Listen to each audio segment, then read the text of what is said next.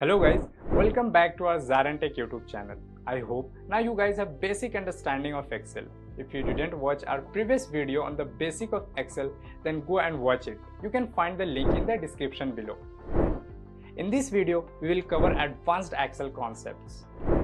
Trust me guys, in today's data-centric environment, mastering advanced Excel concept will help you in achieving lucrative career opportunities and of course, higher earning potential. The reason why I'm saying this is simple, that is, it streamlines operation, uncover valuable insight and enable confident data-powered decision making. Whether you are working in finance, marketing or any other field, it does not matter. Advanced Excel proficiency is essential for staying competitive in the industry. Believe me guys, advanced Excel skills are highly valued across the industry. According to recent report, professionals having advanced Excel skills can earn up to 30% more than their peers. I hope now you guys understand the importance of Excel. So why to wait? Let us together explore the advanced Excel. But before we begin, make sure to subscribe to our ZaranTech YouTube channel and hit the bell icon to come across more updates like this. Let us now look at the agenda for this video first. We will start with the basic chart creation and formatting. Then we will look into advanced techniques for conditional formatting and introduction to VLOOKUP for data retrieval. After that, we will look into the advanced lookup functions and error handling. Once we have covered these topics, we will dive into advanced data validation techniques, formula auditing, and workbook navigating tools. And finally, we'll conclude our video with the advanced data analysis tools like pivot table, XLOOKUP, unique function, and data summarization. I hope I have made myself clear with the agenda. So without any further ado, let's dive into the session. Now, which chart has to be drawn at what time? How to use the double axis chart, that is using the secondary axis. Then how to paste the chart in the PowerPoint so that we can have the linked chart into PowerPoint. That is what we'll be looking into this particular module. Second module which I'll be covering is module 9, where we'll be having the use of templates or how to create the templates. Two simple part is remaining from the subtotal that I'll be covering first, and then we'll go for the charts, and then we'll be going for the template. I had covered a slicer and the pivot table in Excel. So using the slicer and pivot table and chart, we can have a dashboard. So I'll be introducing how to create the dashboard. Once the charts get completed, you have to create a dashboard. Now, there are sheets at the end, which is data outline, outline 4, outline 3, outline 2. Okay. I'll just introduce you what is the meaning of subtotal and then how to use data menu outline option. Okay. So in the data outline, what I had done, I don't want this. I don't want this. Okay. I don't want this. Now, in case of income expenses, if there are different type of income or different type of expenses, what we want, I want the total of this, I want the total of this, okay, and then when I want the total of both, right, how I'll do, I'll write equal to sum over here and this data set, I'll write sum over here and this data set, and then I have to write equal to sum of this comma this. Alright, sum above, and sum of two individual cell, which is B6 and B11. I'm having one more function in my Excel, which is set to be the subtotal. Okay. Now, if you see subtotal is having function number and the reference. Now, function number, if you see, 1 is average, okay, and 101 is average.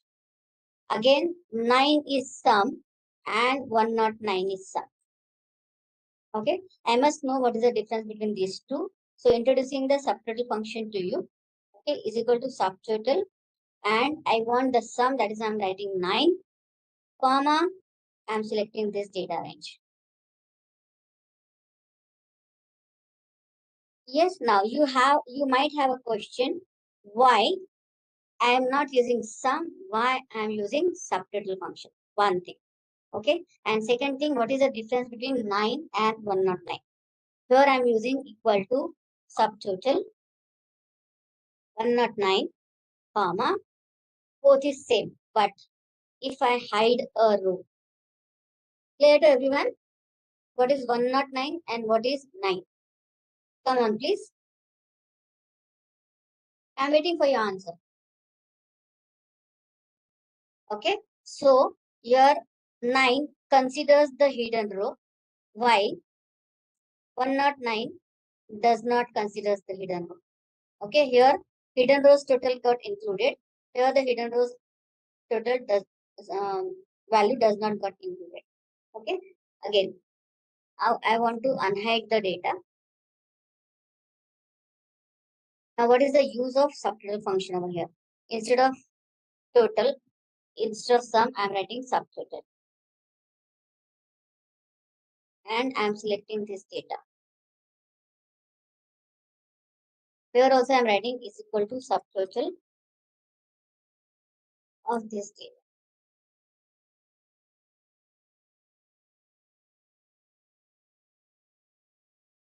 Now here I can write is equal to subtotal of this complete data set.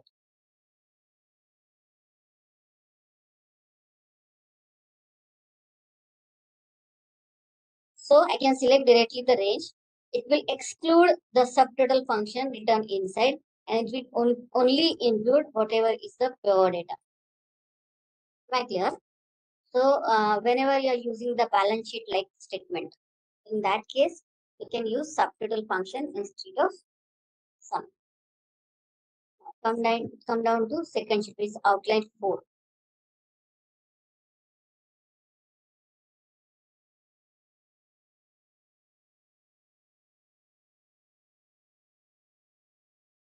We are having the data like this.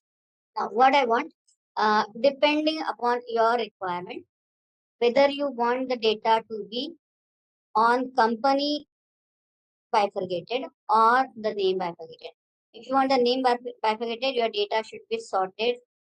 Your data should be sorted on the name column. If you want company bifurcated, your data should be sorted on company.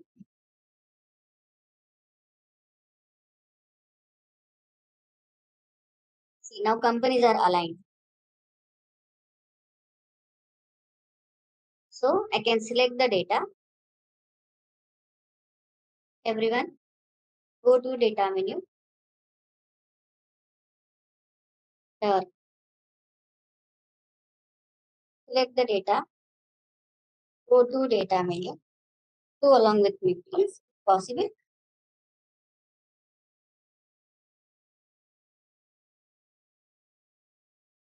There is subtotal option. Yeah.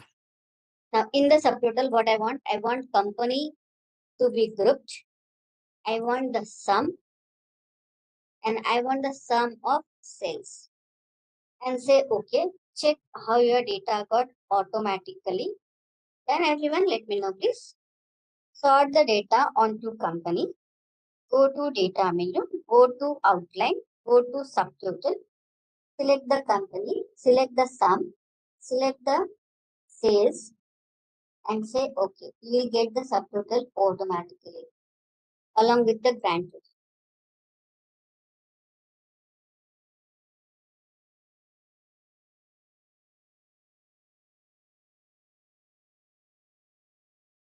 What I want, see, my choice can be I want onto the name as subtotal, or I want on the company, or I want onto the product. Choice is mine how I want to have the subtotal. Okay. Suppose you want the subtotal on company. In that case, your data should be sorted on company so that all the same company will be at one place. I'm going to data menu. I'm sorting the data onto company from A to Z. Done up to this?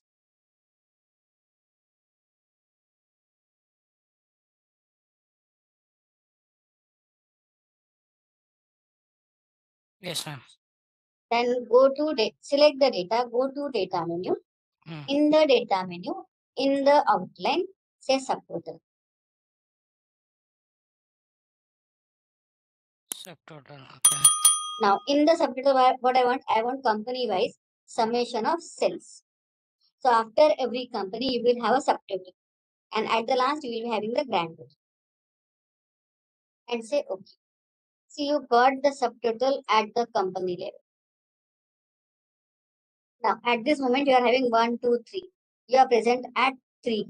If you say 2, it will be company level. If you say 1, it will be grand total. Okay. So you can expand as per your requirement.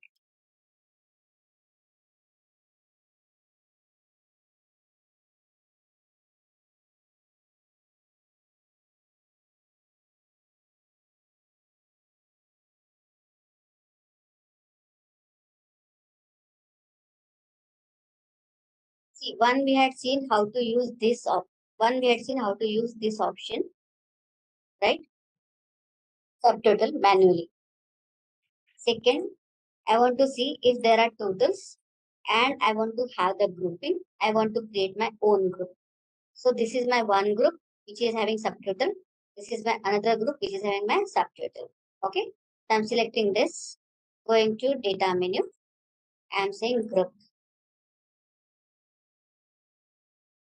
Now these are rows. So I'm saying rows. So this got grouped. And again, this got grouped. Now this is 2 and this is 1.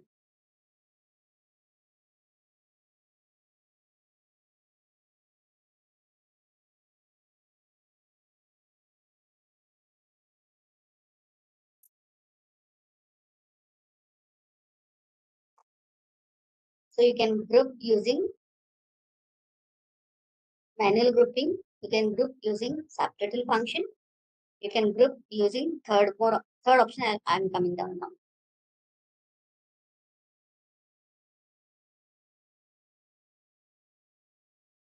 Then you want to clear the outline. In that case, you can again select the data. You can select the data. Go to data menu. In the data menu, in the ungroup, we are having clear outline or ungroup. But ungrouped. Come down to outline 2. This is extra. This you can delete if you want. Come down to this.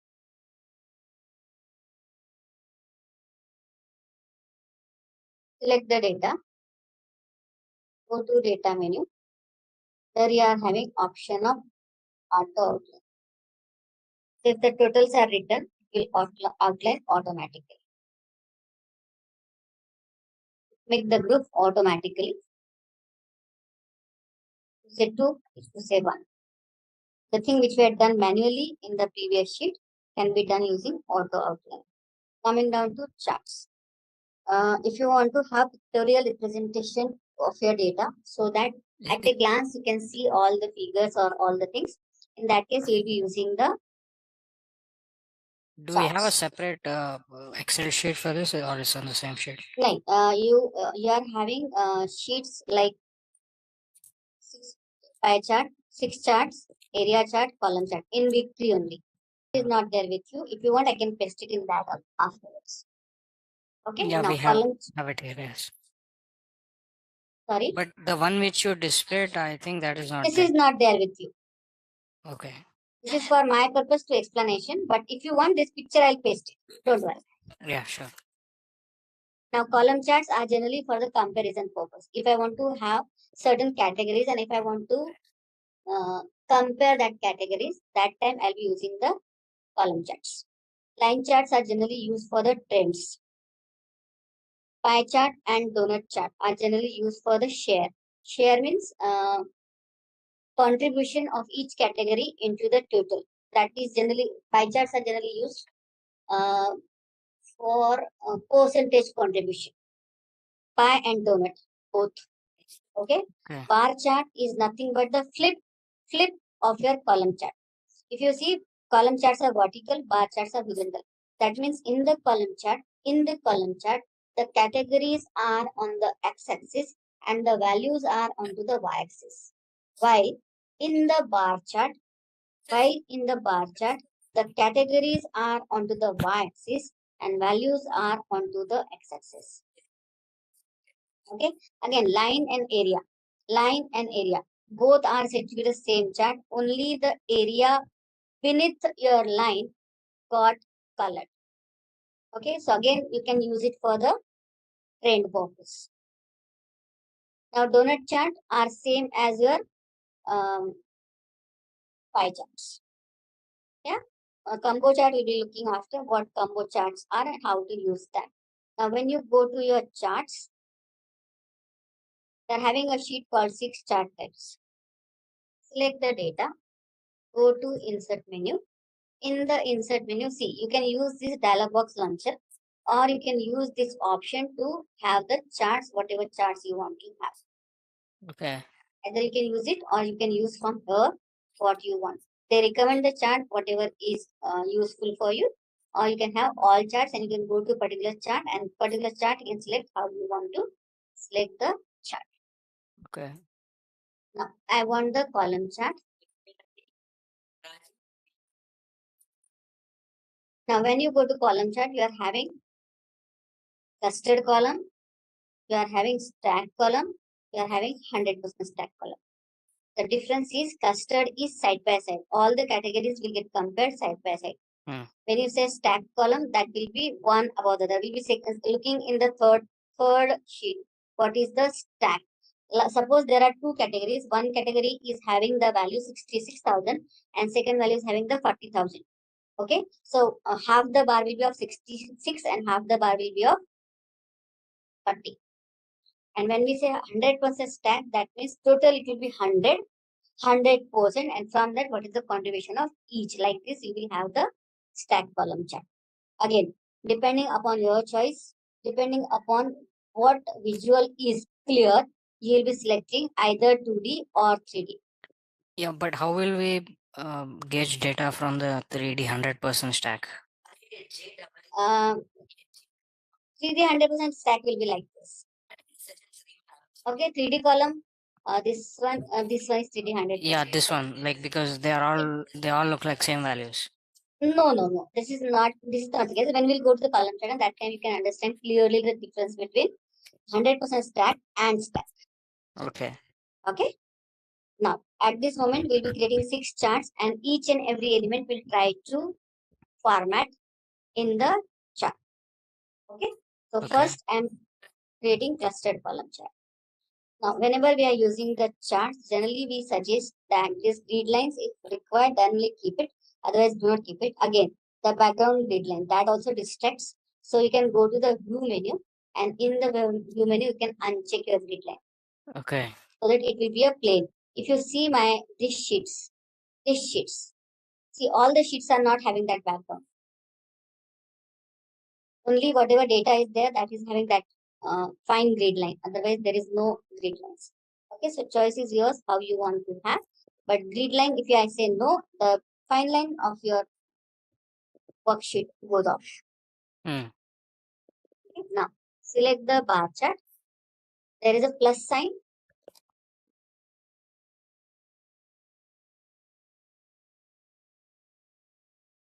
In the plus sign, you are having access title. If I say access title, that access title will come up. I can write whatever I want to write in the access title. If you require, you can have the access title. Otherwise, you won't have the access title. Now, when I expand primary, vertical, horizontal, more options are available. Okay. Generally, we don't require the access title because we know what the chart is. Okay. Then chart title, then data label. Okay. Now, if you increase the size of the chart and if you say data label, the data labels will be there onto the chart. Yeah. What is the value of each and everything? Now, below the data, if you want the data table, from what data this chart has been prepared, if the data set is smaller, in that case, we suggest that you should have a data table. See, you can see downside, the month wise, it's just value. I do not want data label. Now, grid line, this horizontal line, the line in between. This line, if you want, if you do not want.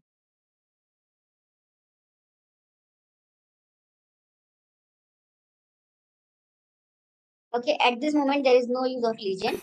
I'll be telling you where to use the legend. At this moment, there is no use of legend, so I'm not going into the details of legend. there are options. Like if I select this and if I right click and if I say format access, this is one way to format the thing. Okay. Another way is I can say plus, I can right click the chart and I can say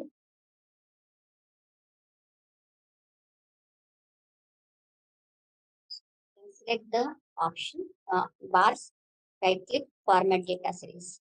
Now, when I say format data series, I'm having these options available. Select the bars, go to right click, format data series.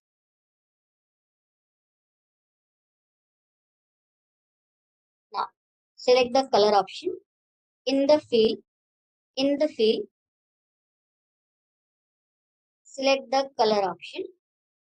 Brush, in the field, choice is yours, what you want to fill. Suppose I want the varied color by point. So each point will have a different color. In the solid, if you want a different color, in the solid field, you can select the color, what color you want to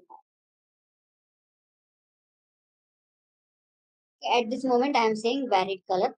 Now, suppose you want a particular bar to be of different color. If I select, all the bars will get selected. All the columns will get selected. Now, if I select 2 times, I got selected only with one bar. See, I'm selecting the bars. Now I'm selecting only one bar. Again, click. You will get this option. Now I can go to color, and for the single bar, I can change the color, whatever color I want to have.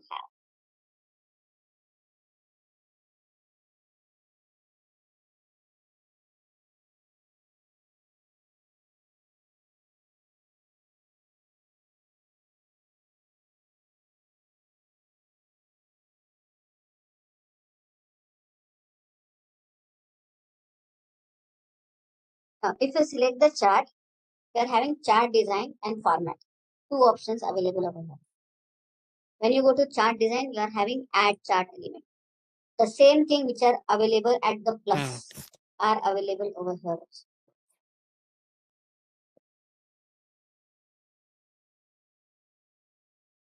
Again, in the chart design, you can select how you want your chart to be. Okay. Okay.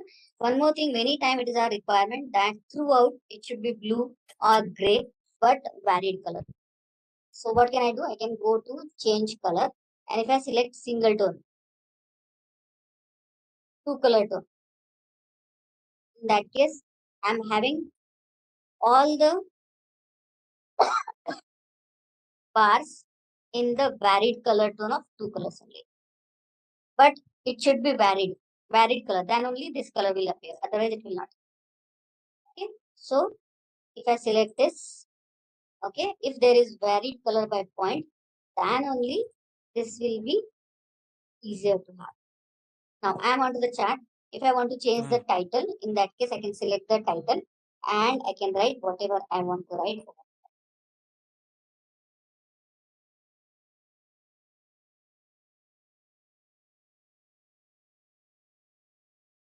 Select the chart.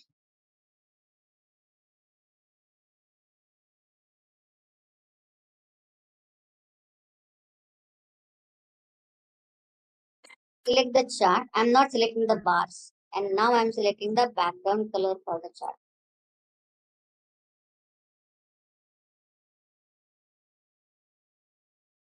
Now, again, if you want to have the picture fill, you can have picture fill. If you want to have the gradient fill, you can have the gradient fill. Choice is yours, how you want to have. Again, transparency of the color, how you want to have, right? And then if you want to have any border to your chart, you can have border, whatever color you want to have. Select the y-axis, right click, format axis.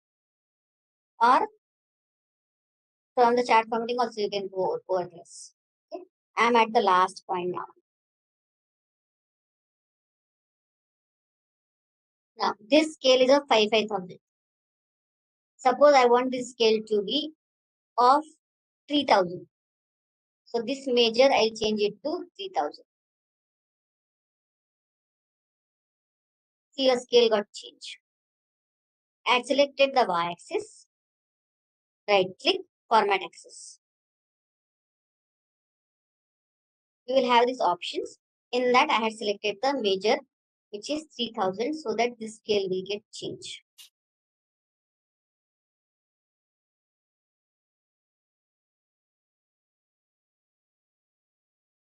Again, select the data. Go to insert menu.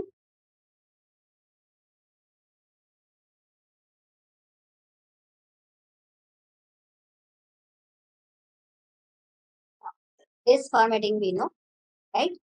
This grid line we know, heading we know. Now select the line.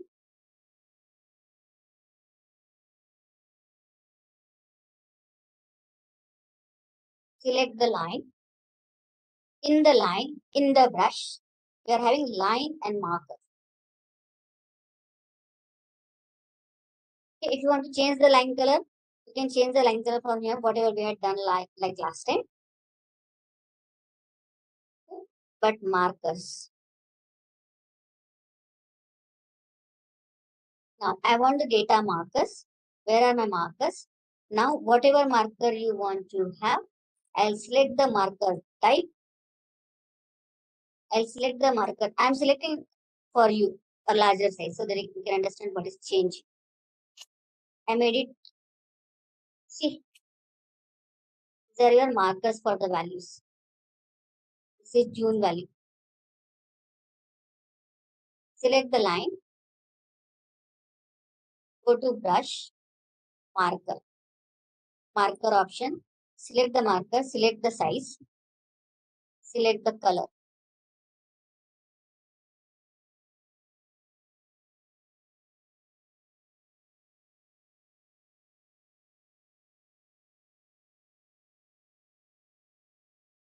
Then again, I want data label. Now you can change the title. You can change the y-axis. You can change the background color of the chart. You can have grid line to be none.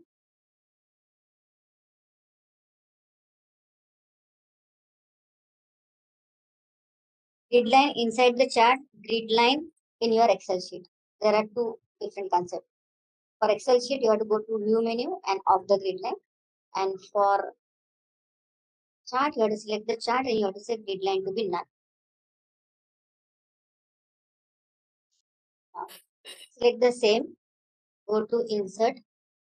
Go to line chart. In that only you are having area chart.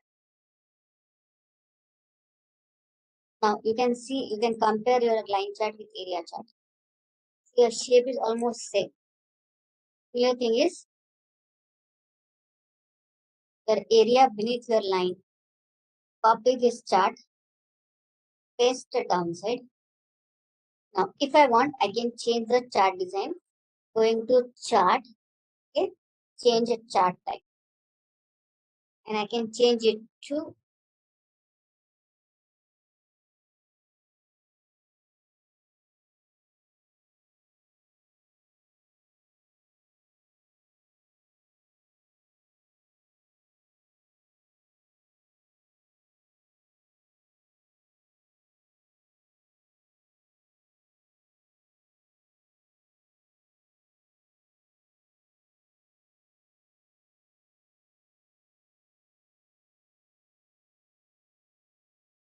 come down to this chart.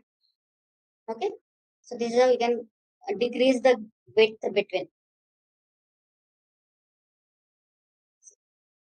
I selected the bar, went to the series option. In the series option, series overlap and gap width.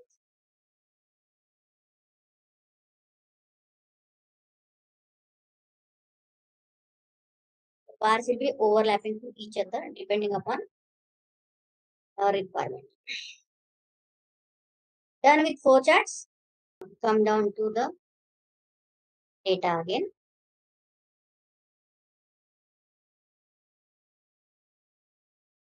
Insert menu, pie chart.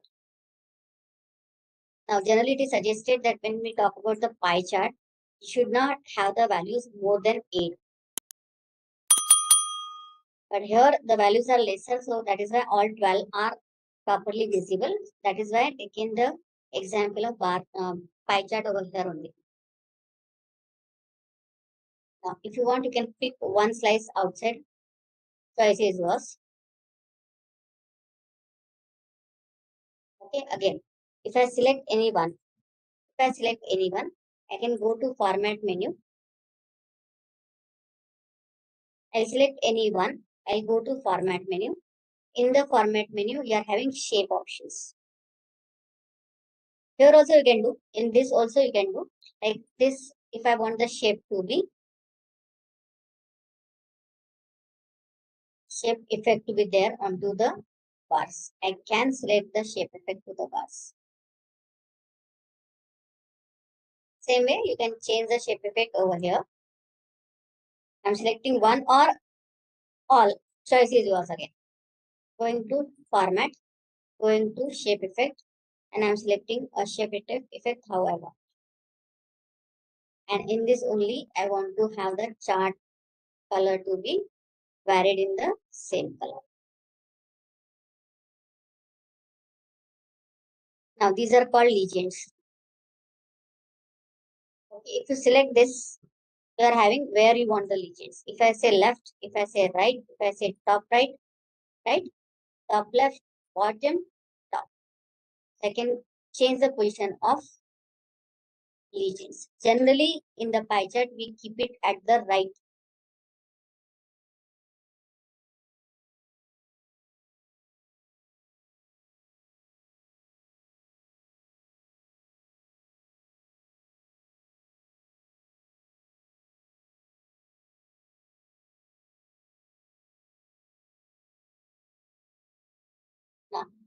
Now, again, select the data label, select the plus onto the chart and say data label. Now, when you say data label, when you click this arrow, you are having data callout. If you say callout, you can see your values are outside as a callout value.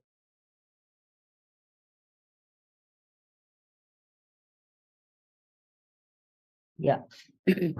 Okay, or you can say data label only. Instead of callout, you can say data label. Okay, when I say data label, can be anywhere. Now, in the labels, where is the label? Potentially. I can have the position. What is the second option, ma'am? Huh? Shadow. No. Data label. Okay. Here I had said column. That time it is like this. Okay. When I say instead of callout, if I say data label only, is only the data label. Okay. Now, if I select data label and if I go to more option,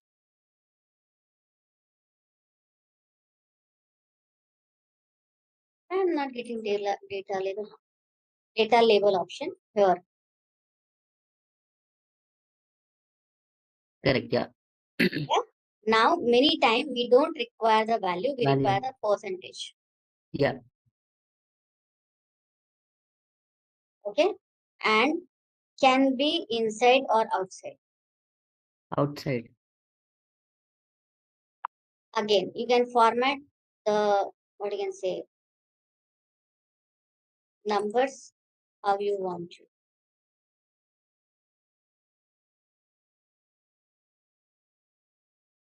Or after selecting the data label, I can go to home menu also.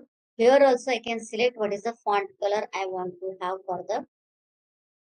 Okay. Now, in Office 365, we are having one more option. Like, I'm just giving the example. Suppose I'm having 1, 2, 3, 4 over here. Something else I want as a data label instead of this value. Something else I want as a data label instead of this value. Okay. In that case, I can select the data label and I can say value from cells. I'll uncheck this. I'll say value from cells. It will ask me which cell you want to have. Now I'm giving this as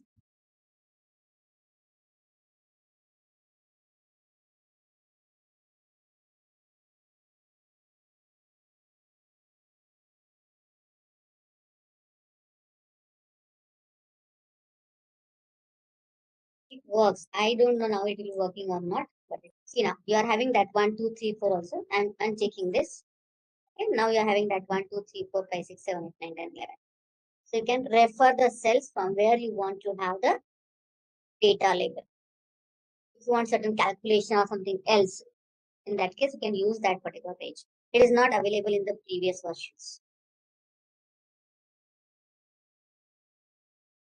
Am I clear? Yes, ma'am. Some values are missing. It is coming out to be ABCD also. Not coming 12.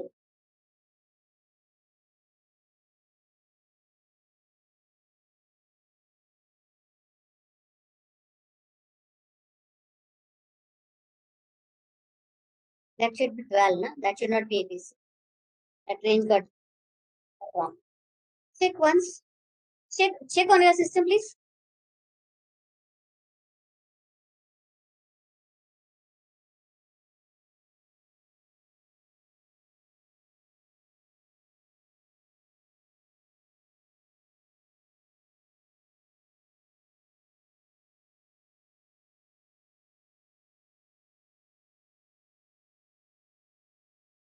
Come down to area chart. Come down to area chart. Now I'm selecting insert menu. Do all. 1, 2, 3. Okay, and then do 3D also. And check what is more, what you can say, depictable.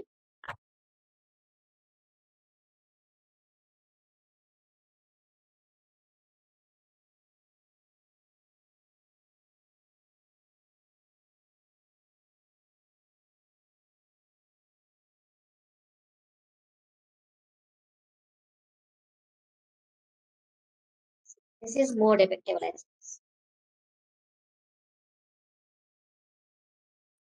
Choice is yours, how you want to have. Okay. This is not clear. This is not clear, right? Yeah. This is somewhat clear, but this is more clearer. Yes. Yeah, again, if you have the data label, you can understand it more clearly.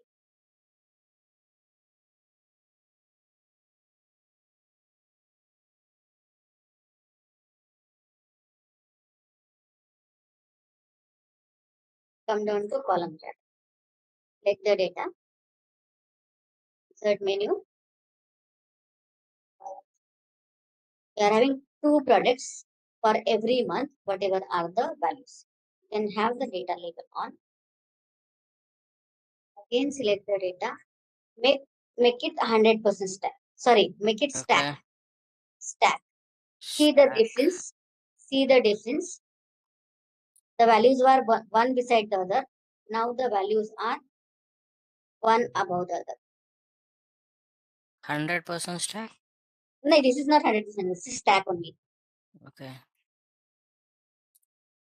Yeah. Okay. Now, if you have the data label, these are individual and your total scale is more than 120. Because the sum of these two is more than 120. Yeah. Right? Now make it 100% stack and see the difference. In the 100% stack, all the bars are of the same size. And this is percentage contribution. Now you can understand the difference between 100% stack and stack. The value got converted to 100%. Okay. It's percentage. It gives And percentage. Out of from 100. that, value will come as it is. If you say data label, values are coming like this only. But this is showing you the percentage. It is converting to 100%. And in that, what is the percentage of this? What is the percentage of this? Like this. Yeah. Okay. Now, For the same again, go to insert menu, insert column chart, insert 2D. I got Yeah. converted to the same chart as this.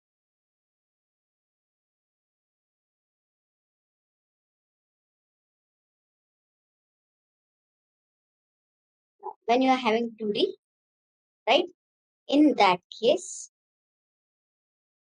to select the bar, you are having the option of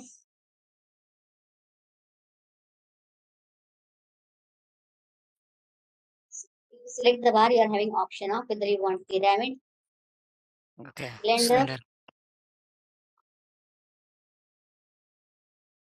Okay, again this, I want cylinder. Now again this, check this. What is changing? Check this. Colors, I'm not going into detail because now you know how to change the colors. Can you insert more 3D charts onto the same? 2 more 3D charts. Yeah.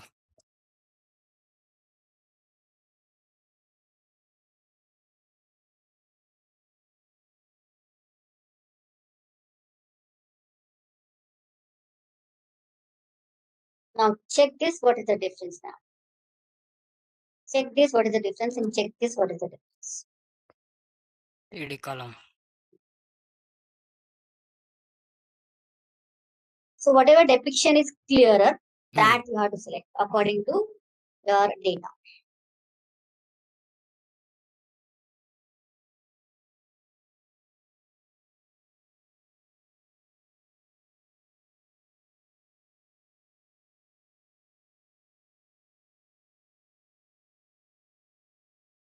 One more thing. Suppose tomorrow the data get added.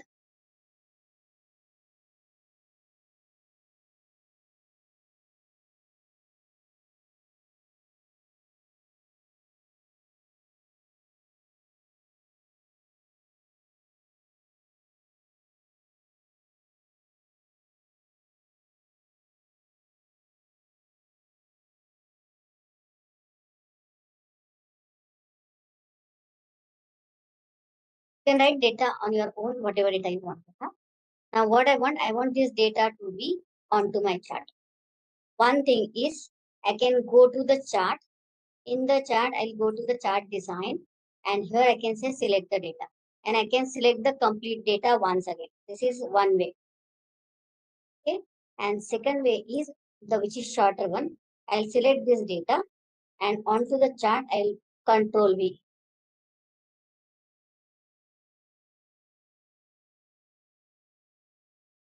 So that data will get added to your chart. These figures are very small, that is why it is coming like that. Okay.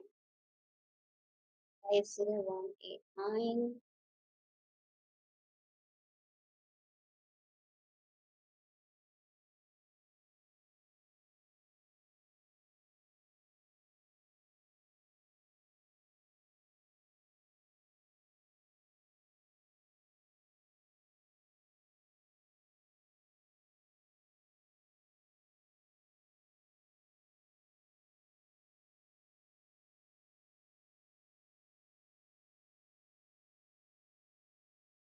Then all type of chart. Then control C, control V. Let me know please. Yes, Sagar, any doubt? No, no, no. Come down to donut chart. Okay, now in pie chart you can have only one series. Yeah, but in donut chart you can have two series. Go to insert menu. In the insert menu, in the pie, right? Now again, pie can be 2D, 3D, depending upon your choice. Now see, there are two rings. Okay, one is for the first half, another is for the second half.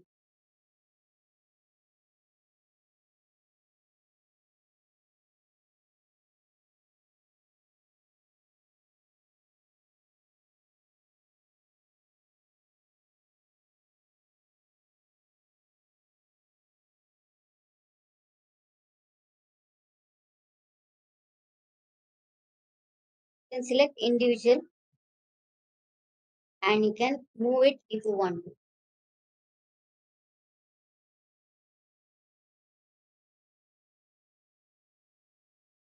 So that it will be easier for you to understand the figures.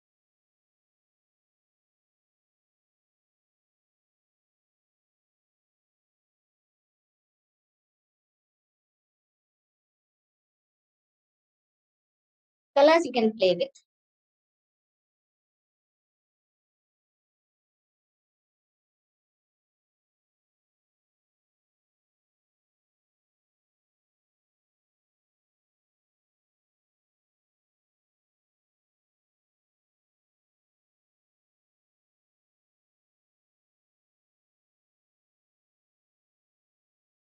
You can select this.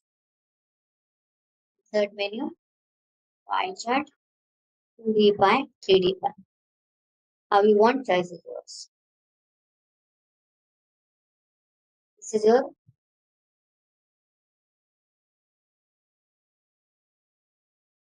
3D pie. Now, these details I cannot go for because this is graphical, what you can say, representation. So, if you can understand what part is changing, when I say top level, bottom level, depth, you can change it as per your requirement when you are having 3D chart. Now, angle of slice, increase. Your angles are changing. What place, what you want, you can have that option. You are rotating your pie.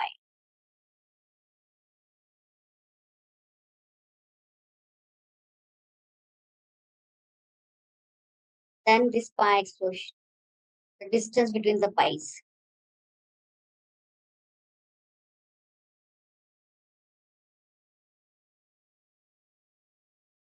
Okay, again, you can go to the chart design. Now, from the chart design only, you can select which type of things you want in your chart.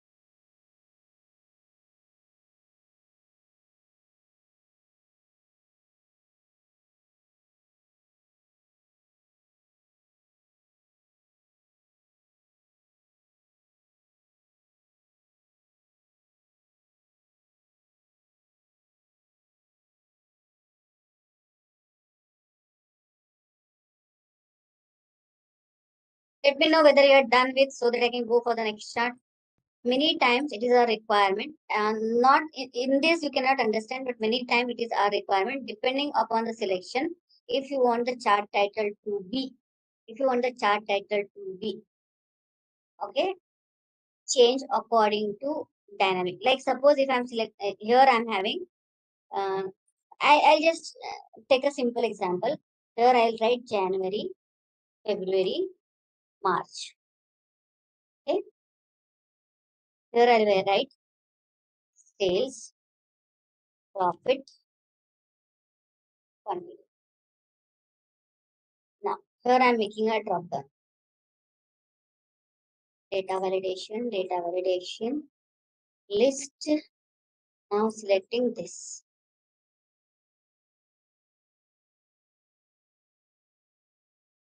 Here I'm selecting January. Here I'm going to data validation. Here I'm selecting the list again. And here I'm selecting this 3 values. Okay. Now here I'm selecting profit. Now what I want, if it is January profit, this heading should be January profit. If it is February sales, this should be February sales. That means I want the dynamic heading to my chart. Am I clear what I said? Yes, ma'am. I am writing over here equal to this along with a space along with this. Okay. Now here in the title, I am selecting the title. I am writing equal to sign. Now see, I am not writing inside the title. I just selected. I have not double clicked. And I am writing this cell. Enter. See, is it Jan profit? Now if I select February, it is Feb profit. Here if I select sales, it is sales collection. Am I clear? Yeah. Yeah, so this is how you can have the dynamic heading to your chart. Okay.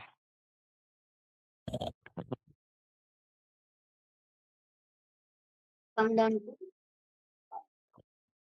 Combo chart. again this is very simple example.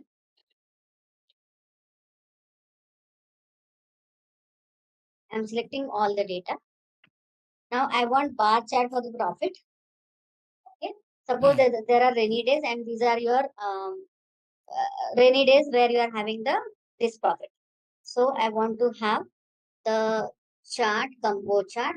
Okay. So I'm going to insert menu, chart dialog box launcher, all charts.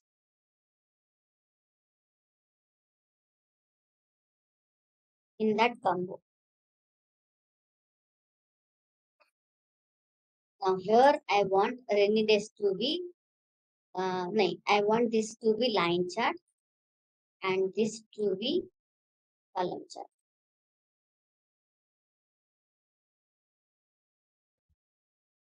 And line chart should have the secondary axis. See now, this is my values for the profit and these are my values for the rainy days. Generally people do sales versus quantity or sales versus profit.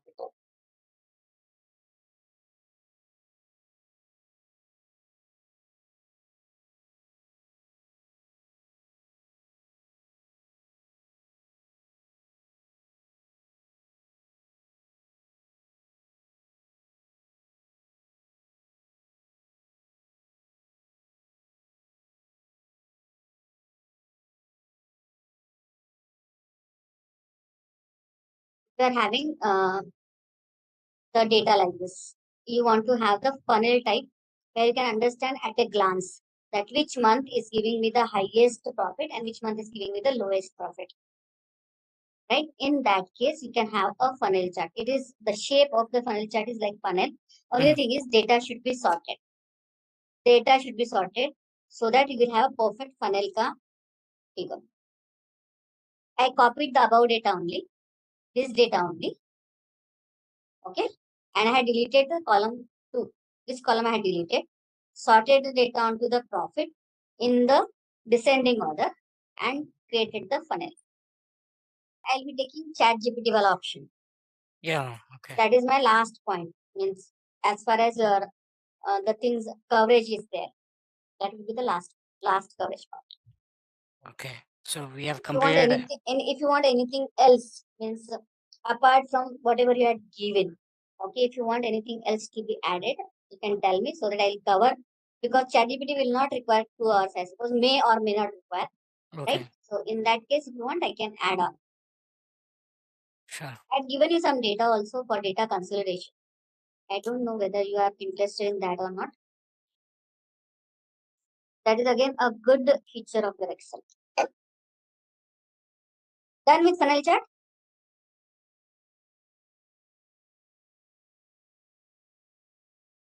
Yes, ma'am. Now, as far as weekly is concerned, I had done with the file. Okay, now I was showing you the dashboard. Okay, so let me show you the dashboard, how to create the dashboard. See now, I'm having the pivot sheet, pivot data. I'm having the data. This is my data. Okay, on this data, I had created the pivot tables. These are my pivot tables. Okay, now onto this pivot table, I had created the charts. These are the charts. Onto the pivot table, how I'll create? See, I am selecting this data, going to insert menu, okay, and I'm saying pivot chart, whatever pivot chart you want to have. Or you can insert a plain chart also, doesn't matter because it is a pivot data. So I'll select all, okay, go to insert menu and I'll say column chart. Column chart got inserted. Okay, what is the advantage? When I delete this data, my chart won't get deleted because the pivot table is onto the base table. Now, using the pivot table and chart, and these are slicers. Okay, what I did, if you watch the video, you can see how to connect your slicer to the pivot table. Now see, if I'll reduce this. Okay. Now see, if I select anything, my all charts are changing. This works like your dashboard.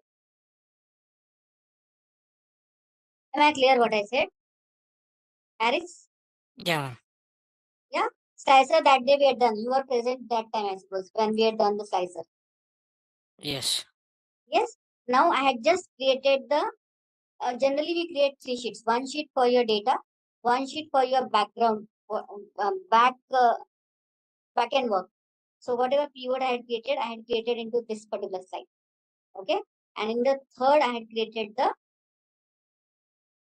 charts and the slicer. Now, if I click any slicer, all the charts are changed. So, if possible, I want from you how to create this particular dashboard. Will you be able to? Because this is the ultimate goal when you learn, when you do slicer, when you do chart, and when you do pivot. Okay. Come down to R file. Come down to R file. Go to the any chart. I'll go to the column chart. I'll go to the column chart. Okay. Select any chart. Select any chart. Now what I want, if I want to paste this chart into PowerPoint for the presentation purpose. Okay. And again, if I change anything in my sheet, my chart should get changed. That means I want the chart in the PowerPoint to be connected to Excel so that tomorrow if the figure changes, my chart also will get reflected in the PowerPoint as a changed chart. Am I clear what is the target? Sorry, ma'am, could you tell it again? See, this chart, if I change any figure over here, this chart will get changed. Yeah. If I change any figure over here, this chart will get changed. Yeah. Now, I'm having two options. I'll copy this chart, go to PowerPoint and paste it. Okay. But that will be as an image. Mm. What I want, if I change any figure over here, my PowerPoint chart also should get reflected accordingly. Okay. That means I want the dynamism over there also. Yeah. Got my point? Yes. Yeah. Now I'm copying this chart. Open the PowerPoint. Any blank slide. Copy the chart. Open the PowerPoint. Any blank presentation. And delete the two options over there, the title wala and the detail wala. So that you will have a blank slide. Or you can select from here the blank slide. Okay, one sec. Open PowerPoint. Any blank presentation. Yeah. Any blank slide. Done? Yes. Now, in the home menu, you are having this paste option. Yeah. In that paste special. And Okay. say paste as link.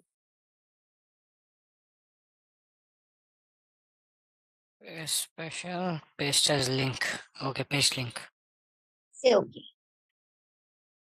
Okay. Now, enlarge your chart. At this moment, see what are the figures. Like this figure is 6983. Right? 6983. Yeah. I'm going to Excel. Okay. The 6983, I'm making 80,000 or 8 lakhs. Okay. See, here it got changed. Go to PowerPoint.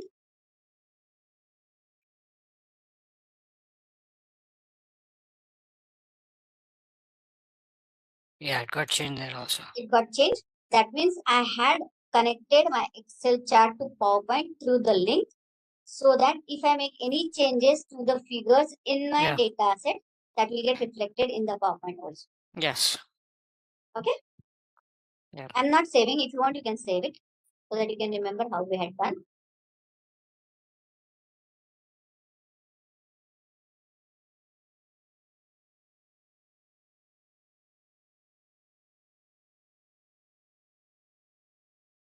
Okay. We'll create the pro forma of the template today. If time permits, we'll complete it. If not, we'll do it on Monday, whatever part is remaining for the template. Sure. Anything from today's session which has not been clear? No, it's clear. Take a new file. New Excel workbook. New Excel. Now, see, Blank. in the Excel, if you say new, you are having templates available. Rather, I'll open a new Excel so that you can understand what I'm talking about.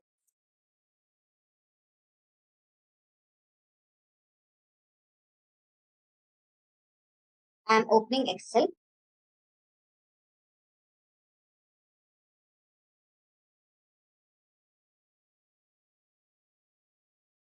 When I say open Excel, okay, in that case, you are having templates. See, loan accommodation, Yeah. personal loan, these templates are available. Now, in the business, you are having this invoice wala image. Yes. Invoice. Set create. Okay. Now, here, I do not want this logo. I want my company logo. Okay, so I'm going to insert. In the insert, I'm going to image.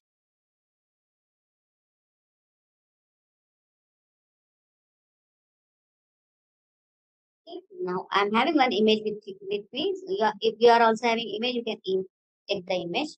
Okay. So, pro forma I'm using, the calculation will be coming directly. See, my image got inserted. Okay. Now, here you can change your company name. Not to format anything because it is already formatted. There's no space as well, right? Okay. Address it you can write. Invoice number you can write. Okay. Date you can write. Okay. The company to which you are billing you can write.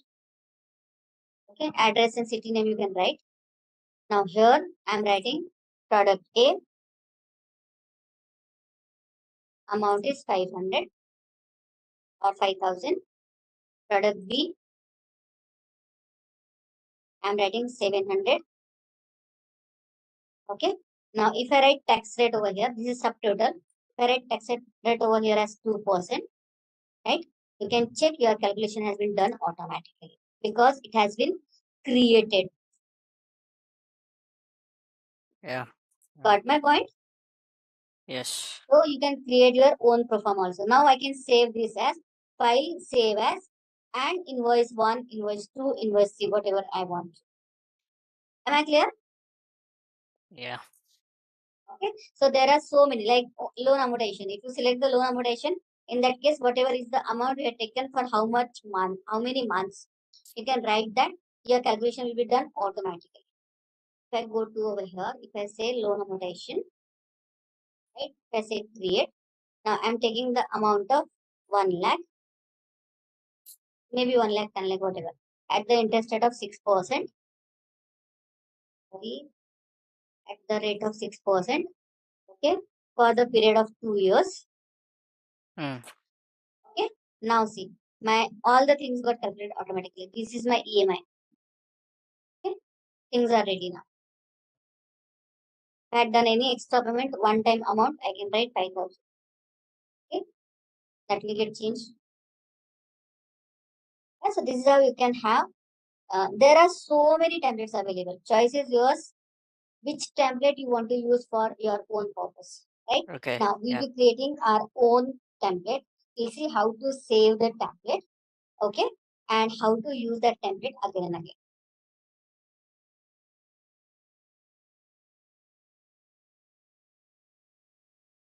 Blank Excel worksheet. Blank Excel worksheet.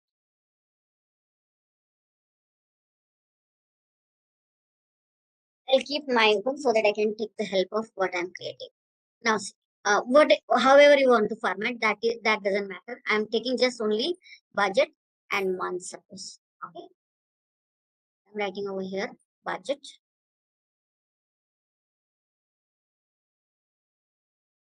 Here I'm writing month. January to December.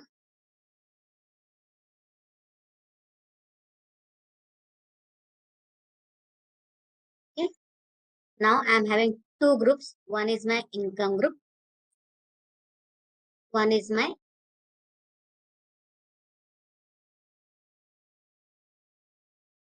I'm creating the template. Okay. Now in the income, I'm having the salary. I'm having the interest income, suppose. I'm having the dividend income, suppose. Can be anything, I don't know. Dividend spelling, please. DEV, I suppose. DIVIDEND. DIVIDND. Okay. Now this is my income group. Now expenses is suppose rent, electricity, whatever you want to have. Or you can say other expenses. Okay. Then you are having phone bills, you are having internet connection, whatever. Right. So I had formatted some. So this I had taken as expenses. Okay. Now what I want, this is my income group. I should put capital.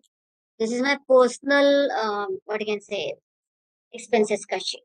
Every month or every year I'll be changing. Now suppose I'm writing here as 50,000. Okay. Here I'm writing is equal to this plus this into 5% or whatever percentage you want. Okay. Now I'll copy this formula beside. This is just for a sample.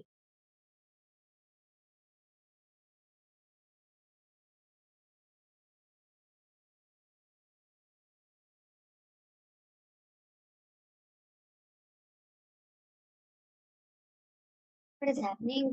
T5 plus T5 5%.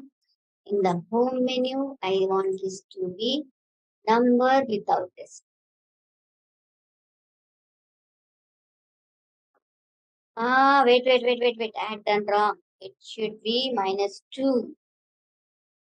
Should be -2. Nearest 100 I want, na?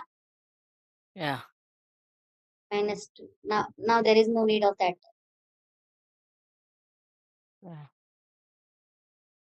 Decimal points.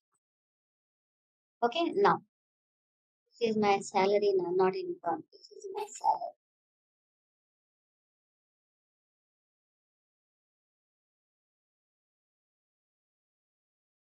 Okay, now write any figure for the interest. Okay, write any figure for the. I copy the same figures. Okay, now color however you want to have, background color, whatever you want to have. I'm making the pro forma, that is I'm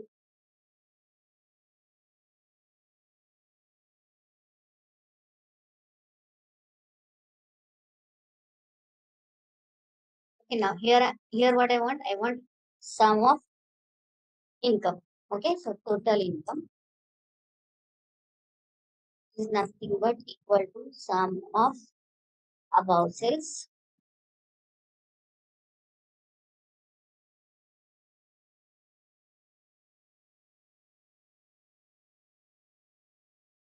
same way you'll be writing the figures over here. At this moment I'll write any random figure.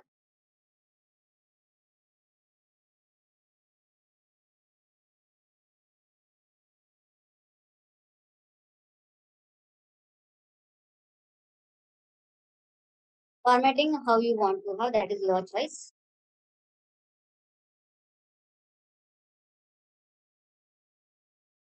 Are you there? Yes, ma'am. Okay. Now see again, this if you see this line colors are blue. Can you see this line colors? Yeah. These are blue. So you can format this how you want. You can format this going to home menu, or more borders. In the field, sorry, in the borders only you can select the color, whatever color you want to for the border. Okay. And I'll format painter this to everything. Format painter. All this. And Again, format vendor.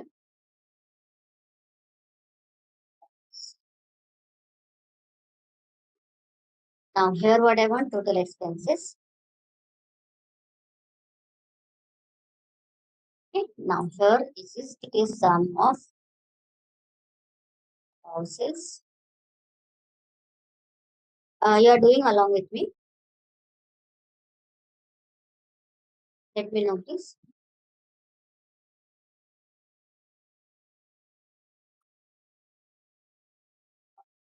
Create the pro forma.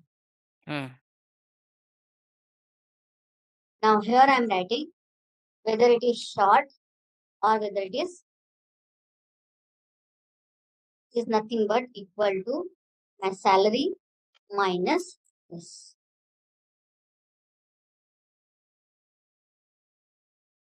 Now purposely I am making one value to be negative. One value to be negative. I'll make this as I'll make all these figures change. 15,000, 17,000, 18,000. Let me see. So it is negative. Okay. Okay. Now I'm going to conditional formatting.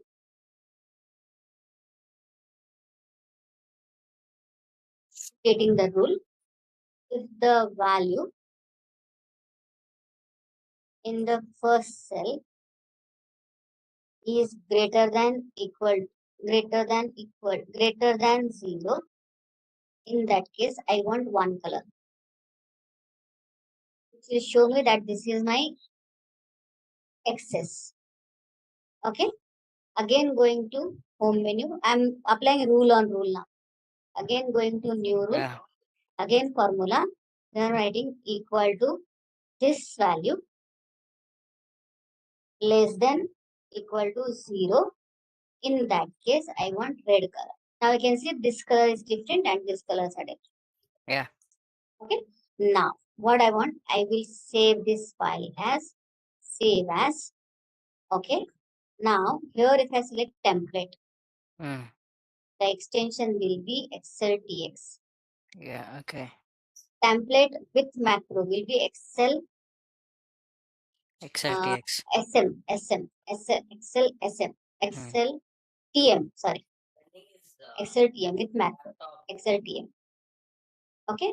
Now I'm giving the name as my personal temp. That is going to OneDrive. It should not go to OneDrive. Oh, so wait. It goes on the wrong. Cancel. Back. Save as. Browse. This should go to template wala folder.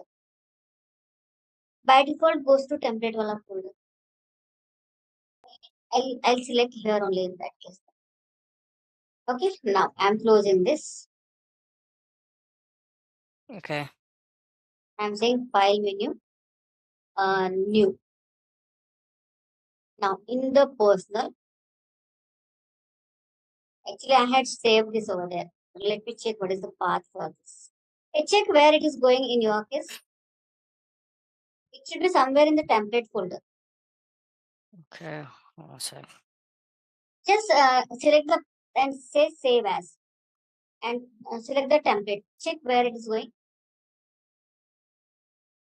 It should go somewhere in the MS Office template.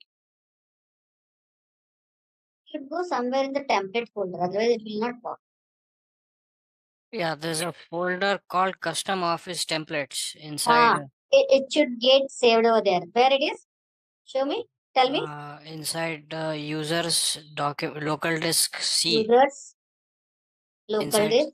C users username documents inside documents. Inside documents. Then. Yeah, there's a folder for me here called custom templates. It should be custom template only. I'm not getting that particular template. I'm not getting that particular folder. Otherwise, it will not work. Otherwise it will not. Users. Check in Can the you can you change the save as type to templates and see? Huh? Browse save as type. Save as Yeah, click on it and select template. here. Yeah, there. It's going. Yeah. So here you have to save it. You take this Yeah. part. When you save it, you are having that particular template, that template available into your personal. Yeah. And in personal, if you select this template, that template will get open. Now you can change the figure. Okay. If you change the figure, you will get the data to be calculation done automatically. Like if I make it Okay. 75,000, all the figures are changing automatically. Yeah. Yeah. So whatever figure you will change according to that, your calculation will get done. And then you can save this file as 2020 ka expenses, 2021 ka expenses, like this. Okay. Okay. Okay, so this is how you can create your own templates. Sure. Anything else? No, ma'am. You have to create a template, please. Yeah. You haven't created, I suppose.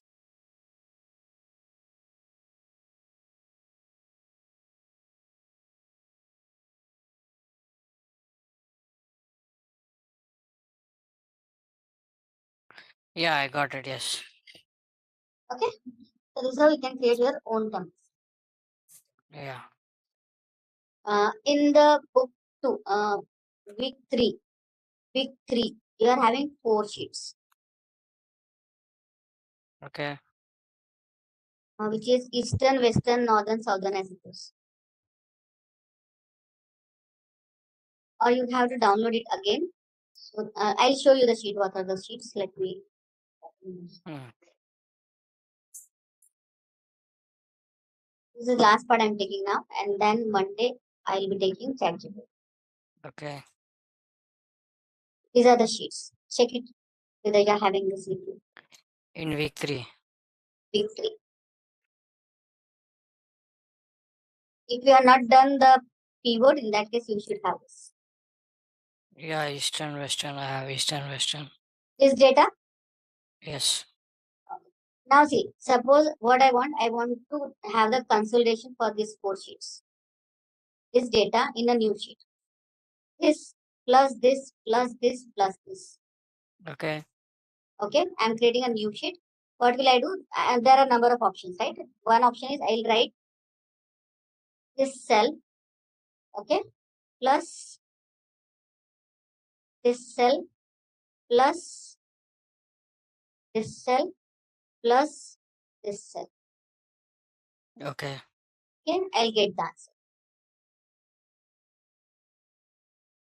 This is one thing. Hmm. Okay, second thing, I'm deleting this. Okay, I can write equal to. Now, like you can refer number of cells, you can refer number of sheets. Okay, I'm selecting Eastern. With control, I'm selecting Northern. With shift, I'm selecting Northern, and I'm selecting this cell. Okay. Okay, and before that, I'm writing sum of some Eastern to Northern ka V3. Okay, I got the same.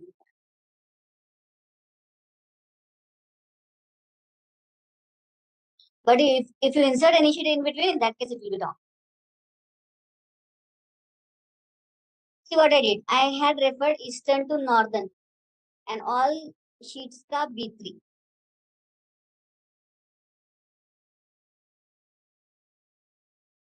This is another way. This is another way. Okay, this is not there. And here I can write whatever are the things over here. Yeah. I do not want this also. Keep your cursor anywhere. Now do along with me. Go to data menu. In the data menu, in the data tools, we are having consolidation.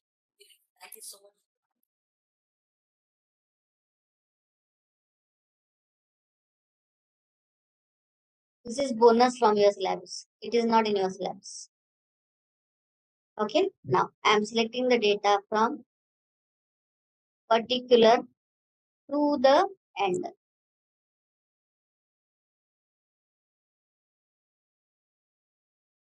To the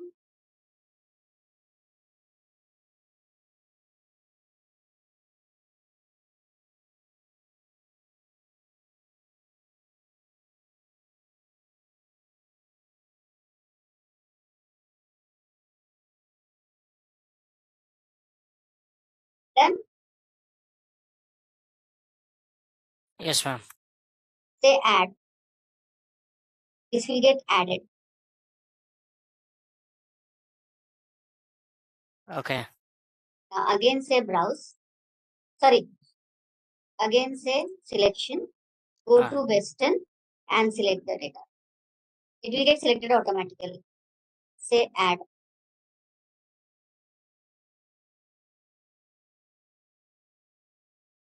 Again go to selection.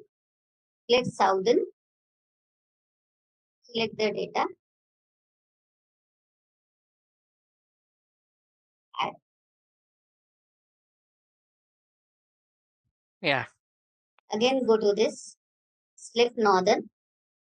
Select the data.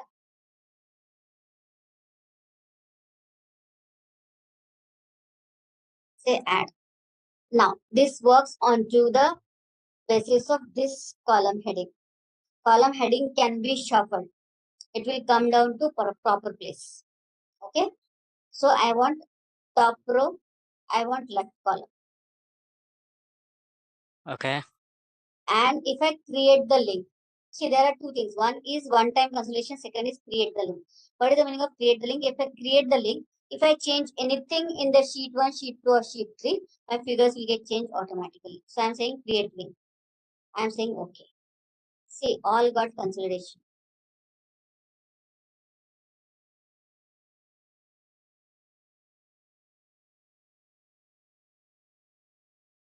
Okay, now since this is a link, if I'm going to Eastern and if I'm changing this figure to file access,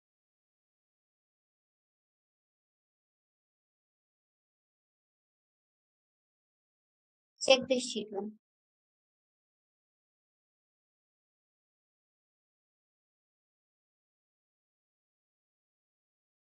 Gets updated here. Useful, huh? Yeah. Now again, see this is if I come down to this, if I do this minus. Okay, this is my sheet name. This is my sheet name. Okay. Workbook name, sorry. Consolidation. My workbook name, consolidation. In your case, it will be week 3 wala sheet. Week 3 wala workbook, right? Here, which sheet ka, which cell I had referred.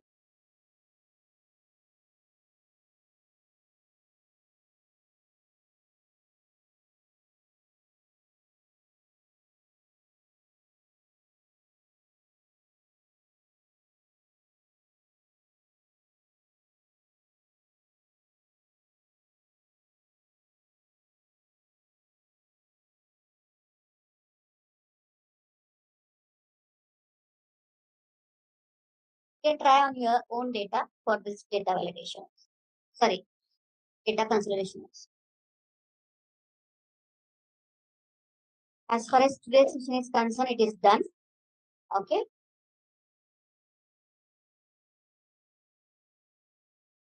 Check your insert menu or check your home menu. These add-ins should be there. Either in the insert menu or in the home menu. Do you have these add-ins?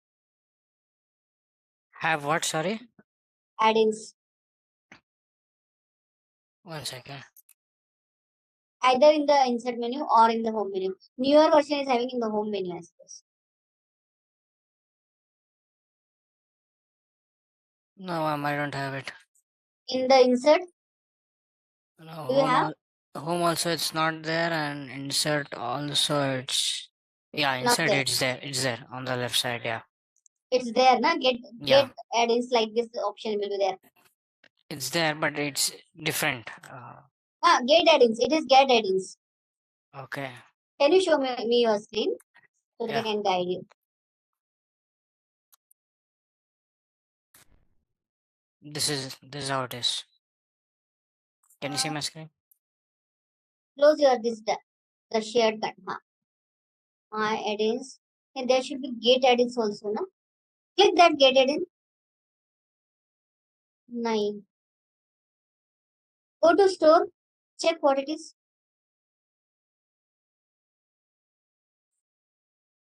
Go to store. Search for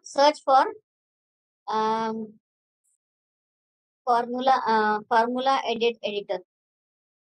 Formula editor. Check it.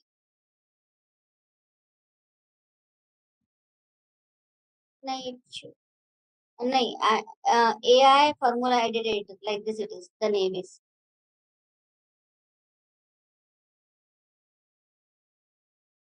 AI edit formula editor. AI formulas. AI edit formula editor. AI edit. Edit. AIDED. ADDED. AIDED.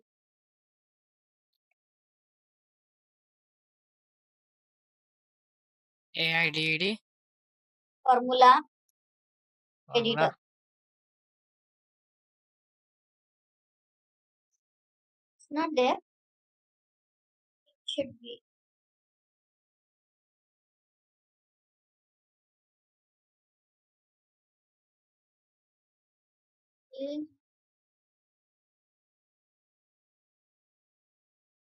Go to my add-ins whether you had added. Let me check.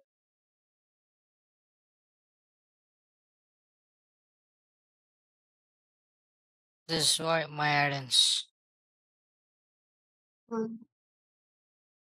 Check see out. I cannot see that formula editor into yours. Which version of Office is this? This is 16. 16. Yeah. I doubt in that.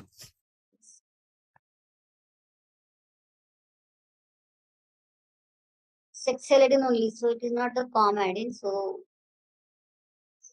you had got 365 also, I suppose. 360 online. Stop sharing so that I can show you what the name is.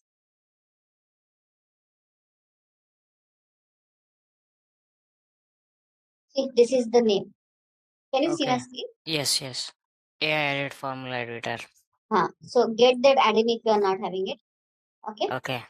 And if you click this, you will have this chat GPT option over here. Okay. So that I can conduct the session onto this. Sure, I'll check that. Google for this particular editor and get it as an add-in. Ganpati is also there, I suppose. Yes, Ganpati. Do you have that option? This one, AI edit formula editor. No, ma'am. In the add-ins, check it whether you are having this option. Because this will be required. Because most of the cases this is used.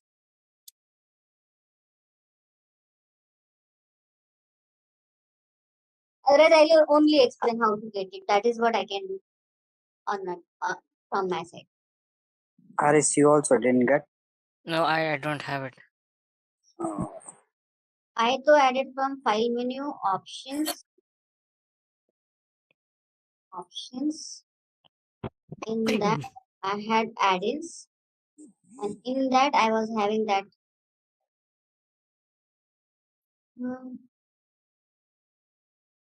There only I was having that option.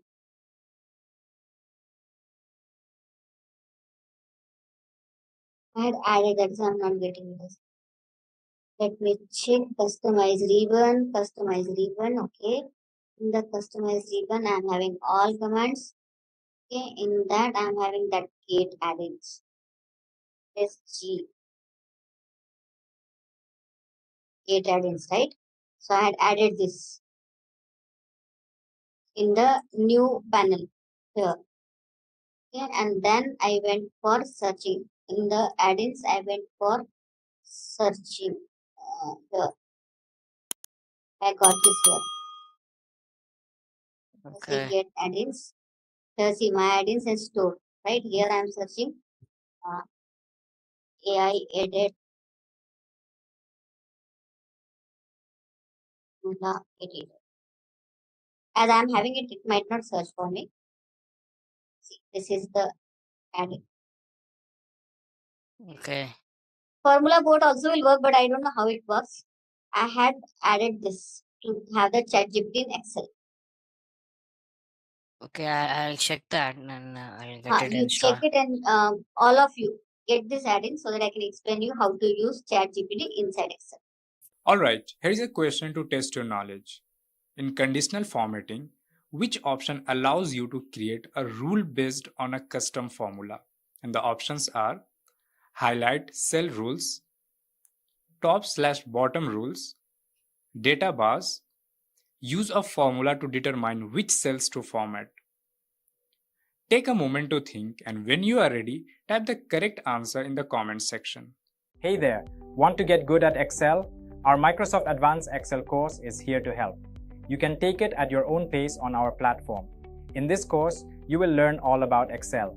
It's like a toolbox for organizing data, from making lists to creating charts.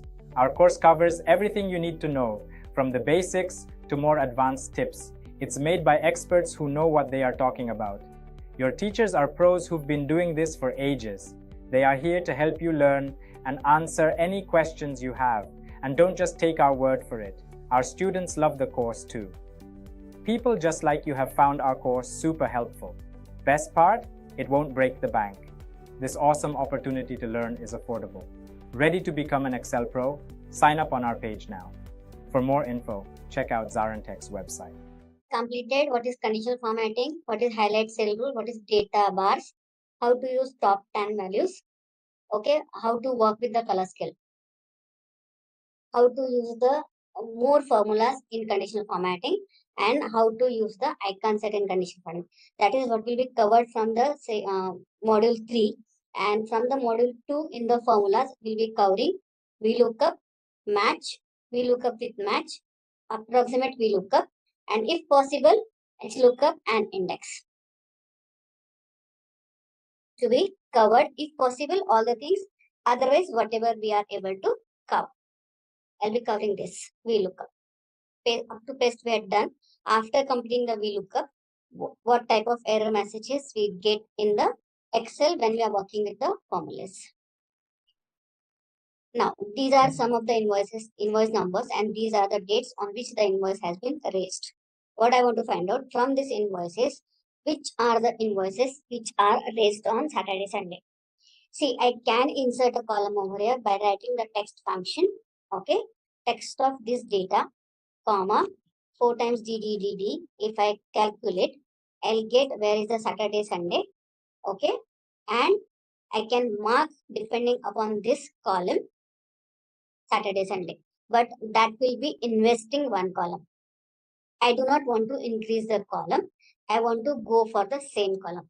Again, if I write equal to weekday of this data, okay, I'm getting weekday 3, 4, 5, 6. Now, if you mark, your Saturday is 7th day, right? And your Sunday is 1st day. Am I right? Okay. So this is from start of the week. So start of the week is Sunday. See, if you write the weekday function, and if you provide the date, you are having one more parameter which is asking you what you want as a weekend or how you want to start the week. By default, it is Sunday 1 Sunday. and Saturday 7. So if I won't give any parameter, in that case, it will be Sunday 1 and Saturday 7. If I give any other parameter, in that case, I have to check accordingly that what is my Saturday, Sunday. Okay. We are not giving any parameter, any second parameter in our weekday. So that is why 1 and 7 will be my Saturday, Sunday. Now, if I want to check either for Saturday or Sunday, either Saturday or Sunday. Yes, come on, please. Now we are on to the second week of our Excel. Or? Yes, very good. We'll be using OR function. Okay, so what I will be writing, see, your conditional formatting works on to true and false. So I'm writing equal to or, open the bracket, okay, weekday, do not write please, weekday of this date, okay, should be equal to 1. This is one condition, and the second condition is weekday of this date should be equal to 7. Yes. Now, I just want to check only for the column B. That is why here it should be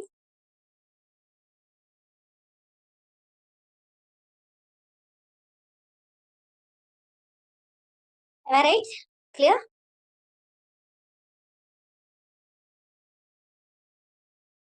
Because I want to check for the completed data set. Okay. That is why I'm not making the dollar to 2. I'm inserting the dollar at B only because I want to check for the B. Am I clear to everyone? Select the data from A, B to the complete one. A1 to B109. Go to home menu, conditional formatting. I want to create a rule, and that rule will be for the formula.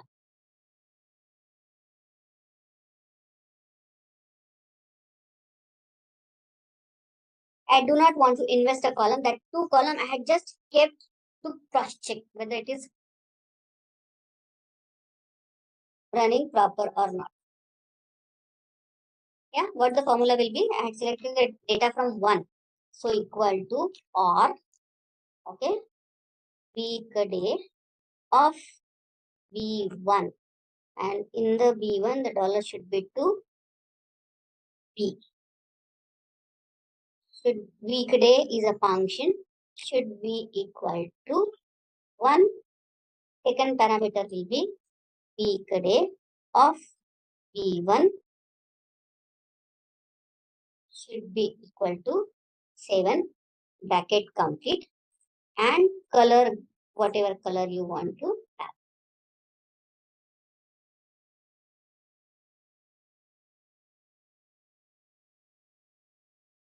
Try and check. Do it, cross check whether it is Saturday, Sunday, and let me know. Shall I press OK or wait? When I say OK, you can see this Saturday got marked. This is Saturday, Sunday. I haven't worked onto this column, but I had just, for the cross-check purpose, I kept it. This is your project status, suppose. Okay. If the project is completed above 85%, in that case, I want to have right sign. Okay. If the project is between 45 to 85, I want to have exclamatory sign. That means the project is going on fine. And if the project is below 45%, in that case, I want cross sign. That means project just has been started or not up to the mark. So I want to use the icons.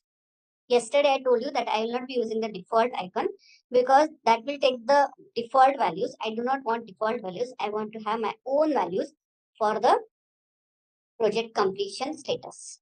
Okay. So I'm selecting the data, going to conditional formatting. In that case, icon set. In the icon set, I want to define a.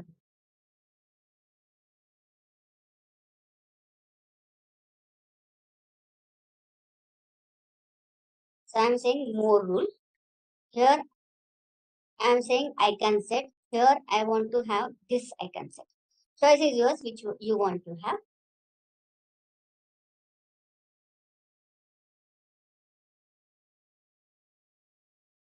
Okay. Now what I'm saying, if it is greater than 85, I should have right sign. If it is greater than 45 and less than 85, then exclamatory. Otherwise, it should be cross. Afterwards, it will change automatically. Again, I'm having a choice whether I just want to have icon only or I want to have icon and the data both. You can keep icon only. You can keep icon and data both also.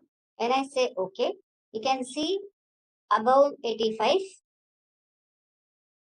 more than 45, less than 85, and this is your below 45. Once done, let me know so that I can go for the next sheet. Now, this query has been raised by Alok to me. Okay, that if you are having the attendance, right? What you will do from the conditional formatting, you just take these three columns into a new sheet. Take this three column. We will create the sheet. Create a sheet. What is the shortcut to create the sheet? Shift F11, I suppose. Check it. Copy three columns and then write day 1, drag up to day 10, whatever number of days you want to have. Okay. Then do not write 1010, we generate this so that in a stroke will work. Copy from the conditional formatting first three columns. I will copy for you. Control V. Okay. Here I am writing day 1 and I am dragging up to day 10.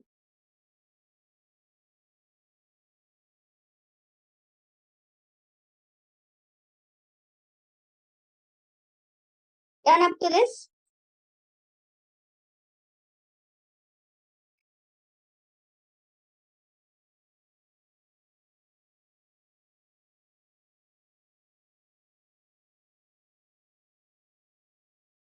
Okay, press Control Enter. Okay, Control C, Control Alt V values. So that all the data will be there.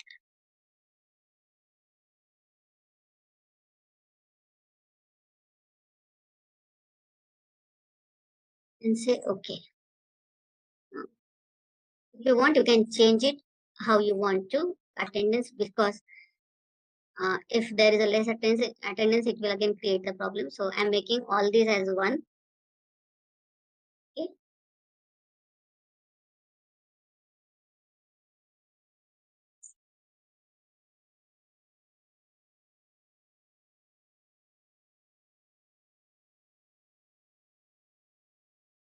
Now, I don't know how you want. That is why I had taken two conditional formatting over here.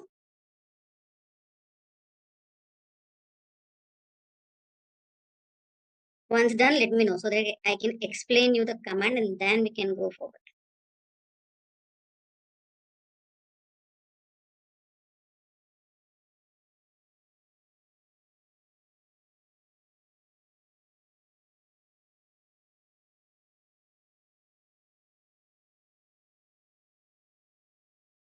Now, if I want to check what is the attendance of the candidate, which function I can write over here?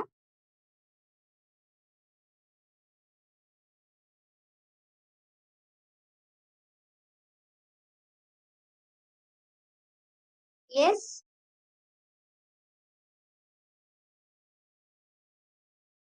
Which function should be written?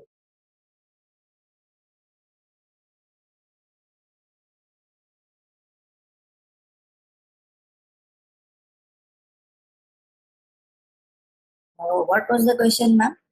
Basically. I just wanted to write over here how many days the candidate was present. Okay. So which function I have to write over here?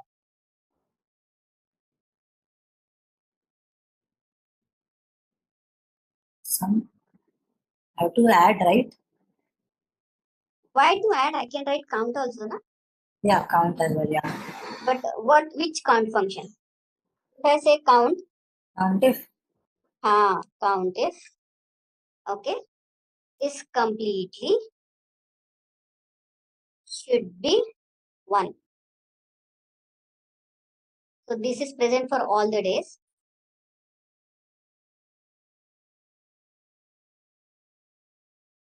So now what I want, I just can have, he said me that you want the data bars for this. So this will show you the attendance percentage or how many days he was present. Second thing, what can I do? If I write equal to, I will get the percentage in that case. Count if, okay. I'm just explaining you the formula, then we'll go over there to write the formula. Comma 1 divided by, if I say count R of all this. It is taking 2.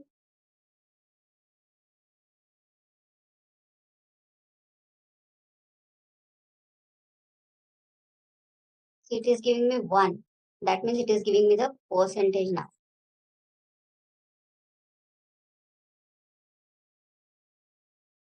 One thing is this, or you can write over here that the batch was for 10 days and you can divide directly by 10 days.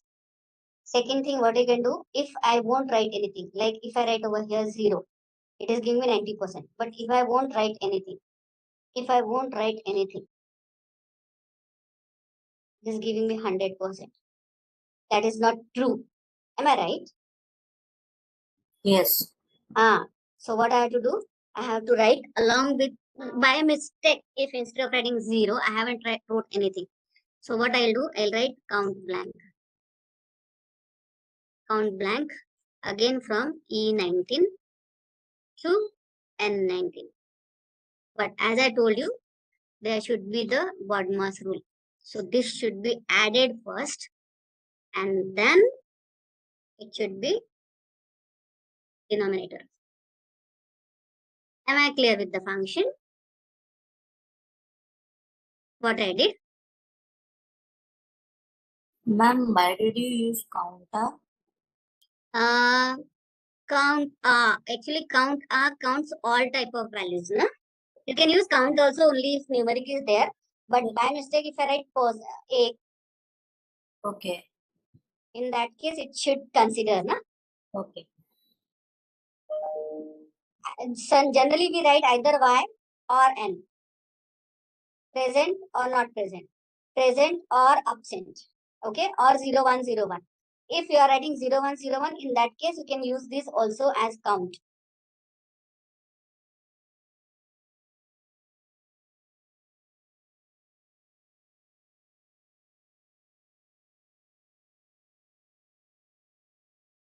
Now you know the difference between count, count are. That is why you can do anyhow how you want to. Now Control Shift 5 to convert it to percentage. Clear with the formula?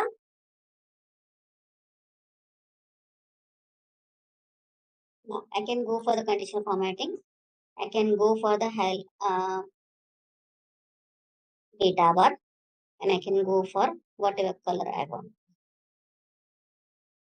Okay, so either you can use this option or this option depending upon your requirement.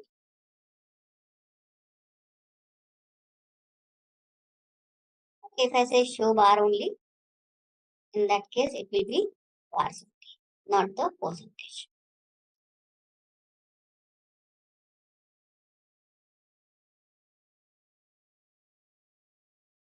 Then let me know please, or shall I explain? Or shall I explain the formula? This was the formula for the previous condition. I show both the formulas so that you can write. Ma'am, I guess I don't have the sheet of conditional attendance. I told you to create it, na? Sir, created. Okay. You have to create. Take the names from the conditional formula. Okay. Okay. This 4 you have to take it from the conditional form. Okay. Then write day 1, drag up to date 10. Shall I do for you?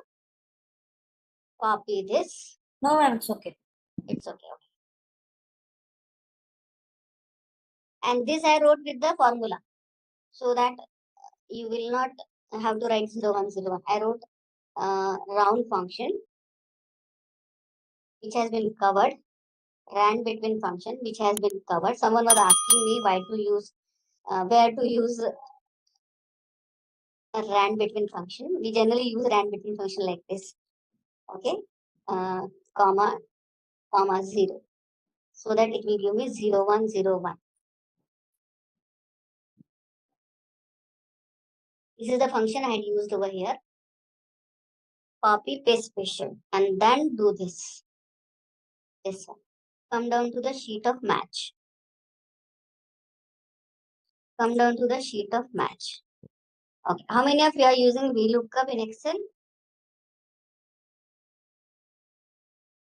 I have used one. Not currently. No. I have used once, but I have forgotten. No issues.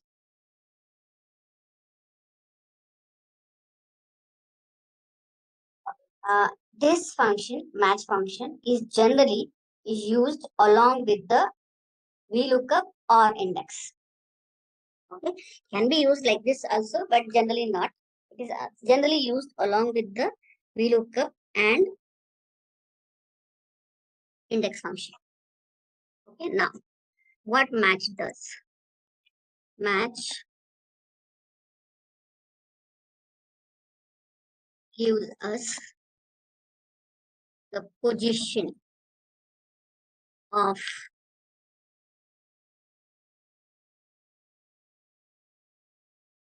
particular element in our array. Now, array in our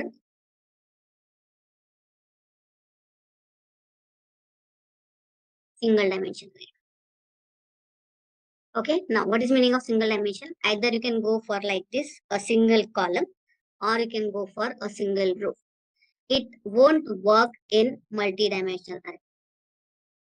Am I clear what I said?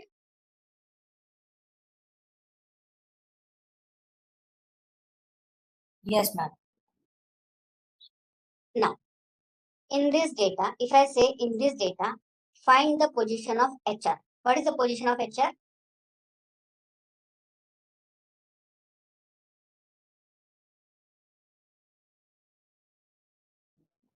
Is Third. it Admin is third or first, seven? finance is second, HR is third. Okay, sir. Right? So if I write over here as HR, okay, and if I write equal to match, open the bracket. What is asking? Lookup value. What is my lookup value? My lookup value is HR, comma. Where is my lookup array? My lookup array is this data set, comma. Now, generally, when we are finding for the text, we go for the exact match. Okay, ascending, descending. For ascending, descending, we have to use less than and greater than, which are generally not required. Okay, so I'm writing 0. I'm getting 3. Okay, now if I write over here as I'm getting 4. Okay, so to find the position of the particular element in the single dimension array, we use match function. Clear with match basic? Yes. Now, here, okay, if I write here, if I write is equal to match marketing into this comma. Okay, now here if I write marketing, and here if I write HR. See, in this data set, the position is 2, while in this data set, the position is 4. Okay, so you can check vertical also, you can check horizontal also, depending upon your requirement, but necessarily it should be a single dimension array, either a row or a column. Now I'm writing here equal to match, open the bracket, this into this data set. Shall I put dollar?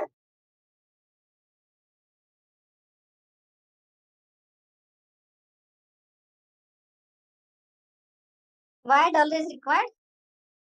Because same data set I want to check for the done. Clear with the function? Yes, Richard, any question? No. So I just want to, so the VLOOKUP, you're saying this is also part of VLOOKUP, right? Match function. It is not compulsory, but to make Okay. the VLOOKUP easier, Okay. yeah, we can use this function along with the VLOOKUP. Okay. Okay, we'll be doing in the next sheet how to use this match function with the VLOOKUP VLOOKUP. Okay. or match function with the index, so that it will be easier for us. Okay. I forgot to share the I XLOOKUP got the answer only one. Can you show me the formula? because you haven't put the dollar sign onto your second parameter. Second parameter. This one is not dollar. Because first time it will be A5 to A9, second time it will be A6 to A10. So always it will be 1 only. Come down to VLOOKUP except. Somewhat difficult to understand. Please concentrate so that you can understand it in a stroke. Okay. Now VLOOKUP is set to be the vertical lookup. Looks for the value in another table. Use value of the corresponding column.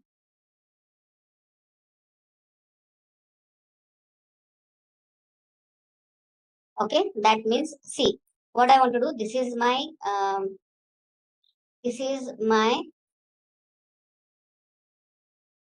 sales order table or sales table, and this is my product table. This is my product table. Okay, now for the product EL02, what is the product name, what is the category, what is the subcategory, and what is the price? I want to find out. Generally we won't require all the column, but this is just to understand VLOOKUP pane. Okay, so I want the value for 1, 2, 3, and 4 column. Okay, so I want to extract the value from the product table. What is the price, what is the product name, what is the category, and what is the subcategory. So I am looking for the value in another table. Which value? This value, product code. Okay, generally we have the master files with us. Okay, like if you are having the enrollment of the candidates, in that case, what subject the enrollment is there, what is the name, what is the phone number, what is the email ID, this all the information will be in one sheet. And in the second sheet, you will just have enrollment number and the attendance of the candidate. Right? Now I want to look for the value. That is what is the concept over here. Okay. Now, whenever we are looking for any value in the table, right? The whatever value we are searching for should be compulsorily in the column 1 of the table where we are searching for. Am I clear with this point? If okay, it's not in the column 1, then we have to do. That means I can look for the value in the right side. I cannot look for the value in the left hand side. This value, whatever value I'm searching for. See here what I want to do. I want to search for product number. Right? Into this data set. So product number should be present in the first column of the table where I'm searching for. That is what is a restriction for the VLOOKUP.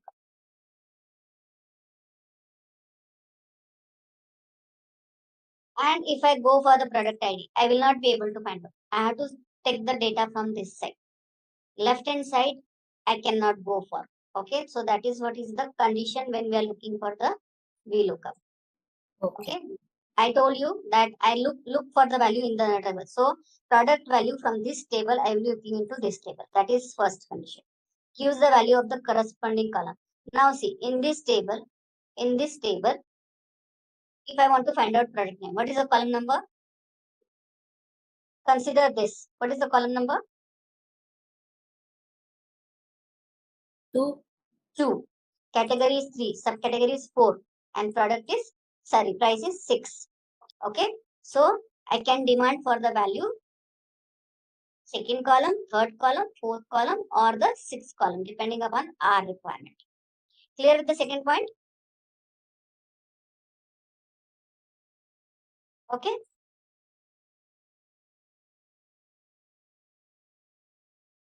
Now, how to write the VLOOKUP? I want to find out the value. Now, understand the parameter of VLOOKUP. I am writing equal to VLOOKUP. What is demanding? Lookup value. Where is the lookup value present? This one. Am I right?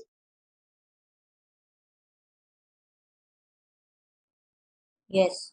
Comma. Where I want to look for? I want to look for in this table. So I'm giving the completed table name. Completed table.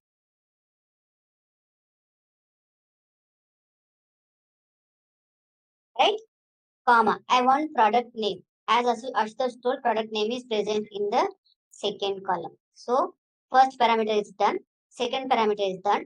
Third parameter. Which column's value I want? I want product name's value, and product name is written in the second column of the array where I'm looking for the value. Clear? 3 parameters?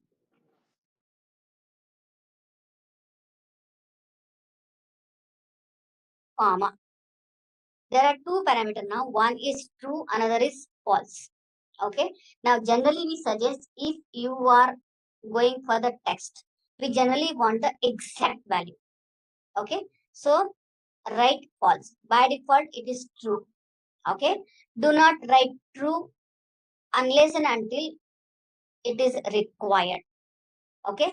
And many times what happens, everyone, those who are at the beginner level of VLOOKUP, they won't write the 4th parameter, and that is the big mistake you are doing.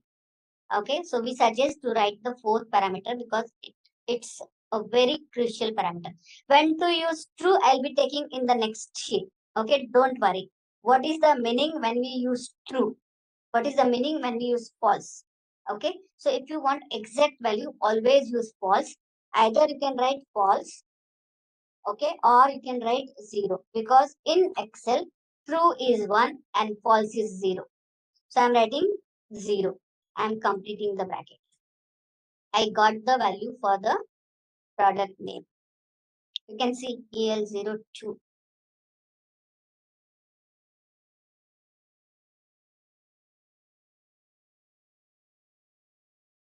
Clear with the function? VLOOKUP basic.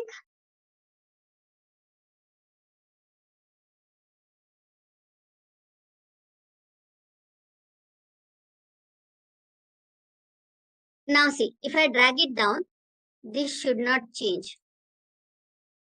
Right? That is why here I am making this Dollar. as dollar. Now drag it down.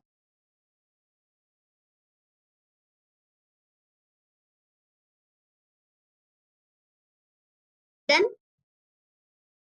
now, if I copy this function over here, if I copy this function over here, my reference will get changed. See, it is asking for C4 and taking from this table, comma 2.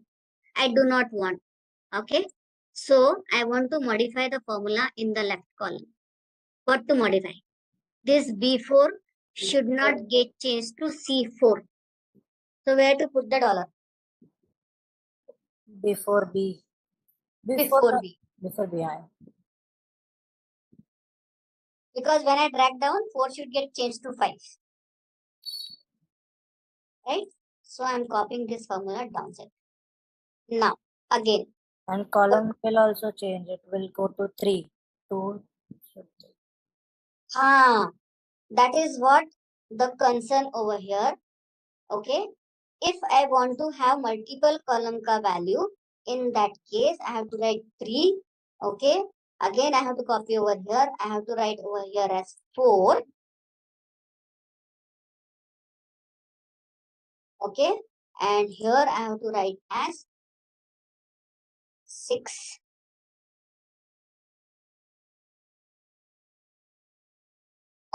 Yes, Richard. Do you understood the pain of writing 2, 3, 4, 5?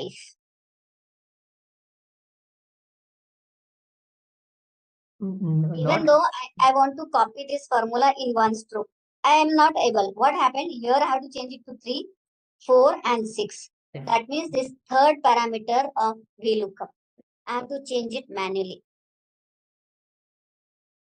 Got my point? okay. So you are considering from D.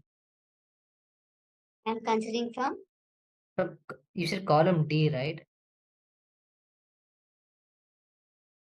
column D, right? See, here what I wrote 2. 2. Right? Even though I had put dollar over here, even though I had put dollar over here, if I copy this formula over here, I have to make change to 3. Okay. I have to make change to 4. 4. That means in one stroke, I'm not able to write the formula. Okay, okay. I want to write the formula once only, and if I drag it, right, it should work for me. And that is why I took this function. Okay, first, everyone, write this formula and copy up to this. Let this file be like this only. In the next sheet, I'll explain you how to use VLOOKUP along with the match.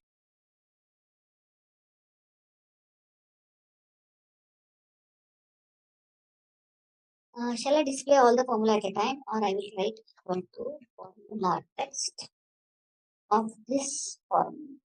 Write the formula once done, let me know. Now you are habitual to the formulas, so you can understand the formulas easily now. ma'am. Doing. Done?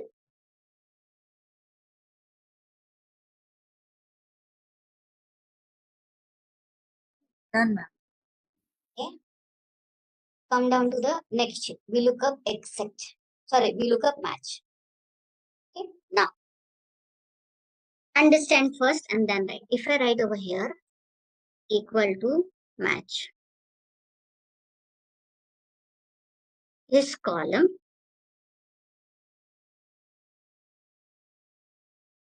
is cell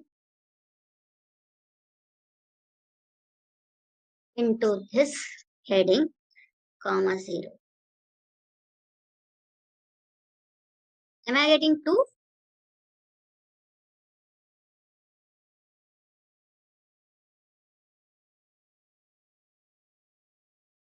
See now. Whatever was the third parameter over here. See 2, 3, 4 and 6. 2, 3, 4 and 6. I got the same answer? Yes. So can I use this as the third parameter of VLOOKUP?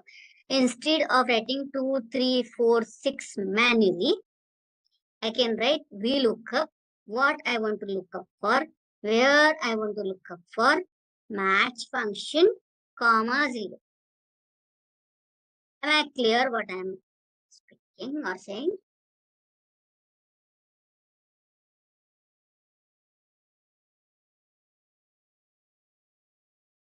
Ma'am, can you repeat? See, in this function, in this particular thing, what we were doing, we are writing this as here. We are writing this as 2. Here we are writing 3. Here we are writing 4. Here we are writing 6. Now what I did, instead of 2, 3, 4, 6, if I match this heading into this heading, I'll get the column reference. See, that is what I had done over here. Product name. In this data set, is it the column 2? Category, is it the column 3? Subcategory, is it column 4? And is it column 6? Check it. Yes, yes. Yeah. Now, what is the beauty again? It is not necessary that you should be in a sequence. Here I can write category. If I change it,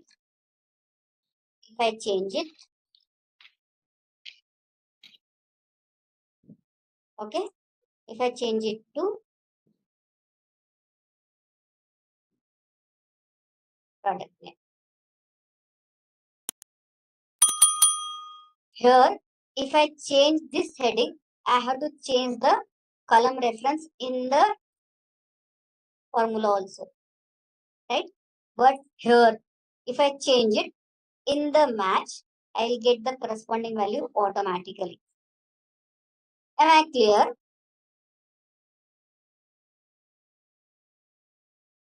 Okay. I'll write first the VLOOKUP. Let me know whether it is clear. Okay. And then we'll do. Okay. Here I'm writing equal to VLOOKUP. I'll explain first and then I'll be writing downside because there are so many dollars I have to put. VLOOKUP this value into this completed data set R25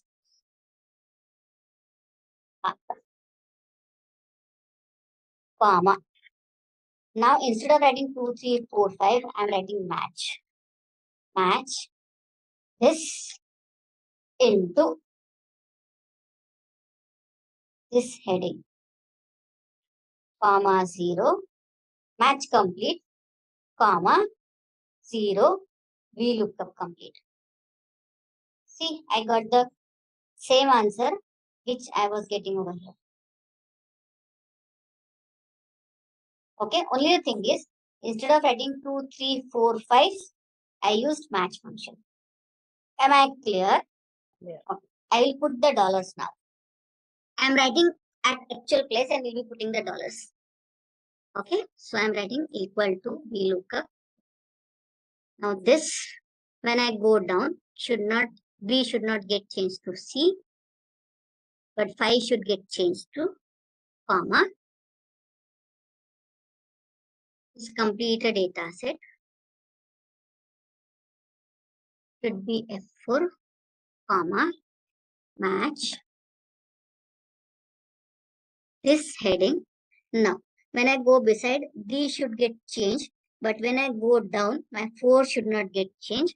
That is why $2 4, comma. In the heading of this data set should be fixed, comma 0. Okay, comma 0.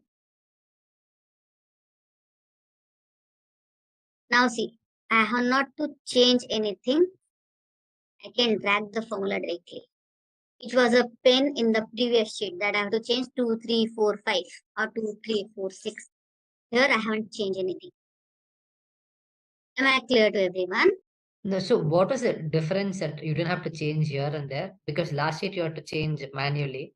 See, here what I did, I wrote this manually, right? If I want category, I have to write 3, right? If I want product name, I want to have 2. So this third parameter I was changing, Okay. right? Even though I had copied the formula from this place to this place, I have to change this 2, 3, 4, 6 in every VLOOKUP, right? I could not automate. Correct, because normally when you select, it should get updated right on that. So here it is getting, I'm just copying. Previous case when I copied, I have to change this 2, 3, 4, 5, 4, 6. The third parameter I had changed. Here I'm not changing. Very first thing. Second thing, see here. If I want here category.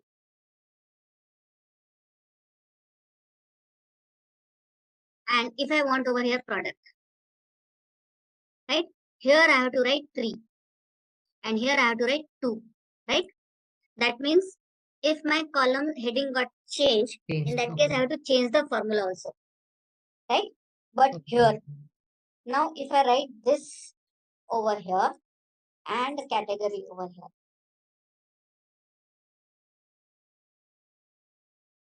See, I got the answer automatically. Why? Because I wrote match. This match. Okay, match function.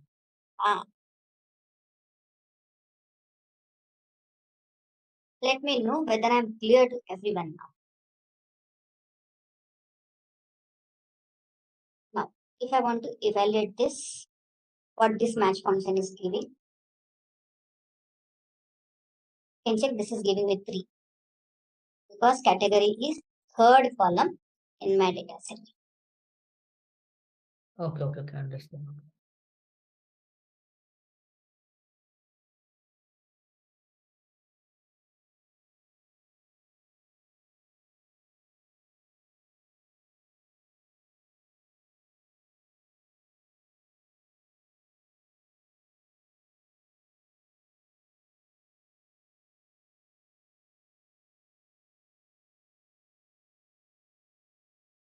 Again, this is not case sensitive. Huh?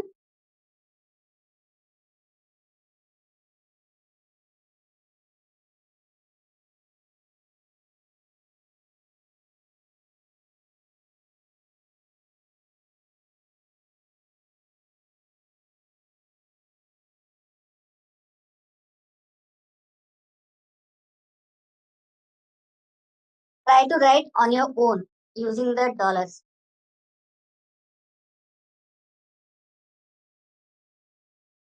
And let me know whether you are able to write, because now you should be able to write each and every function if you clear with the concept.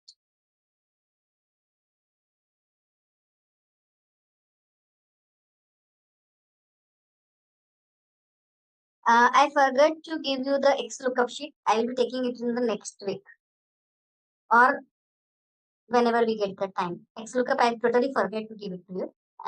Sheet is there with me, but not with you. So I'll take the XLOOKUP in the next week somewhere.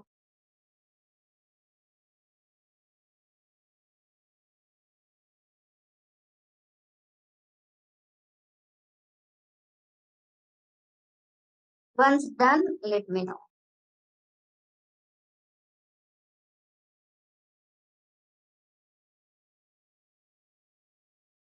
Ma'am, I got only for one row.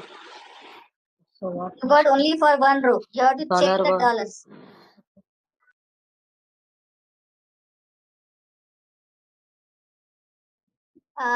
In the match, the second parameter should be fixed. In the VLOOKUP, the second parameter should be fixed.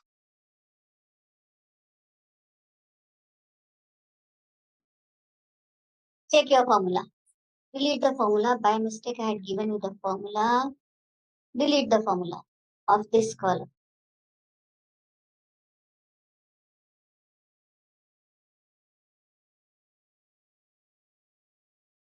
Delete the formula. Now see, this is the salary and these are your tax slots. Okay. So for this salary, I want to find out the tax. Now, let me know whether 41,639 is exactly present over here. No. No. And that is where we cannot use exact. We'll be using approximate. Now, again, if you are working onto the approximate, this data should be sorted in the increasing order. Okay. Now, what I'm writing equal to VLOOKUP this salary into this data set, comma. Which column ka value I want?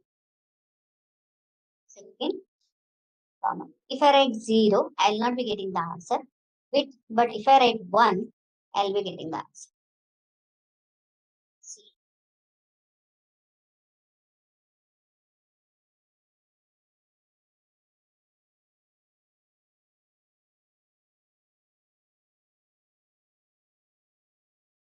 Now, how it works? 0 to 4,999. This will be 5,000 to 14,999.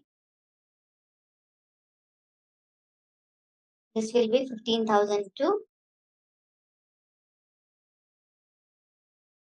24,999. Am I clear? Mm-hmm.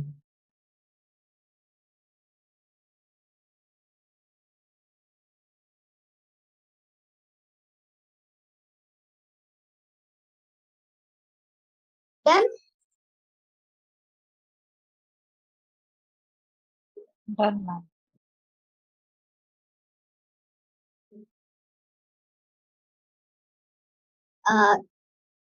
This is the orders data set. This is your customers data set. Okay. And this is your state data set. Okay. Now, the order has been given by the customer and customers belong to certain state, and I want to find out the region for that particular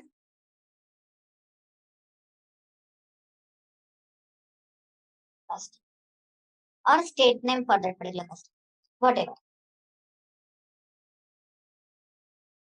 Okay. Now how to find out? See, I can find out over here what is my state ID.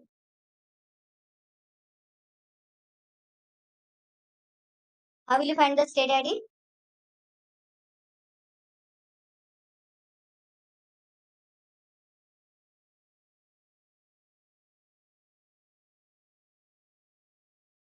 Come on, please.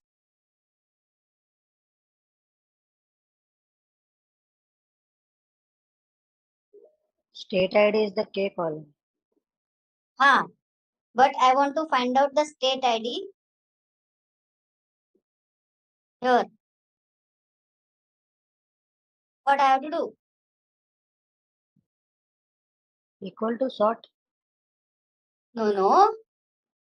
This is customer ID ka master data set. It can be there in the another worksheet also. This is just for the explanation purpose. In the same sheet I had kept. It can be in the another worksheet also. So even if I sort, it will not work now. See, what is the state ID for customer 103? How will you find out? Looking at the data, I know that it is 113. But I want to get the state ID over here for the customer 103. Here for customer 110. What function has to be used?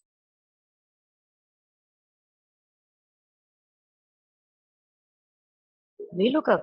Yes. See now, we look up this into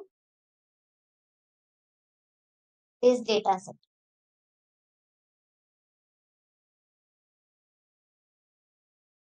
Yes. Comma. Which column ka value I want? Third. Comma. Exact value I want. Please delete this button. It was by mistake. Control click and delete. It won't work into your system. Now, if I drag it down, I'll get all customers state ID. Right? Now, I want to find out the state name, which is returned into this data set. What I have to do? Here we will be writing again one more VLOOKUP. Am I right?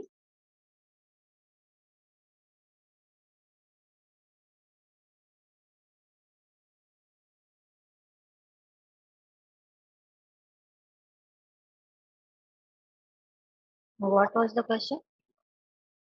For this state ID, I want to find out the state name, which is written in here. Okay. Check whether you are able to find out. Yes, Arya. Any problem? No problem.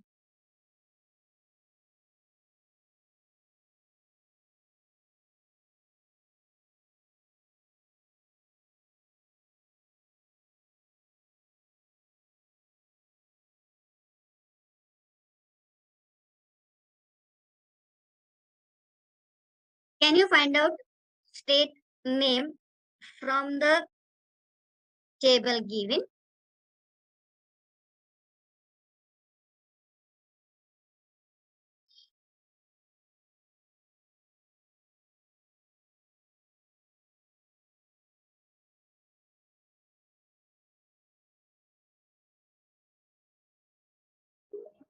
Done, ma'am.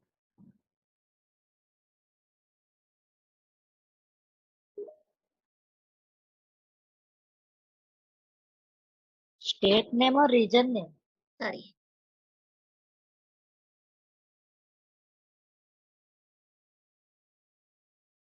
Okay. Now, you wrote two VLOOKUP, right?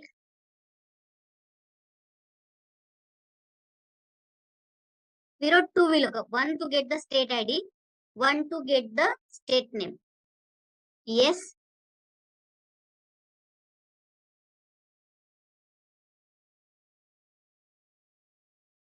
I do not want. I want directly get name over here. What to do?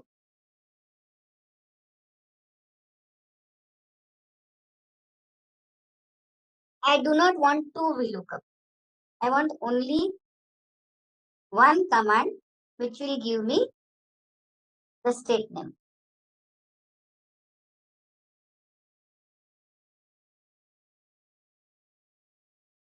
Yes, come on. See, whatever exercise I am taking are generally required.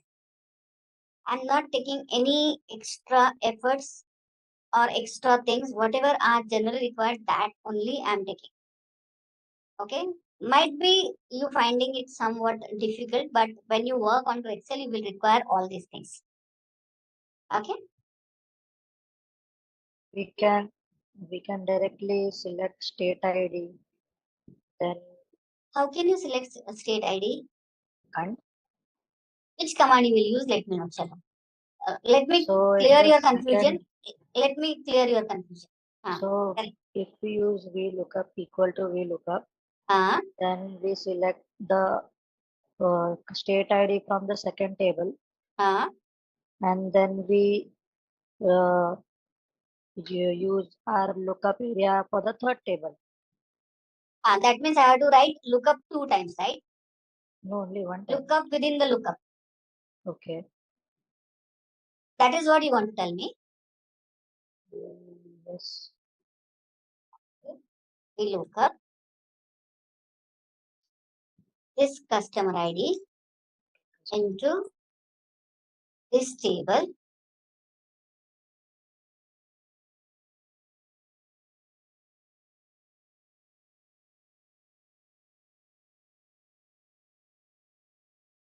Comma 3, 0. Okay. Now this will give me state ID. Now I want to go for state ID. In this table,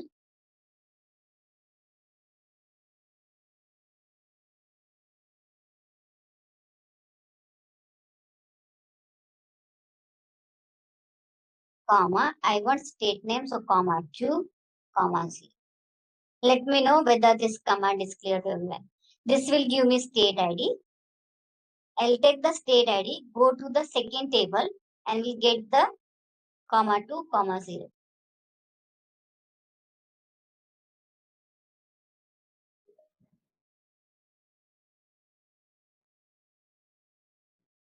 Yes.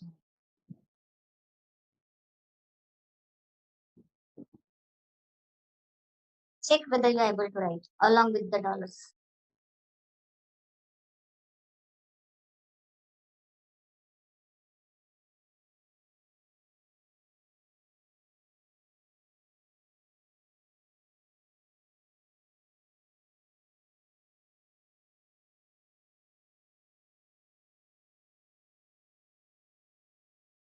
Instead of 2 lookup, I wrote lookup within lookup.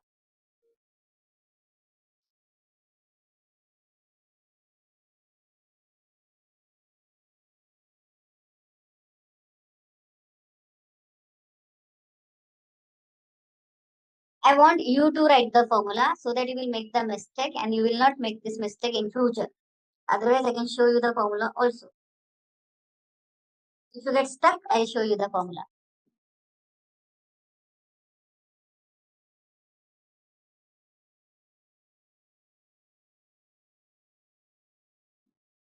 Again, I forget to mention one more restriction of your VLOOKUP. Like VLOOKUP cannot look for the value in the left column. Okay. That can be overcome using the index function. And second thing is, suppose in this data set there is 2 times 101. Now I cannot find the second instance anytime because VLOOKUP always go for the first instance only. So this cannot be found out with the VLOOKUP. It always gets the first instance only. So whatever first it will get, that only answer you will get it. Sorry. Am I clear what I said? Ma'am, can you show us can you show me the second formula? Matlab, the second part of the formula.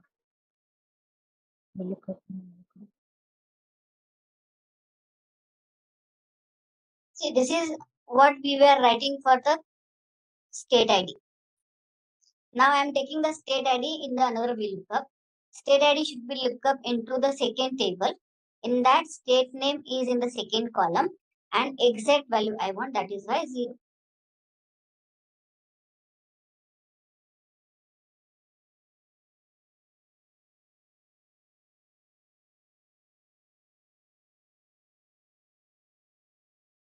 Once done, let me know. Everyone, if you're done, let me know. Done, ma'am. Others, please responsive.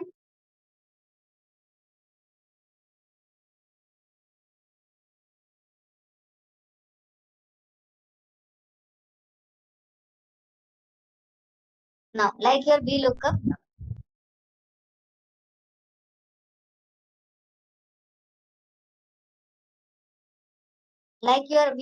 you are having HLOOKUP in your Excel. Okay. Okay, so only the thing is, instead of looking for the value in the first column, it looks for the value in the first row and gives you the corresponding rows value.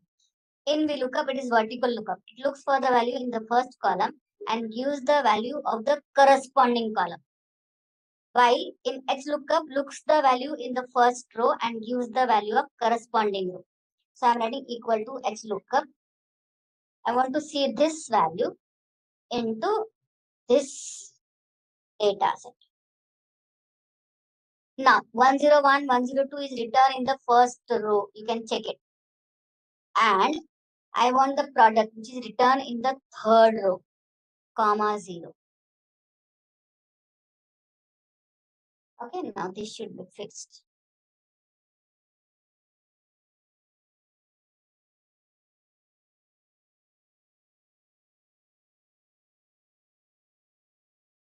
Got it?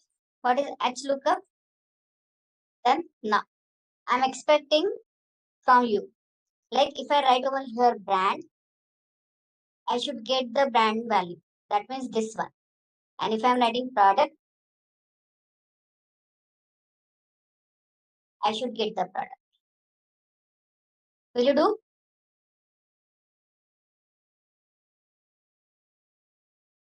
If I want product, I should get the product.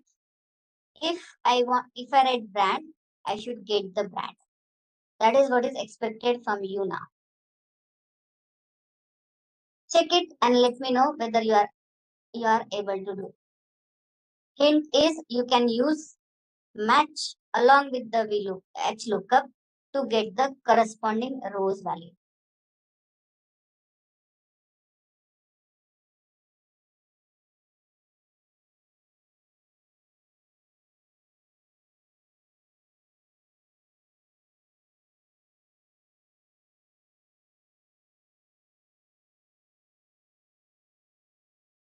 Instead of these 3, you have to use match.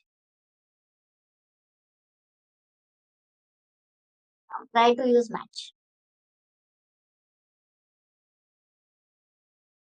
2 minutes.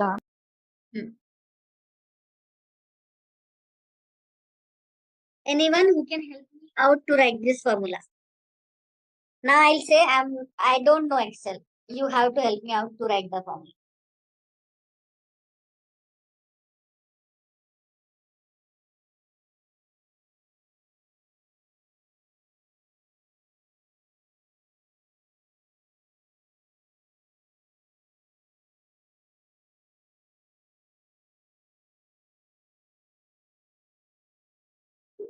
Done, ma'am. Okay, but now generally people won't write HLOOKUP. What they do? They copy this and they make it transpose. Now this is ready for VLOOKUP. Am I clear? Generally people convert the table array to vertical format and they write VLOOKUP. They won't write HLOOKUP. Now here I can write is equal to VLOOKUP this into this comma 2 commas.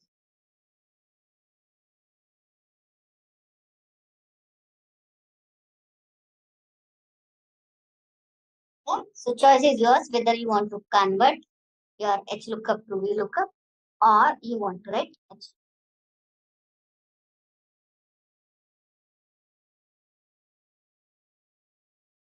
Am I clear?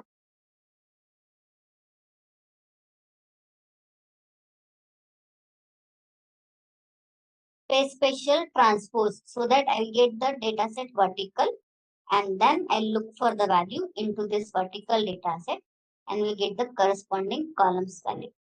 Come down to index function. Okay, anything, whatever we had conducted today till now, from conditional weekly to HLOOKUP. Anywhere, any difficulty or anything you want me to revise first?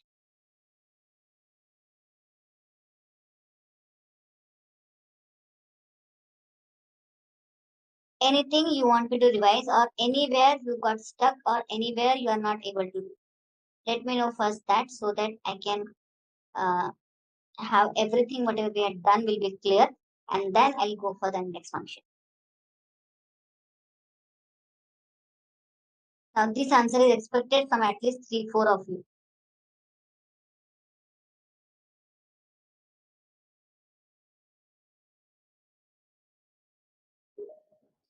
No doubt, ma'am. No doubt. On my side. Arya, Shilakshmi, Sagar, Richard. No doubt. You are able to write all the formulas, Arya? Yes, I am able to tell now, yes. Okay. Shilakshmi was telling something. No, ma'am, I'm able to understand. Coming down to index function. I'm not asking to Richard and Sagar because they knows a lot of Excel. So I'm not waiting for the answer of them.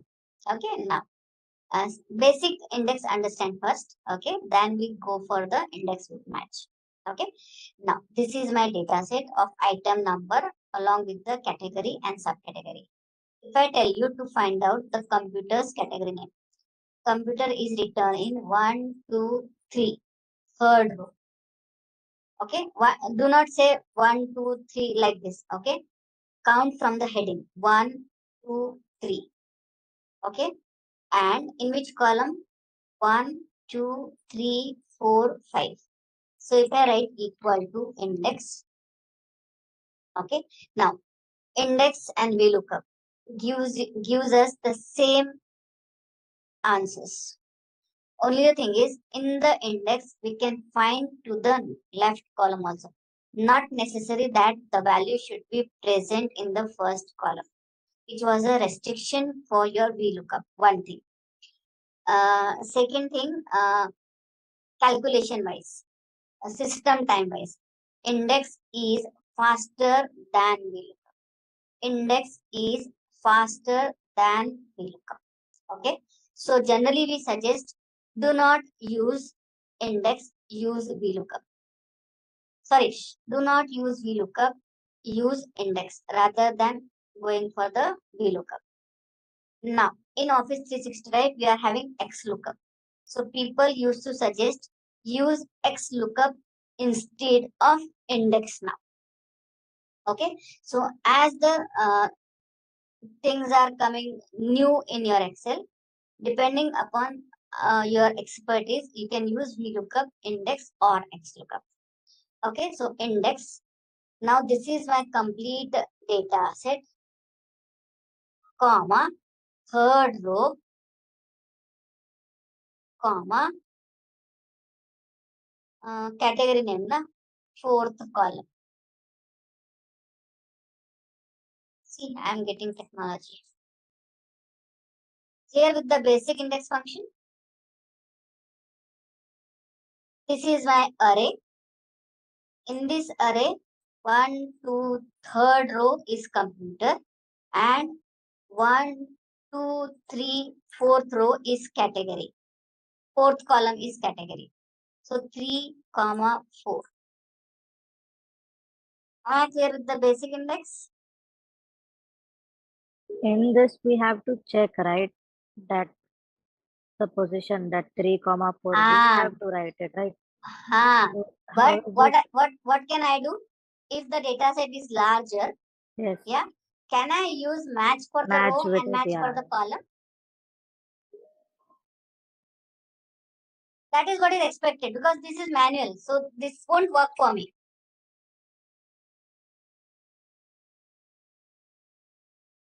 We will first understand manually how to write, then one match and then two match, so that the concept will be clear.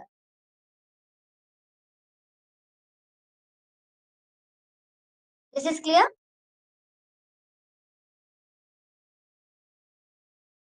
Now, if you write index, it says you, sorry.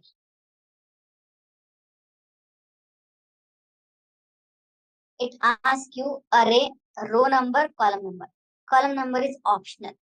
Okay. How to use that? That will be doing in the next sheet. But index. Okay. So my array is this array. Comma. Now what is the row number of technology? 3. But I do not want to write 3.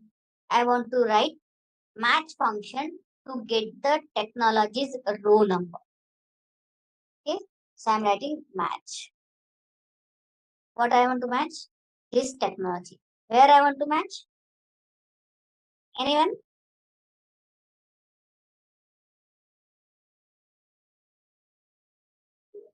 The whole column. The whole column of D. Comma match ka 0. Now, I want to get the subcategory now. Subcategory is written in the column 5. That is why I am writing 5. Now, I want to automate this 5 also. So, I will be writing 2 match. I will be giving you time to write. Just understand so that you will understand each and every point of index and then write. Okay. Now, this 5 also has to be automated. Now, see, here I want, see, here if I change furniture, here if I change furniture, I'm getting furniture's category. So, I'm automating this now. And also this. Now, I want to automate both. Okay. Now, curvature is written in column C. And this is my column number which I want to find out. So, I'm writing equal to index complete data set, comma, match. Now what I want to match? This chair into this data set. What to match in the second match? Or for the column, what to match? Match this into this heading so that I'll get the column number. My column completed, my index completed. Let me know whether you understood the function. Let me know whether you understood the function. Okay, now see, in the VLOOKUP, whatever I was searching for should be present in the first column. I cannot get the value of the left column. Now here if I write item number, I am getting the item number of this curvature. Yes? Yes. Now if I change this product, that means I had completely automated which rows value I want, which columns value I want using to match along with the index. Okay. Now suppose I write category. You get the category. Suppose I write quantity. I get the. Okay. Now tell me whether you will be able to write all these three, or I should display the formula. Or done. Let me know, please.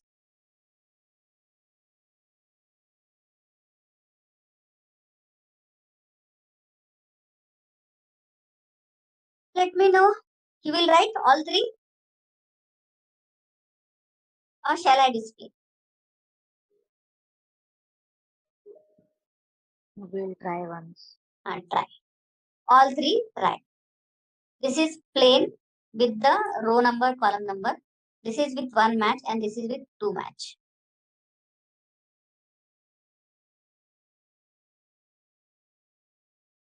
You can take your own time up to tomorrow to write these three. And let me know if done. Let me know if you try on your own.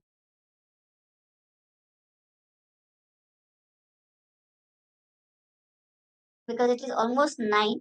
So whatever I had defined that I will be completing today, almost got completed. Ma'am, can you show us the first simple one?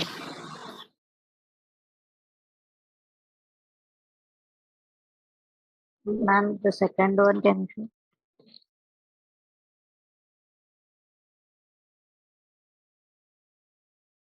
You should be able to write on your own now. I have written it. I just. Okay, you just want to cross check. Yeah. You have to just understand whether you have to vertical match or horizontal match. Nothing else. Alright, here is a question to test your knowledge. What type of error occurs when a formula attempts to divide a number by 0? And the options are hashtag name question mark, hashtag value exclamation mark, hashtag div/0 exclamation mark, hashtag ref exclamation mark. Take a moment to think, and when you are ready, type the correct option in the comment section. Hey there, want to get good at Excel? Our Microsoft Advanced Excel course is here to help. You can take it at your own pace on our platform. In this course, you will learn all about Excel. It's like a toolbox for organizing data, from making lists to creating charts. Our course covers everything you need to know, from the basics to more advanced tips. It's made by experts who know what they are talking about. Your teachers are pros who've been doing this for ages. They are here to help you learn and answer any questions you have. And don't just take our word for it. Our students love the course too. People just like you have found our course super helpful. Best part? It won't break the bank. This awesome opportunity to learn is affordable. Ready to become an Excel pro? Sign up on our page now. For more info, check out ZaranTech's website. See, we had done with if and or function, sum function, max function, minimum function, average, sum with best. VLOOKUP also we had done. Now when we do VLOOKUP, when we do XLOOKUP, or when we write any formula, we receive some type of error messages. Okay, so that error messages we'll try to rectify how we get the error messages and what has to be done if we are getting the error messages. Okay, then if possible, I'll be taking formula auditing also today. So these three topics: understanding error message, okay, Excel error types, formula auditing. Then I'll be taking data validation. Okay, so and somewhere in the functions it is given that unique function has to be taken. So I'll be taking the function also. The function index and match in the previous sheet. Sorry, huh? Yesterday cleared with the function index Yes, and ma'am. match. Yes. Both? Yes, both. Okay. I had written. Here, I want you to write the index function where you will be searching for the product name into this data set. Okay. And if I write price over here, I should get the price. If I write product ID over here, I should get the product ID. If I write category, I should get the category. That means I have to use two matches along with the two matches with index. So check it whether you are able to write now. Here, write the function index match where index the data from G, okay, and get the row number for the product and get the price for the product at this moment, but price also should be matched. And let me know whether you are able to write the function. Because if you understood, you should be able to write. Yes, ma'am. Well done. I'm waiting. You write. Once you wrote, let me know whether it is you're getting the answer. Do not forget to put the dollars. Let me know whether you wrote it, whether you are able to. Then, What was the question? We have to find product name okay. into this data set. Okay. And for the product name, get the price using the index and to match. Okay.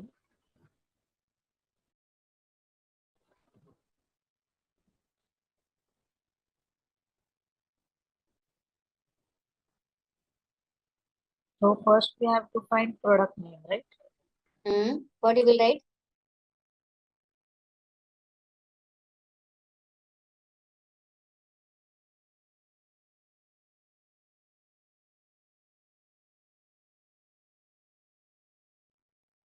Okay, the whole table G2L.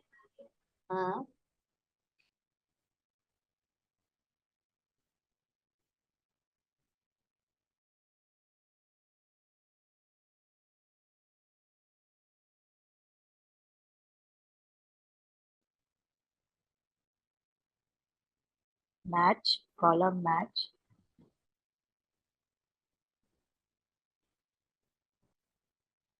We have to find product name, right?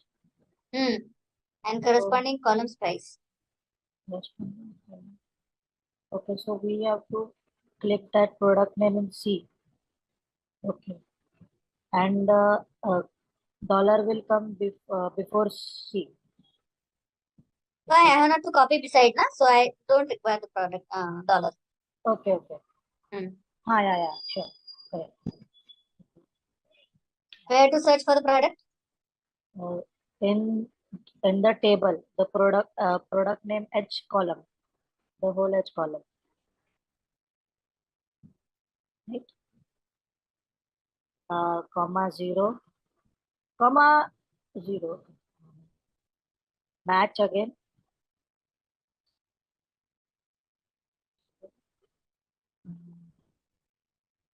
Price this time. Okay. So this should be fixed. And yes, this should be fixed.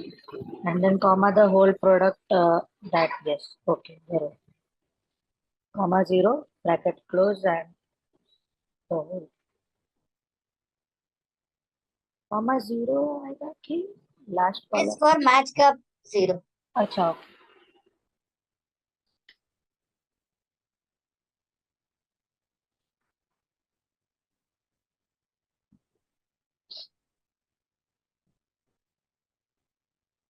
If I type it as product ID, I'll get the product ID. If I type it as a category, I'll get the category.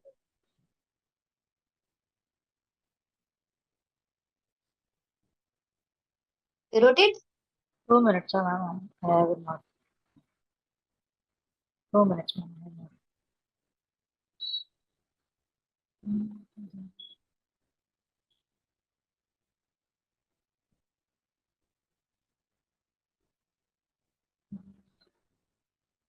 What about Arya? Understood?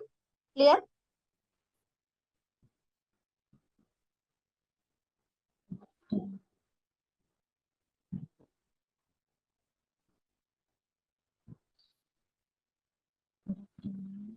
Yes, clear. Wrote it? Write it.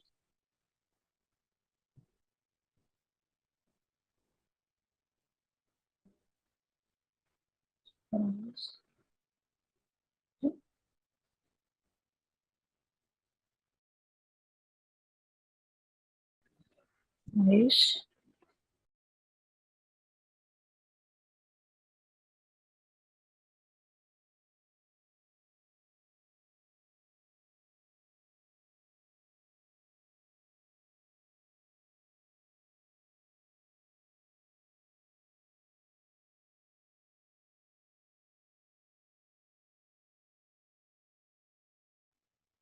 I had written the formula correct, but I had not put dollar.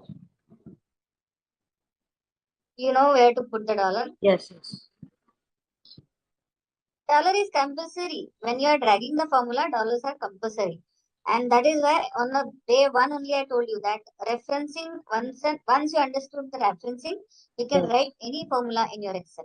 Correct. Correct. Done, ma'am.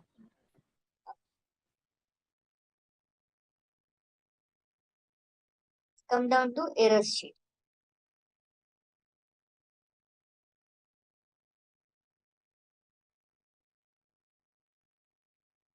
Now see, as I told you, right, this is your operator facilities into your Excel.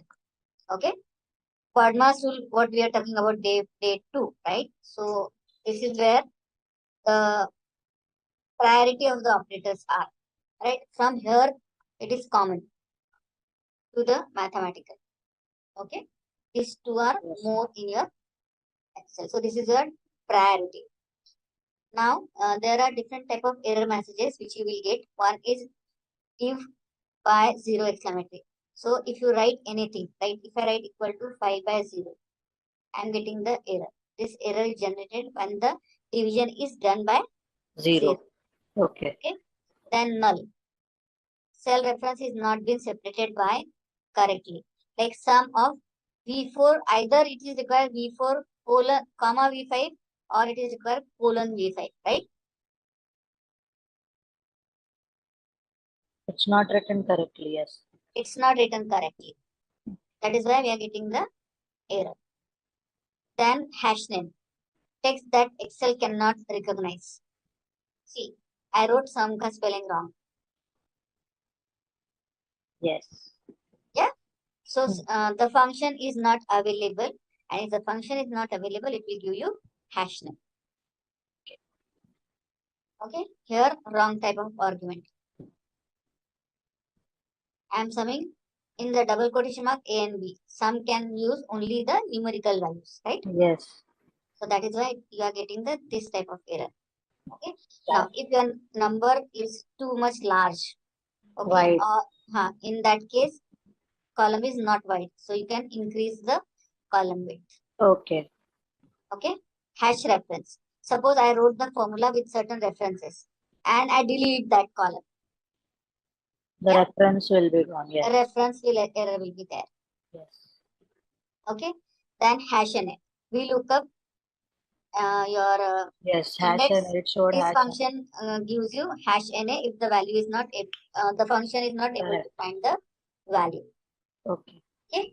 And hash num formula contains invalid numerical values. Okay. See, this function, mround function, okay, requires either both the parameter to be positive or both the parameter to be negative. One positive, one negative is not possible. Okay. So depending upon your formula, if you are providing the wrong type of argument, it will give you hash. Okay. Okay. So this is how I had generated some error for you over here. Okay. So that you can see how when you get particular type of error. Yes. Okay. And nowadays, one more error is there, which is spill. Okay. This was not in the previous case. What happens if the space is not enough to accommodate the result? Like if I'm writing the sort command. Yes. Okay. In that case, if I delete any data in between, it will be a spill. Or if the accommodation space is not sufficient, in that case also it will be spill. Okay, so this is a new type of error which are in the 365 and 2019. Okay, now when we are specifically when we are like writing the VLOOKUP, right? Now here you can see FU03, right? Here also you can see FU03. Yeah, expected is I should get the answer as curvature, but you can see I'm getting hash NA. Why? Because if you see this data, if you press F2 key, F2 is to edit a particular cell. You can see a extra space after your FU03, right?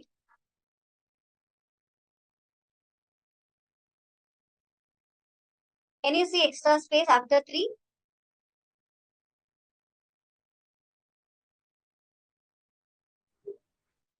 Yes, yes. Yeah. So either I have to delete the space Okay. or here I can write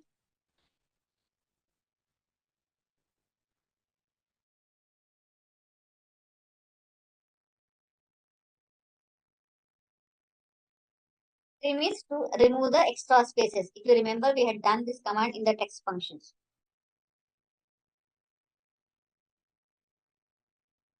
Yes.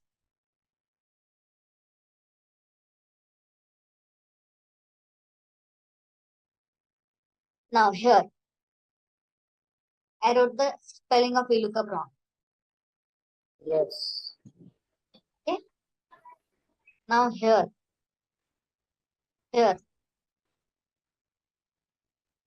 what I did, Lookup. I copy the formula from here to here.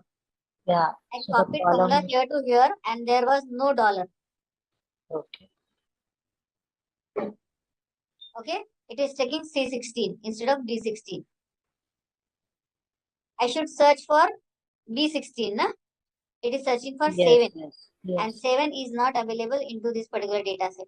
The product available is which is written in column 2. Right? There should not be $C. It should be C only.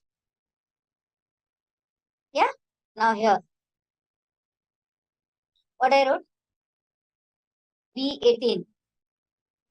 The reference is deleted Huh? for that. J4 to L18, comma 4, comma 0. No. I wrote comma 4, comma 0. Okay. And here J, K, L. Only 3 columns are there. Yes. Yeah. So M is expected to get written. But M there is nothing. So M there is nothing. I haven't given the reference of M. Right? Yes. So that is why it is giving me the reference error. The column is not available, which is the 4th number column in the data set where I'm looking for the value. Correct.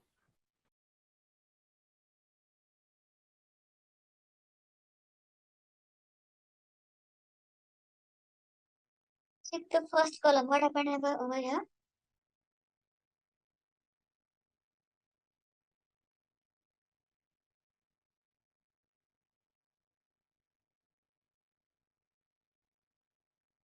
B22, J4 to L24, comma 2, comma 0.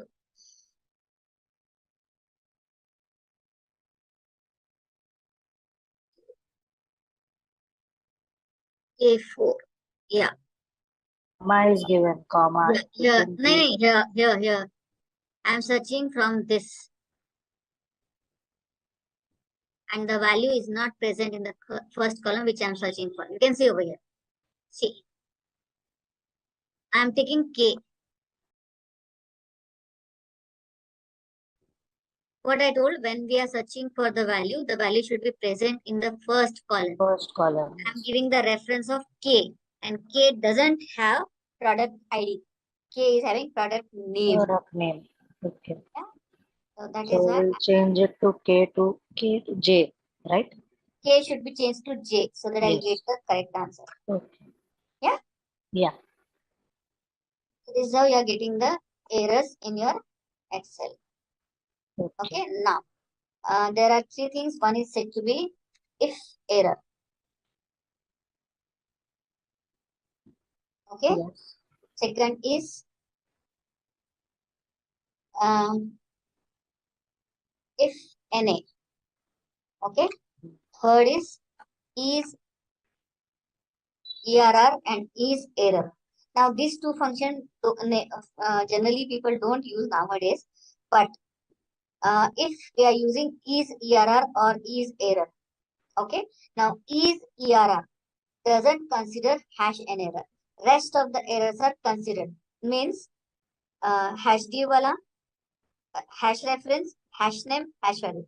This can be considered in is ERR, but hash NA does not get considered. While in case of is error, all type of errors got considered. Now, if I am writing, this will return me only true and false. What I want? I want if there is an error, you have Error to do should something. be corrected. You have to do something, right? Yes. So I have to use these two commands along with the if. If. Okay. Yeah, but see over here. If there is error in the VLOOKUP, I want to return 0. See now, here if I won't write this,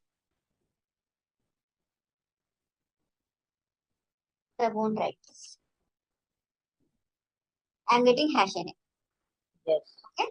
For hash NA, I'm writing if NA. If NA, in this formula, return me 0. Otherwise, it will return the value, whatever is present in the VLOOKUP. Am I clear with if error? Yes.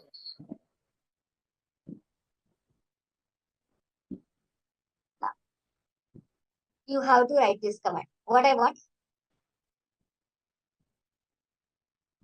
I want to search for this product into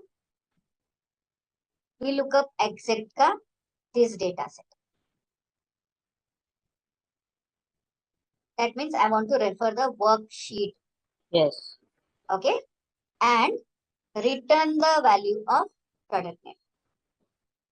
Okay. Clear what has to be done? Okay. Search for the product ID into VLOOKUP exects M3 to R24, I suppose. Yes. R24. Get the value of second column and exact value. Okay. Check it whether you are able to write. Where we have to write? So Here. In the column G. You are having text over there. Accessories, computer. yes. Delete that and write the formula.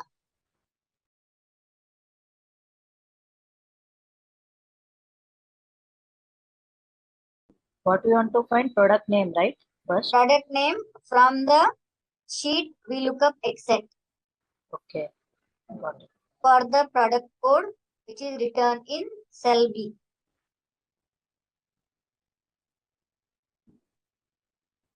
Check whether you are able to write.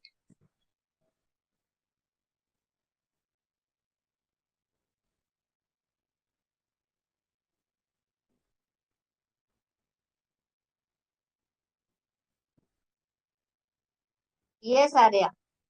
Tell me, any difficulties?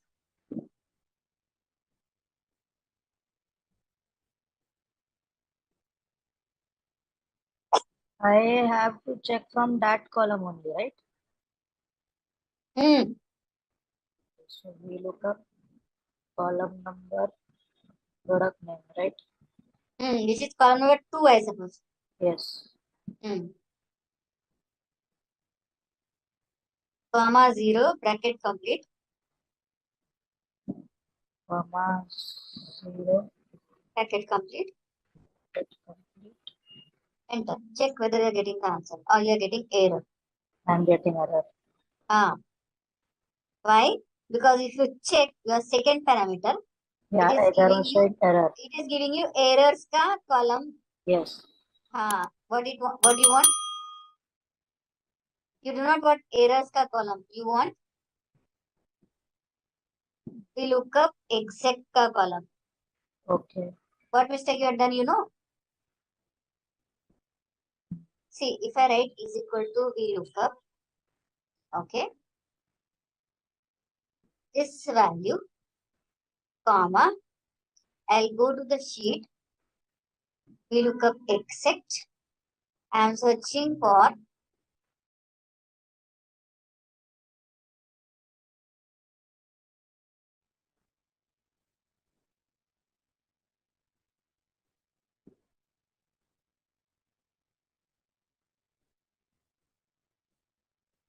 comma 2, comma 0.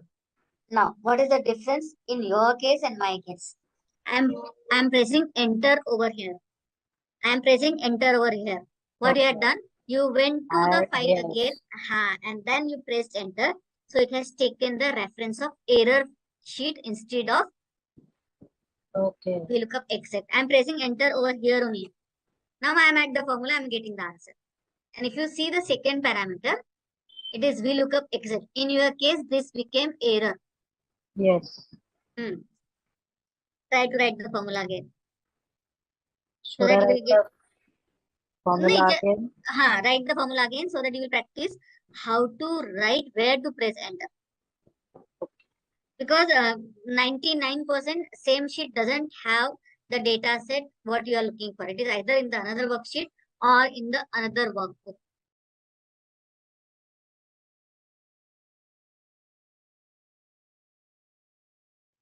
Ma'am, why is it showing me error again? I can't understand. What mistake you are doing? See, I'll do the mistake now. VLOOKUP. Okay. Search for this, Yes. comma. Go to VLOOKUP exact.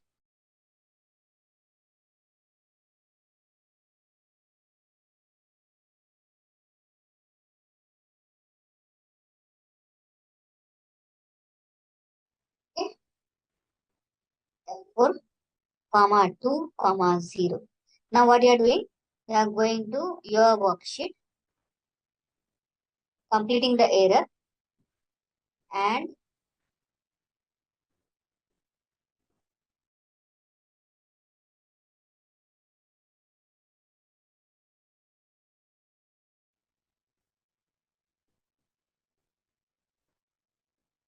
You did it correctly.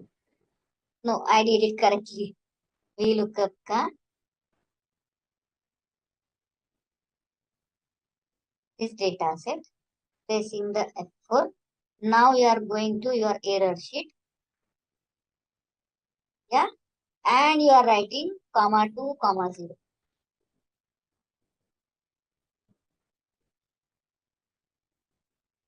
That is why it is taking error ka M32 R24. It should take VLOOKUP exact ka R32, sorry, M32 R24. Okay, so what I'm doing now? I'm completing the formula over there only. I'm going to the VLOOKUP exact. I'm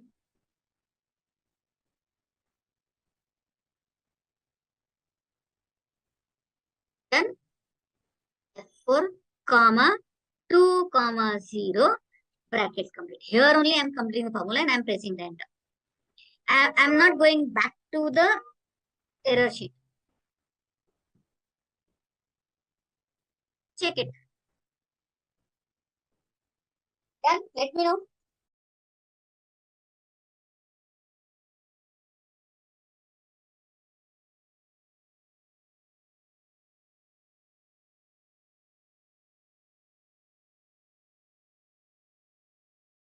Ma'am, can you show me the formula? 2 minutes.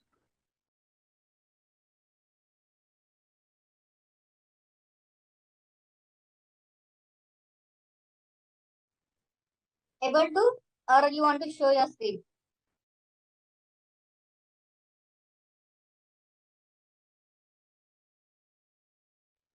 Oh, yes, did it.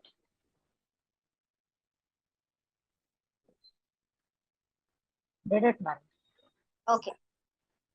Now copy down the formula. Check whether you are getting the answer up to this should be error and the last should be error.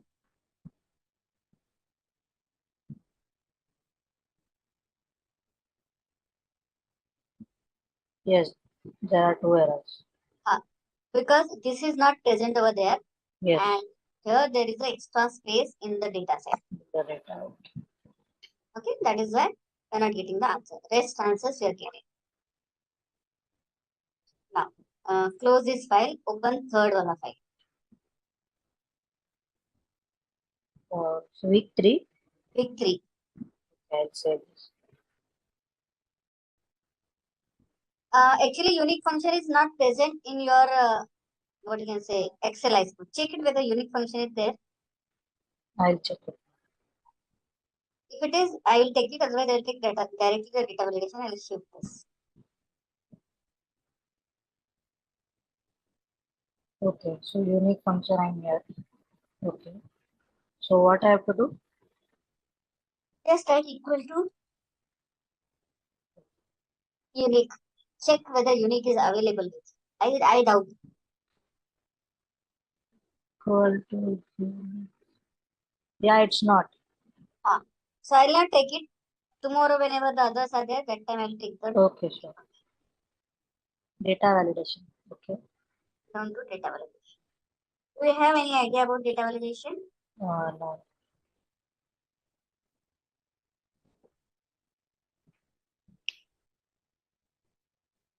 Now see, what happens actually if there are data entry operators, or I want to check the data while entering. While entering the data, I should use data validation. Okay, like if I say allow any whole number between 0 and 100 in these three cells, Okay. that means this three cell should have only the number between 0 to 0 to 100. right? So I'm selecting this three cell, going to data menu. Here is the data validation.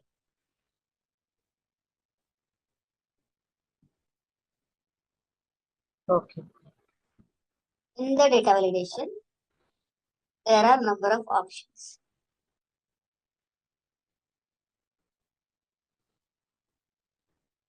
Now what I want whole number. Okay. Here there are number of options because I selected the number between, not between, equal to, not equal to, greater than, less than, greater than, equal to, less than, equal to. Okay, I'm selecting between. If I say between, I'm writing 0 and I'm writing 100. Now here I can write cell reference also. Like in one Yes. cell the minimum value is written, in the another cell the another value is written. Maximum value. Okay. So tomorrow if the value gets changed, right? But please remember that this works only when you are entering the data. Data validation does not work for the copy paste data. Okay. I am saying okay. Now see, if I am writing 50, it is accepting. If I am writing 20, it is accepting. If I am writing 120. 100.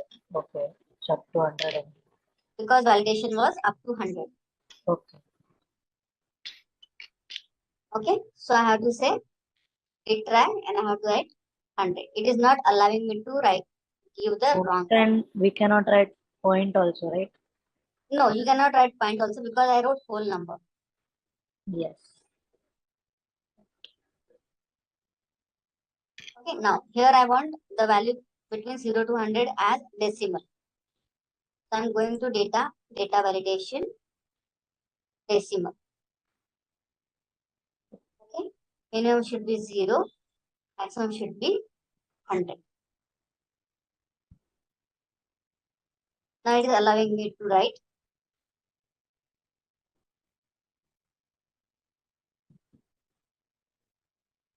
It's not allowing because 100.50 is exceeding 100. Now here, allow any value between 0 to 100 with the input message. Now you cannot understand here what value you want to enter, right? Okay. If there is a data entry operator, he must know what the value has to be entered. So if I keep my cursor onto the cell, it should show me that please enter the value between 0 to 100. Okay. Clear? So what I'm doing, I'm again going, I'm saying data validation, whole number between 0 and 100. This is my restriction, but with the input message. Title is input, and here enter value between 0 and 100. Now see, if my cursor is here, nothing is there. But if my cursor is over here, it is giving me that enter value between 0 and 100. So I had given the message to the data entry operator that the value should be entered between 0 and 100. Ashutosh, am I audible clearly? Yes, yes. clearly. Ekdam. Okay, so I'm showing you what I did. Okay. In the setting, it is whole number between 0 Acha, and we 100. don't have to write it on title, right? We have to write index on title. Okay. Title I wrote na input. This is Input, title, okay. which is in the bold, Input, and this okay. is your message. Okay. This you can customize whatever you want to have. Yes, done. Now, here. Again, I'm going to data validation. Okay. Giving the number, whole number, between 0 and 100. In the input message, if you want to write, you can write anything. In the error alert, I am writing error. Now see what happened. Previous case, when there is an error, it is giving me the standard error message from the Excel. Right? I want to customize the error message. So I'm writing please enter number between 0 and 100.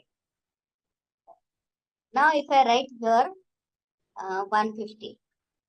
See, this is giving me my message. Here, what was the case? Here, if I was writing 100, it's giving me the message. But I cannot understand this, right? Because it is standardized message. So we can customize the error message. We can customize the input message. Okay, and we can put the restriction onto the data, how we want to have the data in our cells. Clear? Yes. Done? 2 minutes, huh? It's not I'm waiting. You do all 4. Up to what you have done? Third done? 3. I put 3. Go do. So I got this message by a genuine office license.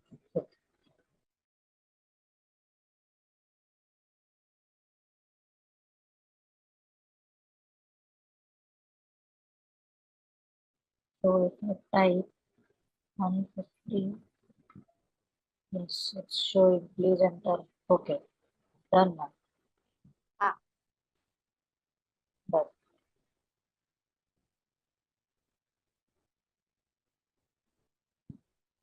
Now here, what I want, generally the attendance is either yes or no, right? Yes. So here I want a drop down of yes and no. Okay, so I'm selecting this. Going to data validation.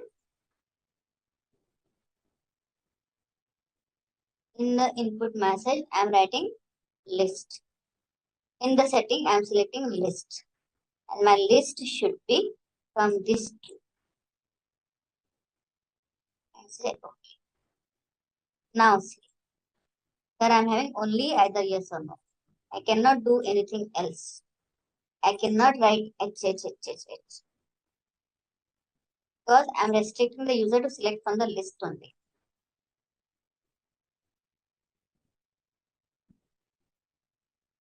So what? How, ma'am? What did you do? Can you tell me? Selected all the cells. Okay. Go to data validation. Okay. Data validation. List, and how come there came yes or no? This source is Okay, the source was that. Okay, got it.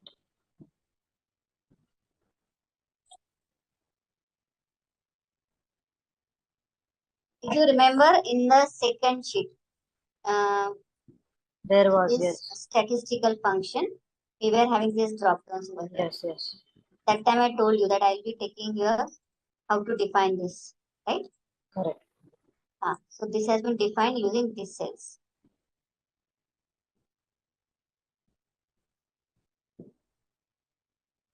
See this. Done. Data menu, data validation. See, list and source is Q16 to Q18. Office supply. Yeah, so that is how we had done that. drop down over here. Now, not necessary that drop down should be using the cell reference. It can be using name range also. Like if I select these two, and here if I write attendance, press enter. Okay, now if I select this is attendance, right? Yes. So if I go over here, okay, I'll remove the data validation first. Okay,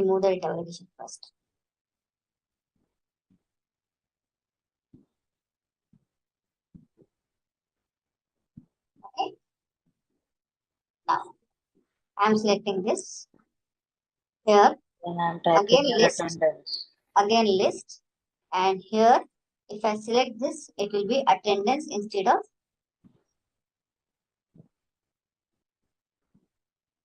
done. So here it will be either absent or present.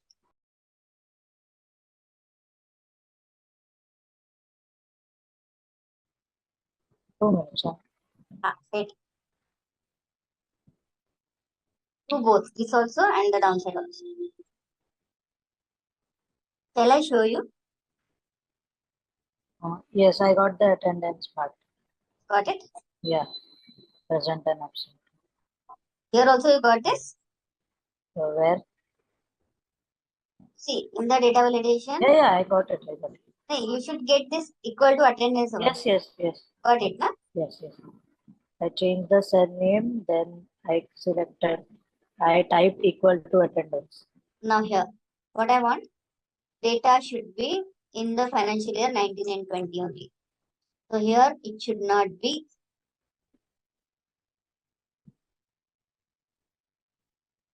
dates which is apart from 1 April to 31st March 2020. Okay. Will you be able to do? Yes, Check it. It has been given kya, by mistake? Where? It's already there. Is it there in your C sheet also? It should be. Check it. No, I'm solving it on my own.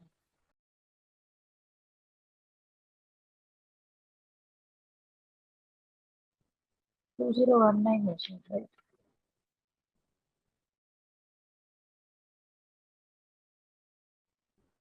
It will be date between 1/4/2019 to 31/3/2023.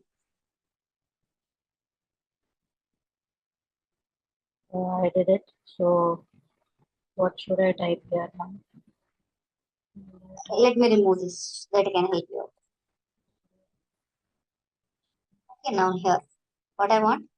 Date between. Okay.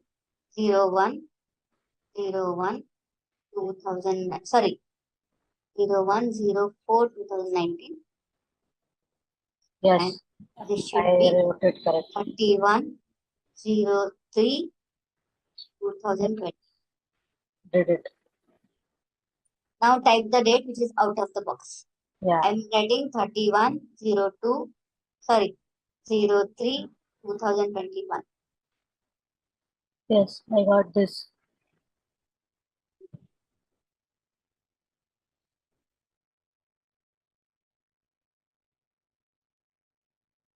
Hey, do one thing, please. Select all the cells from over here. Select all the cells. Press Ctrl G. Mine is empty only now.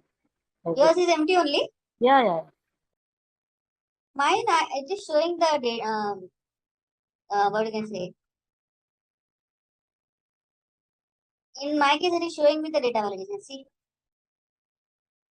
that is why I'm asking you.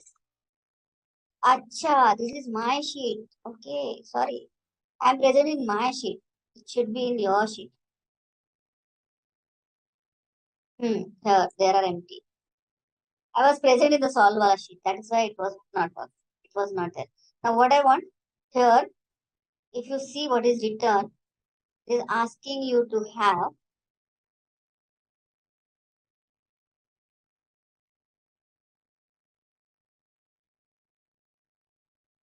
Validate the cell so that the second cell should be greater than the first cell. Here, if I write 100, this cell should be more than 100. This cell should be more than the second cell. This should be more than the first cell, previous cell, and this should be more than the previous cell. Clear?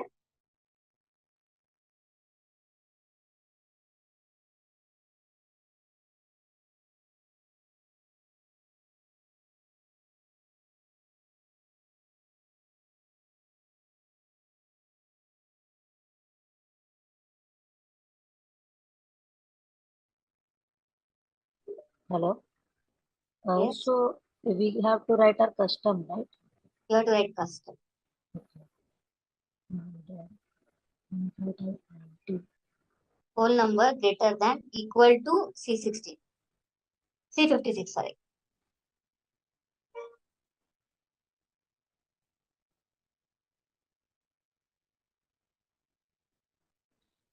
Equal to C60.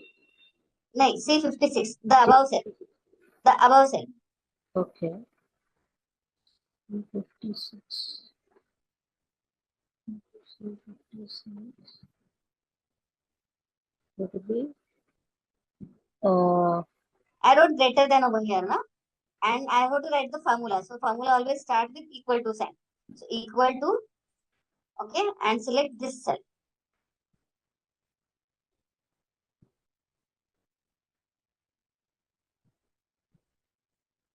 Whole number greater than, here equal to, and this cell. yes. Dollar नहीं आएगा Dollar नहीं आएगा क्योंकि if you put the dollar, what will happen? Every time it will check with C56. What I want in the C57, C57 should be greater than C56. C58 should be greater than C57. हाँ C59 should be greater than C58. हाँ तो सी column same रहेगा ना तो C column same है और 56 भी जो है 56 को भी डॉलर नहीं करना है ना, मुझे हाँ बाजू में तो उसको कॉपी डॉलर करना ही नहीं नहीं है, मुझे सेम अच्छा सेम हाँ इसमें ही है ना. बाजू में अगर हाँ करेक्ट करेक्ट अगर बाजू में करना होता तो In that case you have to put $C. Okay ठीक है so dollar equal to 56 should be less than Now see, if I write 500 over here, I cannot write 200 over here. Because what I said, it should be greater than the previous cell. See, what I wrote over here, data validation,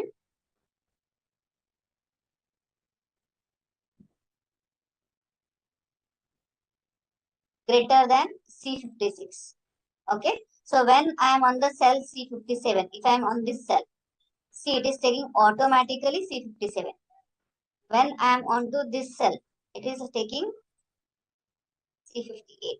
That Okay, means so I want to have the value which is greater than above cell. greater than C equal to C56. So now I will type 100 here. Then I will type 90. Yes, it's perfect. Yes, I got it. Got it? Hmm. So this value should be greater than the previous one. Okay. Now, go above. Here. Okay. Now, here. What I want, mark this, any 4 cell market. Okay. Now, here I want the whole number. Between 10,000 to 30,000. Okay. But I do not want the user to restrict for the value. I want him to enter the wrong value. Afterwards, I'll rectify it. Are you getting my point clear?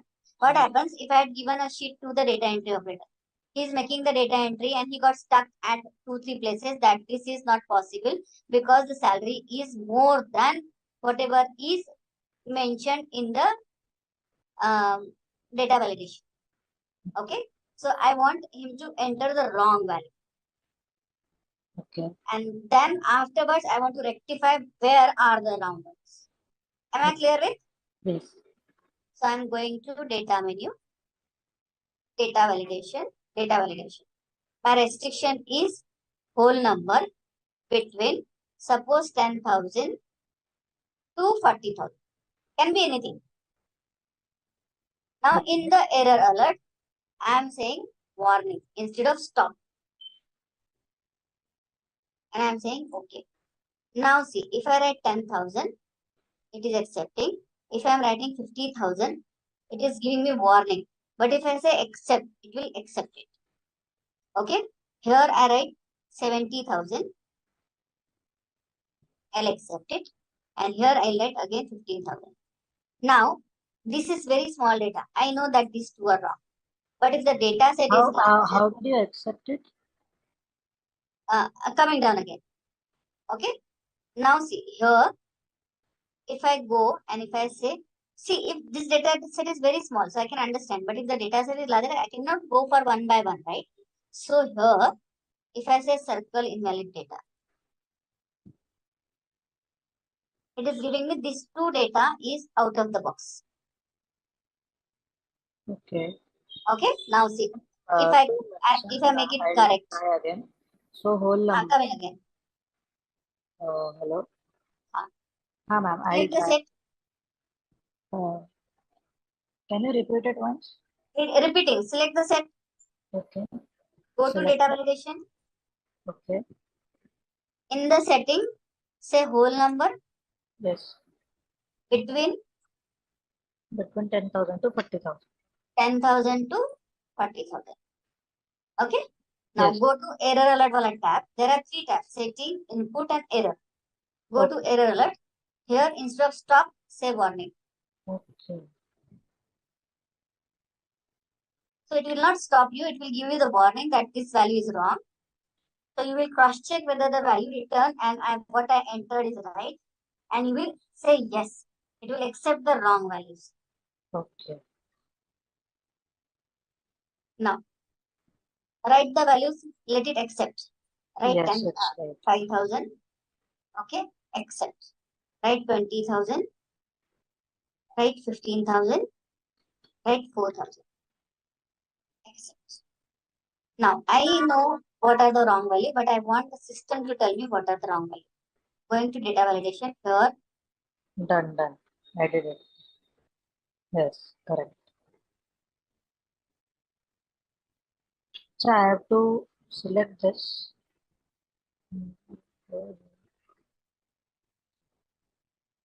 Now, tomorrow, the person can cross-confirm whether these values were wrong, or the person who is checking will cross-check whether the values are right or wrong. If it is wrong, it will correct. If it is right, in that case, the data validation has to be changed. Yes. And the company has given me the budget, which is this. Okay. And this is my expense sheet.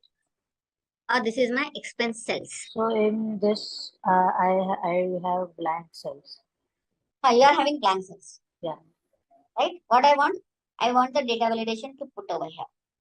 Okay. And the data validation should be sum of these cells should be less than equal to this cell. Okay. Will you be able to write? Yes, I'll try. Okay.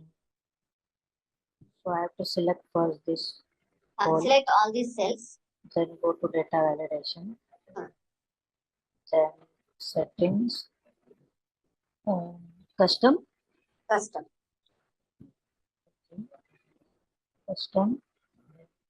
And custom should be written with equal to sign. Equal to sum. Equal to sum. Sum of all the cells. All these cells. Now should be dollar.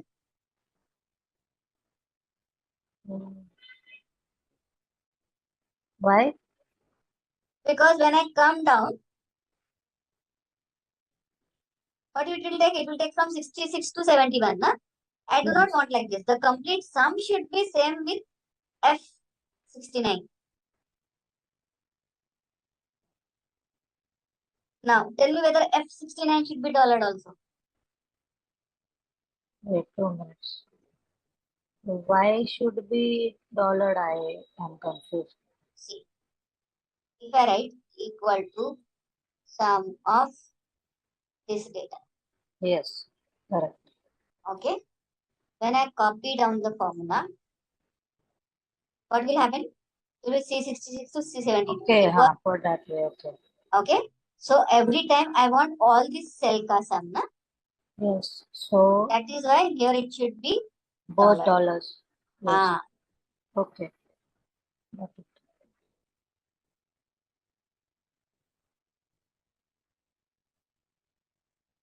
should be equal to this cell.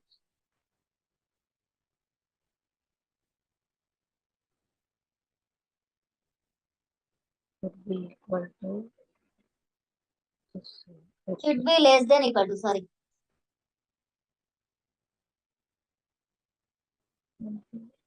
Now see if I write 500, if I write 36,000.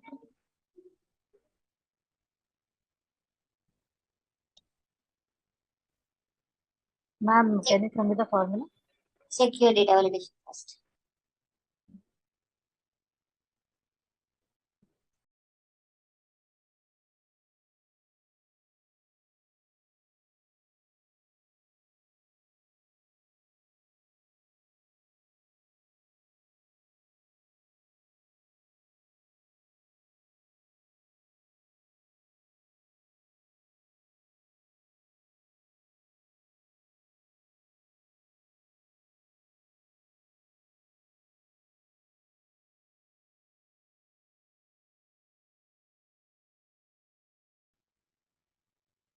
Okay, then.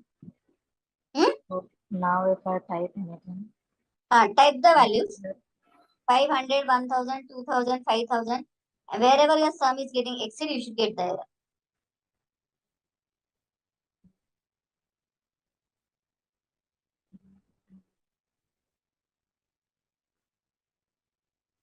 It got exceeded.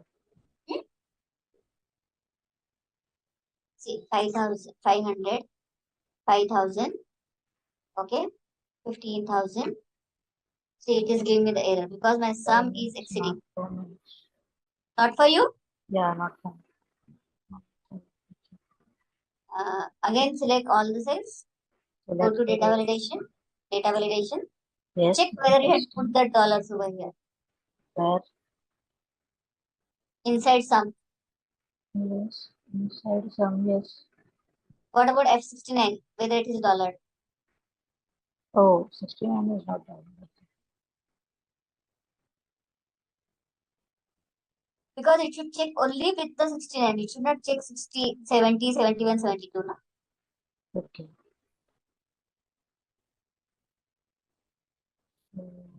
Check whether it is working. Now, Correct.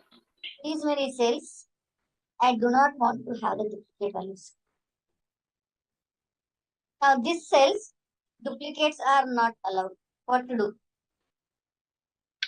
Duplicates are not allowed. Okay. So we'll type unique. Huh? We'll type unique. You will type unique, but unique is not there with you, na? Yeah, unique is not there. But I was right? If you are having unique command, you can. But unique command will give you the unique from the data set. It will generate the unique. It will not. It will not check for the unique. It will not return true and false. So I have to write duplicate. Data validation works on the true and false. I have to write.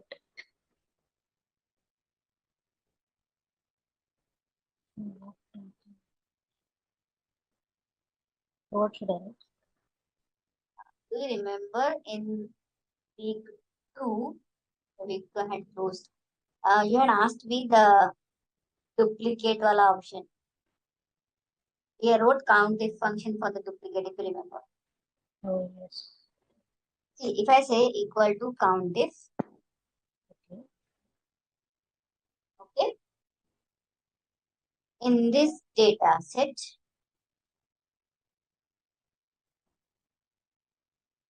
for first time it will check B74 to D76 and D76 for B74. Okay. Okay. Second time, if I am here, it will check for B75. If I am here, it will check for B76. Whenever you are selecting, you should always select the first cell. Now, if I say this should be less than 2 or this should be equal to 1. Will it work? Yes. Yeah? Okay.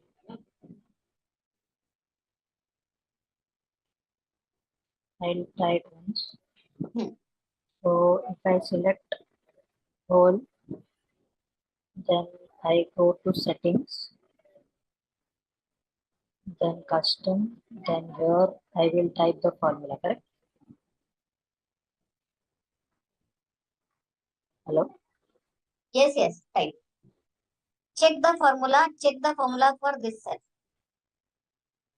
in the data validation.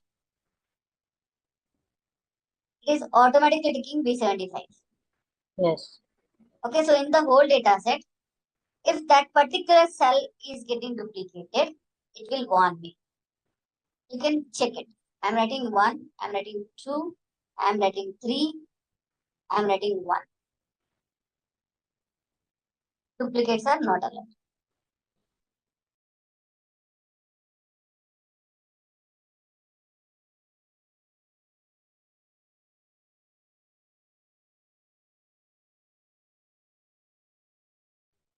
Yes. Done? Yes, correct. Okay, now, here. Now, depending upon our requirement, we can enhance the data validation. Like if I want to have 3 conditions, I'll combine the 3 conditions using AND. Right? Yeah.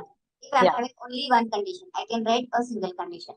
Now, in this, what I want generally, I don't know about your company, but the companies are having for the employees a specific number. Every employee is having a specific employee ID, right? And in that case, they generally use some suffix to the employee ID. Yes, employee. Employee. So what I want, whatever I wrote over here, in that the first 3 letters should be EMP. EMP. Okay. Okay. How to get the first 3 letters? What is the function?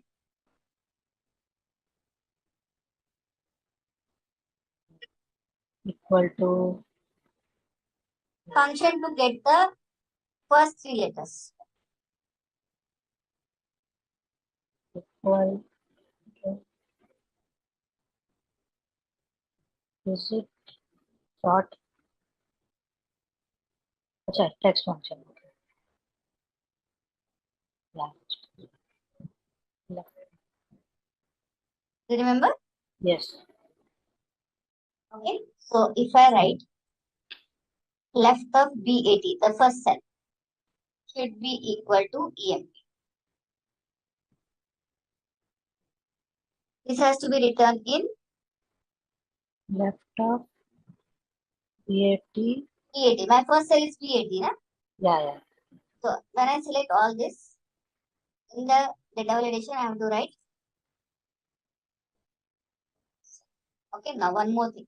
I am deleting this. Okay. Okay, now wherever I wrote the condition, I can use that cell. But it should be $. Okay. See, here what I wrote, my condition is equal to left of E80, comma 3 should be equal to EMP. Yes. Okay, so here I write XMP is not accepted. Yes. So I can give the cell reference also wherever the condition is written instead of writing the condition in the data validation directly. Okay. Yeah. Only thing is you should remember to put the $sign over there. Okay. So do this with the data validation, with the cell reference. Yes, I did it. You're also done? Yeah, I'm also done.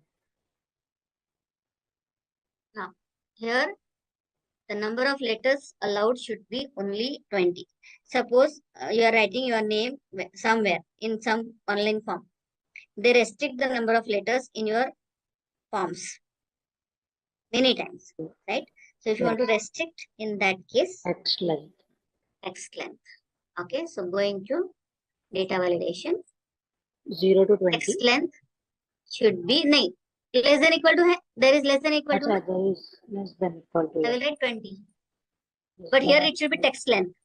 See, looking at the cell, here if nothing is written, here if nothing is written, or if I define anything which is list, okay, but nothing has been selected. Yes. If nothing has been selected, you cannot see there are data validation. Yes. Okay. I want to find out where I my cell, where I had data validation. I want to find out the cells of the data validation applied in this particular sheet. Okay. Am I clear? Okay. Press So I want to either. check. Also, I want to check if there is any data validation in the sheet, right? I want to check whether there is data validation in the sheet, and if yes, where are the data validation cells? Okay. Okay, so there are 2-3 ways. See, in the home menu, in the find and select, we are having go to special. Okay. Okay, again, if you press Ctrl G, it is special, and if you press F5, that Okay. is same dialog box go to. In that also you are having special. Okay, now in the special, what I want to find out? I want to find out data validation. So And say okay. Control G. Control G, Special. data validation. Data. Now see, wherever are the data validation applied, all cell got marked. Yes. Okay, so many times you forget where I had given the data validation. Okay. So this is the way you can find out where the data validation has been given. Okay. Clear? Yes. Now, if the employee has joined the company, if the employee has joined the company, right, in that case, the employee's joining date should be less than equal to today's date, right? Yes. Apply the data validation. Try. What is the function for today's date?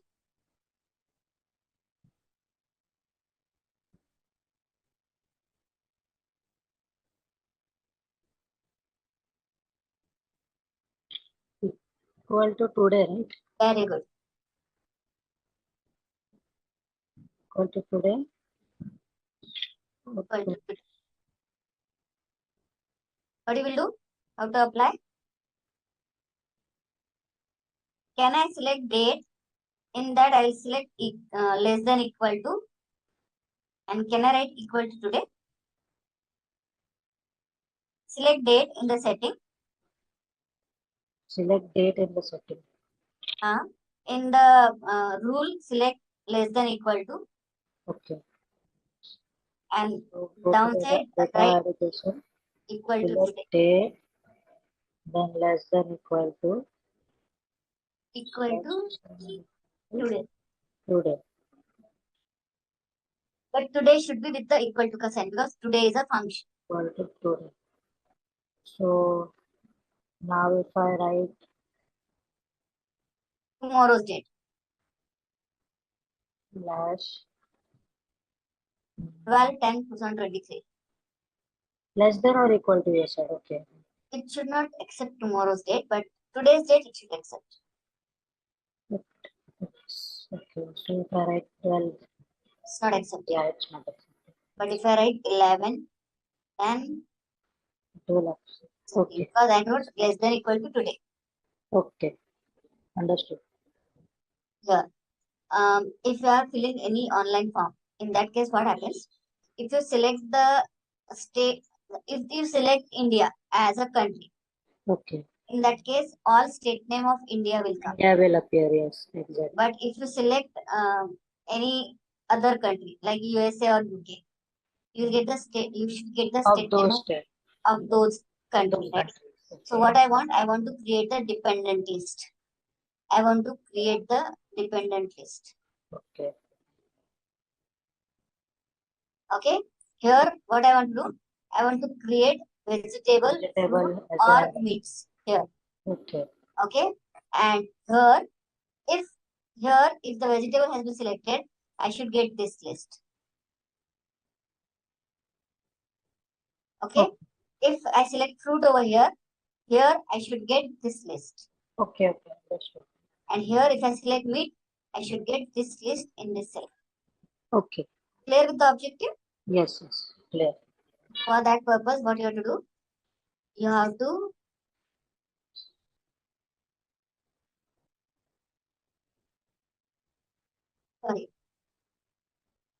spelling should be exactly what is the spelling written above. Okay. Now select this data. Okay. Here, right? Yeah, we have to change it. Okay. Vegetables.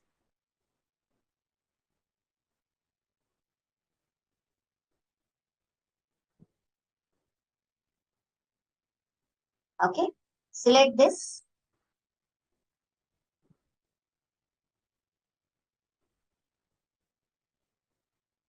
Fruits.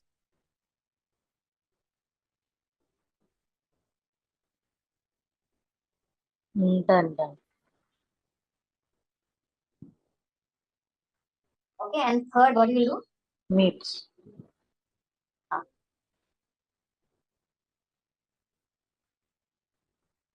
I haven't entered, I suppose.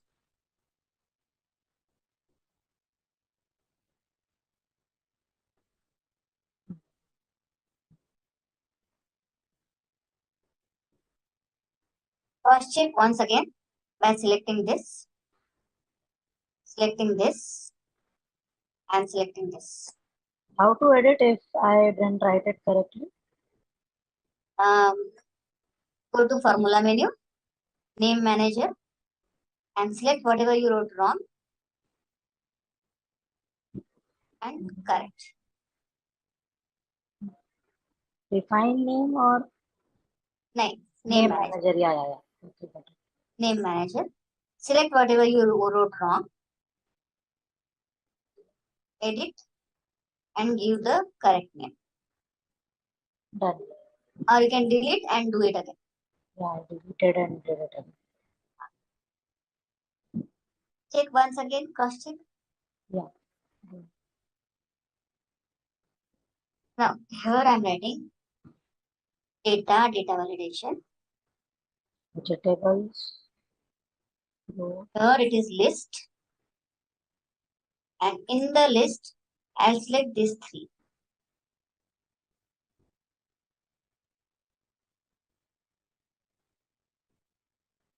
Data validation. And I'll select list. B112, C112, D112. Okay. And then I'll select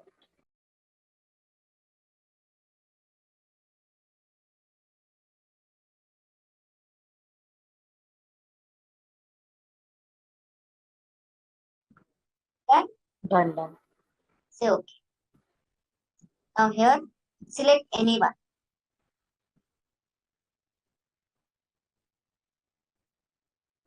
Selected. Here. What I want? I want whatever is written over here. Okay. Accordingly, this list should be displayed. Yes, correct. Going to data validation. Here list. And here I'm writing equal to indirect. Now I'll explain you what is the meaning of indirect. Indirect of this cell. Complete. Also, indirect.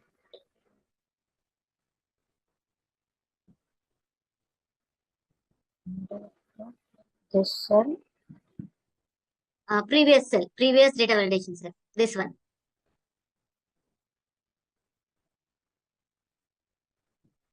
Header wala. Select header wala cell where we had put the data validation. Yeah, done. And say okay. Now see. There were fruits. It is fruit.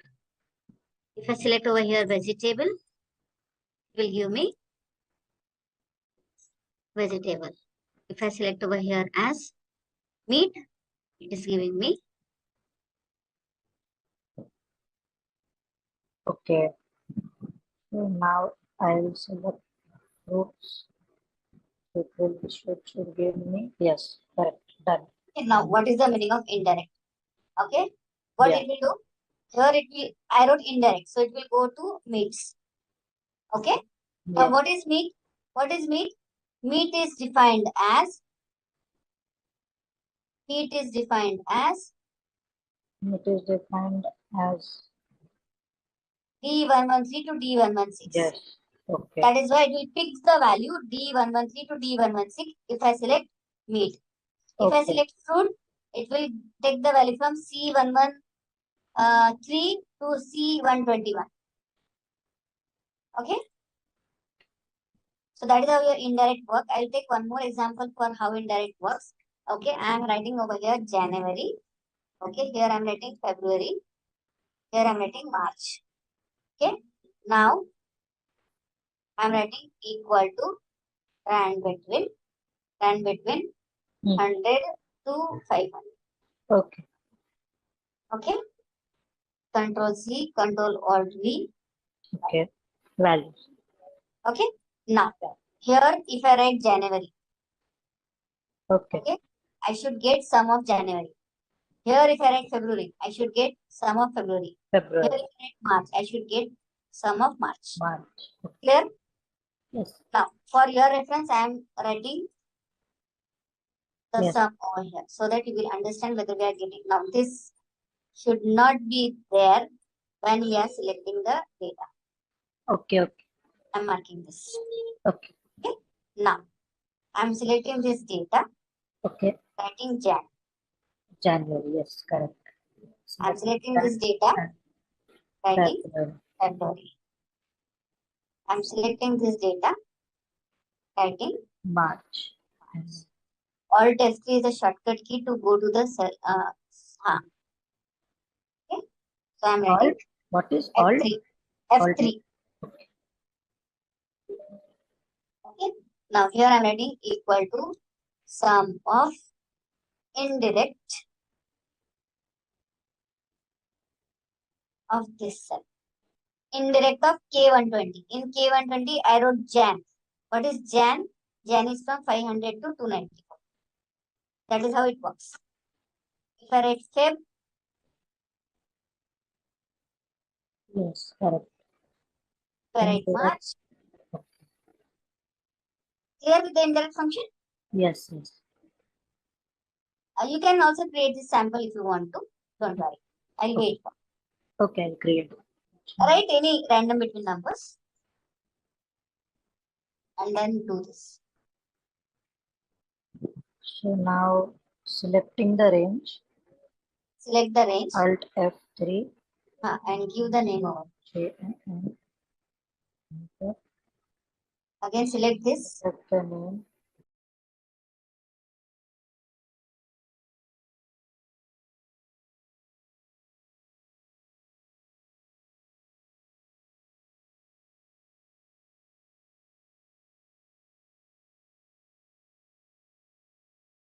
Now, here for the reference, just write Yeah, the I sum did of it. Yeah. I did it. Now here, write anything and here write the formula. Okay. Write Jan. Equal to sum Of indirect of indirect of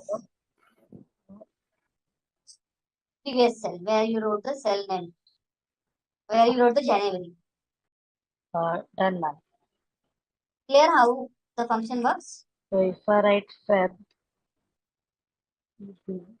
You should get the sum of Feb. yes, yes, did it. Correct. Now, I haven't put a lot of validation, but email ID, right?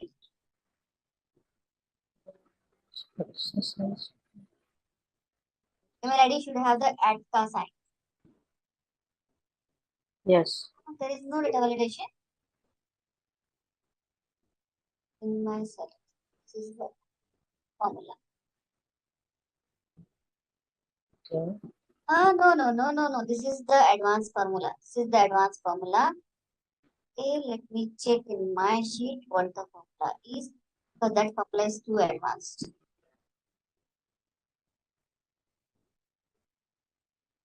There is no validation. Okay, I'll come up again for this validation. Okay, sure. There should be ATCA sign And the down table also. downside. The grid. Okay. Now I want you to try this.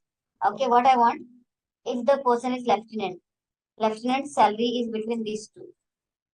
Okay. Okay. If he is major, the salary is between these.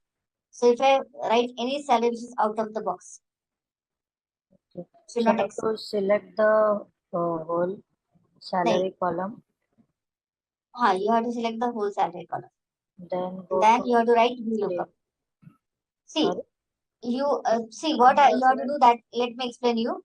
Write the formula in the cell only, so that you will understand first the formula and then try to write that formula in the data validation. Okay. What I have to do, I have to look for the lieutenant in this data. Yes, VLOOKUP. Get the second column ka value. Okay. Now this salary should be greater than this. Yes. Okay. Comma. Again look for the value, and the value should be less than this. Okay. You have to apply two VLOOKUPs. Okay. So So my first lookup value value is should lieutenant. first this salary should be greater than first lookup and should be less than second lookup. Okay. Okay. Right. Check it whether you are able to. And that completes our data validation, I suppose. Yes.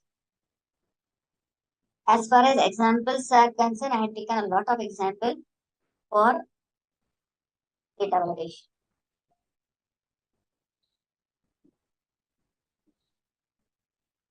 Let me know anything else has to be taken for conditional formatting. I have taken 4 or 5 examples, but if you need anything else, I'll try. Okay. So for me, it's coming wrong for this VLOOKUP. Okay. What you wrote? So I wrote VLOOKUP. Uh, I clicked on lieutenant C136, the comma, then I took the whole table at the right. this one. Whole table, grade till. This one, na? Yeah, the whole table. Yes. Hmm. And then I put comma and put and selected whole column minimum. No, you have to write 2. Oh yeah, it's exactly lookup. Okay. Sorry. Comma 2, comma 0. Yeah, I got confused. Yeah, correct. Okay. Yes. So it will give you the minimum wala column. Okay. It will give you minimum wala column. Yes. Again, And lookup comma 3 will be give you maximum wala column. okay. And you have to write and condition. See, here D136 means this cell should be greater than VLOOKUP of comma 2, comma 0. And D136 should be less than equal to comma 3 value. So I'll write for maximum as well. If we look up for lieutenant, then comma, then select the whole table, then comma, select column 3, comma 0, bracket close. Then I have to write equal to and right? Equal to and First cell, comma second cell, bracket complete. if D136 is greater than or equal to the VLOOKUP I did at the below. Okay. Should be dollar. If you are taking the cell reference, should be dollar. Oh yeah, should be dollar. Okay, I'll dollar it.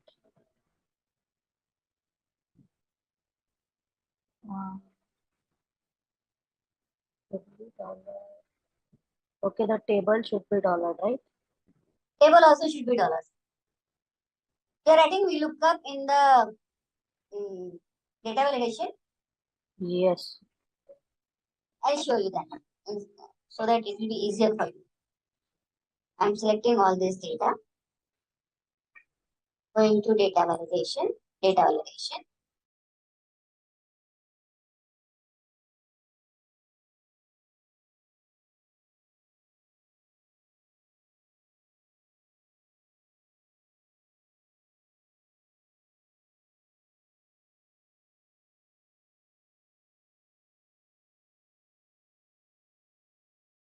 Actually, here the complete formula is not visible. That is why I have shown the formula over there.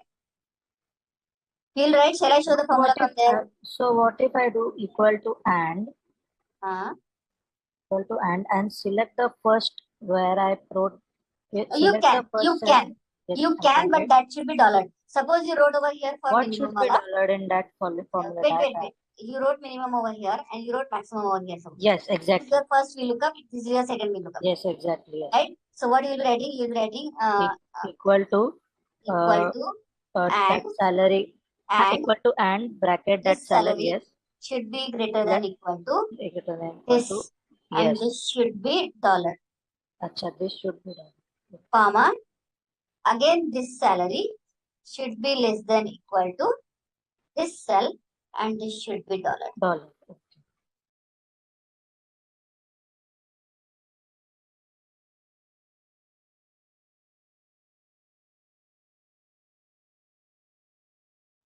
Greater than or equal to, right?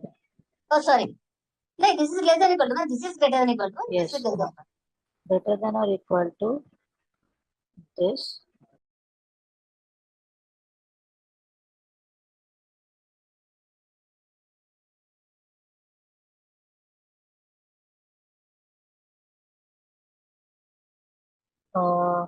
Yes, done. Should I enter? It's false. Why did it come false? Because I have not written anything. Okay. You haven't written any number. Okay. So if I write 16,000, so will it turn true? Yes, it turned. Write 40,000 in the first cell for the left hand. Okay. Oh, 40,000. Yes. It should give you error. It's false. Yes, it's false. It should give you error. Yes. Correct. Correct? Yes, correct. So now I have to. This formula should be written in data validation now. Yes. Okay. So I have to select the whole column. Whole data set. Go to data validation. Go to custom. You can copy this formula and paste it over there also. Sorry? You can copy this formula. Paste it over there also, yes. And you can paste it over there. Because writing over there is crucial thing. So I can I not select the false cell where it's written, where I have written the formula, na? Yeah. Okay, select. Okay. And put the dollar. Put the dollar, yes, correct. And press OK, right? Okay. So now try to put the values in the cell and check. Okay. So I have to put formulas, right? Okay. You have to write the values over here and you should get the error now. If you are writing out of the box. For left hand, the salary is between these two. Alright, here is a question to test your knowledge. Which type of data validation rule allows you to specify a range of valid values for a cell or range of cells? And the options are whole number, decimal, list, and custom. Take a moment to think, and when you are ready, type the correct option in the comment section. Hey there, want to get good at Excel? Our Microsoft Advanced Excel course is here to help. You can take it at your own pace on our platform. In this course, you will learn all about Excel. It's like a toolbox for organizing data, from making lists to creating charts. Our course covers everything you need to know, from the basics to more advanced tips. It's made by experts who know what they are talking about. Your teachers are pros who've been doing this for ages. They are here to help you learn and answer any questions you have. And don't just take our word for it. Our students love the course too. People just like you have found our course super helpful. Best part? It won't break the bank. This awesome opportunity to learn is affordable. Ready to become an Excel pro? Sign up on our page now. For more info, check out ZaranTech's website. Now, I'll be taking pivot table and formula auditing, the remaining part of data validation, where we were trying for the VLOOKUP. Okay, so this is what I'll be going to cover. If time permits, I'll cover some what you can say XLOOKUP function and unique function also, which is remaining because Ashutosh is not having that version of Excel where we can have this particular two commands. We were on the data validation, okay, and we were trying this, right? What was the purpose of this particular data validation was, here the position or the grade of the person has been given and the salary has been given over here. What is the minimum range and what is the maximum range? Okay, this is just a fictitious data. What I want, if I had selected, if the person is left-handed, his salary should be between these two. Otherwise, I should get the error for data to be entered. Okay, so I was writing, first I have to do equal to VLOOKUP this, comma, this data set,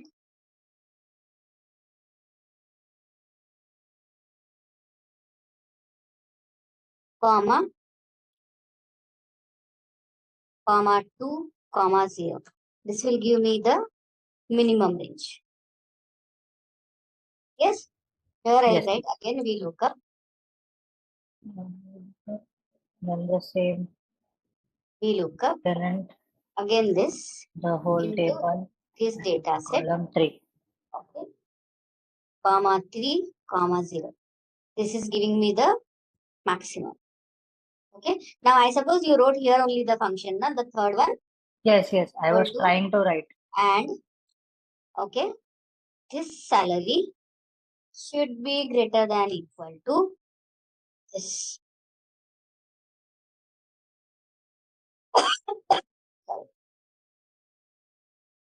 Comma, again this salary should be less than equal to this. Am I right, Ashutosh? Yes, ma'am, yes. Okay. So this is giving me false. If I write 20,000, it will give me true. Yes. Now, what I want, I'm checking all this. Going to data validation. Now, here should be custom and here it should be equal to this cell reference and should be a constant reference. Okay, now if I write 20,000, is accepting. If I write 15,000 for major, major should be 17,000 to 19,000. Now let me check. Here it should be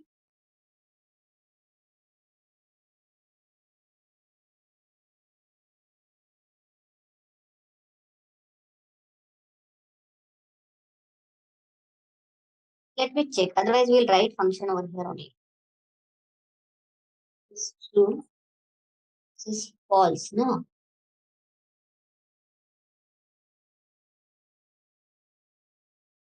Ashutosh, I will write that function over here only first. Okay. Let us check with Yes, that. ma'am. And then I guess I have gotten it. you got the answer proper? I'll try it. Wait.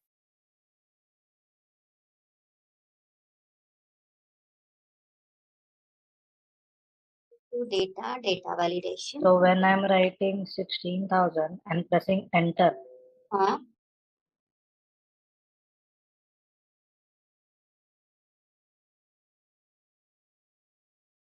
Now see, if I write 16,000, it's accepting. It should not accept, now. Yes, it's not accepting, but I wrote lieutenant salary as 16,000. So it should accept, right? It's not accepting that also. 16,000. Yeah, It's accepting. it's not accepting. Okay. I guess I had not cleared data validation. Clear the data validation. Clear. How to clear it? Data validation. Clear all. Okay. Okay. Now going again. Option. Master. Okay, I wrote 122. It is right, na? Should be less than equal to 133. Acha, this will not work. Why you say, see, this is C136 only, na? It should take 137, 138, 139. That is why it is not working. Yeah, you have to write the complete formula in the function only. Okay. Yeah. What So did I this do? formula you have to write in the data validation. Shall I put this formula in the chat box? Okay. Yeah, ma'am. So Because I have to 136 is clear. Means here it is checking only for 136. It is not checking for 137, 138. Right? That is why it is not working. okay. That's what I was thinking. What is happening? It should check 136, 137, 138. Na? Yes. And this is not dollar. Let me check.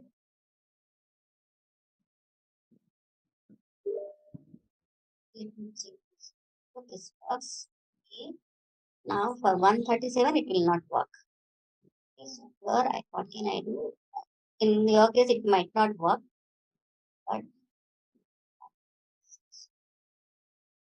that will not work. I'll put this formula only. Yes, Arya, are you there? Yes, I am, but I'm not understanding See, I'll tell you what to do. Okay, what I want. Do you have understood the concept that this salary should be between these two? Because this is a lieutenant, right? So lieutenant salary should be between these two. If it is a major, the salary should be between these two. Am I clear with this? it. Yeah, got that. Yeah. What the formula I have to write? I have to write that if this cell that is D136 should be greater than equal to, okay, we look up. What I have to we look up for whatever is the minimum value. Okay, so that is why this is my minimum value. Okay. Okay, and again D136 should be less than equal to we look up of third column, which is maximum value. So my salary should be in the range between minimum and maximum. Okay, so this will give me minimum salary and this will give me maximum salary. Okay, now I got it. Okay, now what will happen when we are writing the same function for the multiple data set? Like this is multiple rows, right? So here I am pasting my formula and I am writing OK. Now, if you see over here, the formula will be for D136. Okay, but if you see over here, the formula will be for D137. Okay, so it will check what is written in D137 and it will look for C137 in the C137. What is C137? Is major. Okay, next time it will look for the caption and that is how the formula will get evaluated. Now, if I delete this and if I write over here 16,000, it is accepting. But if I write 15,000, should not accept because 15,600 to 39,100 the range is. Okay, so that is how we can apply the data validation. Okay, got it. Where exactly did you go for the data validation? Data menu. Okay. In the data tools, data validation.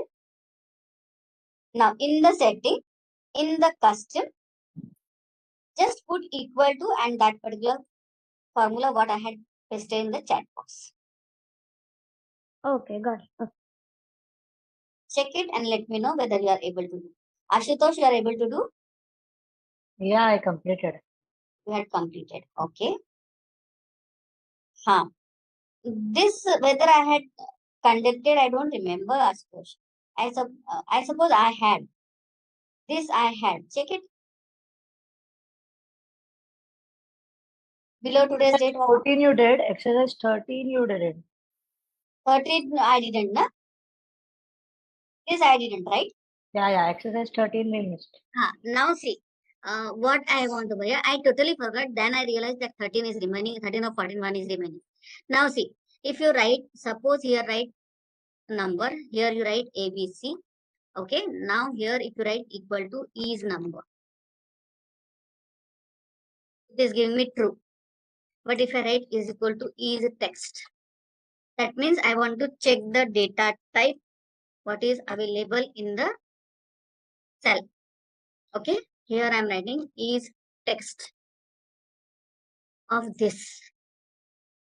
It is true, but if I write equal to is number, no, I'll write the same, na, so that you will not get confused. Copy the formula above only to the downside. Okay, this is false, this is true. But my point is number is text. Is number is true text to check whether there is a text or a number in a particular cell.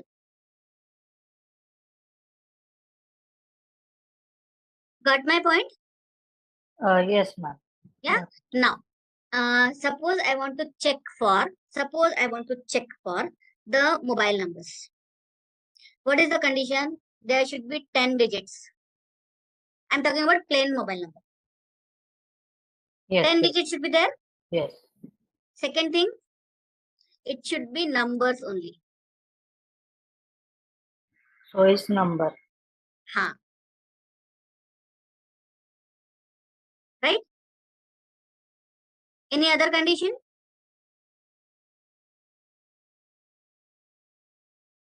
Any other condition? Whole number. It should be a whole number. Whole number. But how will you check whole number?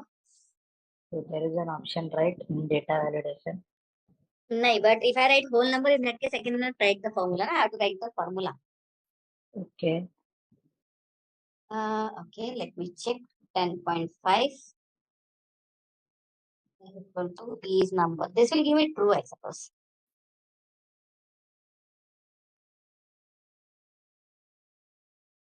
It will give me true. I haven't till now. I haven't done any like decimal. I haven't tried. Okay, I'll try to solve your query day after or tomorrow. Yes, ma'am. Yes, ma'am. Yes. I'll check it. Yeah. Now see what I have to check. Total length should be 10, and then it should be number only. Okay. So the length of the data cell should be 10, and it should be is number. So if this is true and this is also true, it will work for me. Clear? Clear. Yeah. So now I'm selecting all. Arya, you have to do along with me. Go to data menu, data validation. Here it should be custom, and here I'm writing equal to and of length of this cell. Ashutosh, in that case, it will be, okay, let me check. Length of P97 should be equal to 10, comma, is number of this cell should be there. Now, if I write any number, it will not accept. Okay, if I write anything which is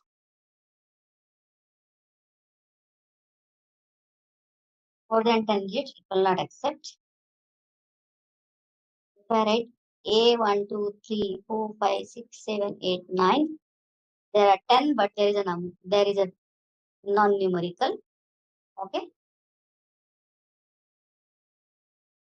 We'll accept. Okay. Now, let me check, Ashutosh, whether it works. Okay. The third condition. I tried putting the number. Int of this number should be equal to this number.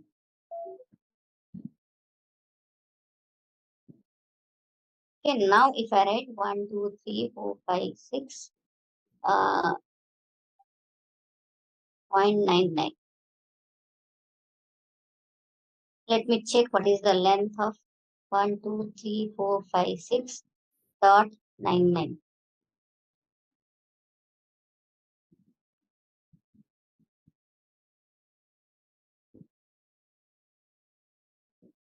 It's 9. So I have to write one more digit now. 7. Okay. Now if I check equal to int of this number should be equal to this number. It is false. But if I write 1, 2, 3, 4, 5, 6, 7, 8, 9, it is true. Here, Ashutosh, I can add this condition. Okay, I can add int.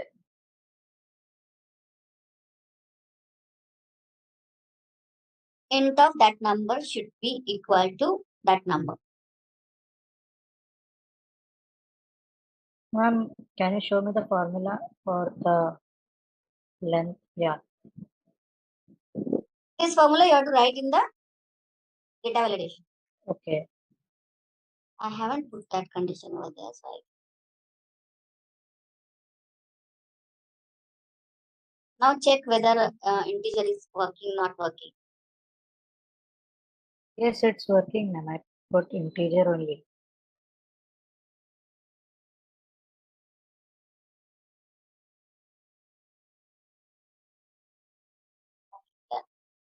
Now I'll not take unique function now since we are not having it.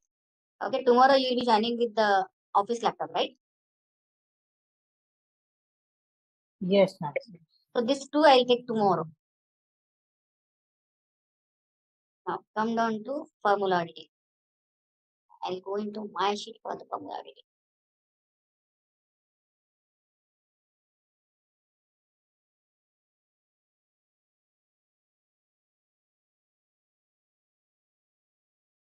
Okay, now see Arya, you might have to download the sheet. yesterday she had, I suppose. She had, right? Okay. I suppose she had. Okay. Are, do you have this file with you? Yes, yes, I do. Okay. Yeah, now formula editing. Now what is the meaning of formula editing? So once see, one thing is I want to see where are the formulas written. Okay, if I press Ctrl G, is there any option to go where are the formulas? Right? So wherever the formulas are written, that will get marked. Yes. Yesterday we had seen where are the data validation. Today, where are the formulas? Yes, ma'am. Yeah. Now, click anywhere else. Now see, in the formula menu, we are having this trace precedent, trace dependent, remove arrow, show formula, error checking, and evaluate formula. This is what we are going to cover now. Okay, watch window also. I forget to mention watch window. Yeah, now trace precedent. What is the meaning? First understand and then do. Okay, now in the keep your cursor in the A2. Okay, the formula is written where text join has been used for cell reference B4, C4 and D8. Okay, I want to see I am dependent on means this This is dependent on which cell? Am I clear? Yes. So I'm saying trace precedent. Now see, it is a thick dot over here, thick dot over here, thick dot over here. That means I am dependent on. Now you can check. It is C, B2, furniture, C2, labels, and D8, which is south. This sheet is just for the explanation. There is no sense in calculation in this particular sheet. This sheet is only for showing how you can rectify that your formula is dependent on. Okay. So Yes. I am dependent on means the cell A2 is dependent on B2, C2 and D5. Clear?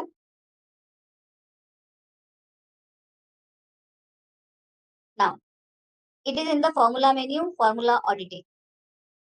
Say remove arrows so that will get clear. Now,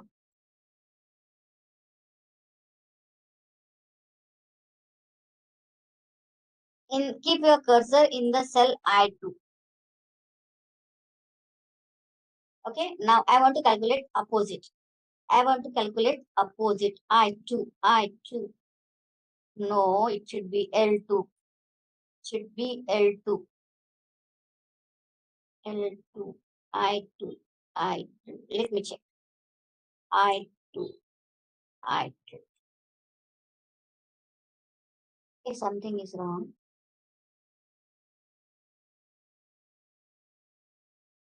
let me check.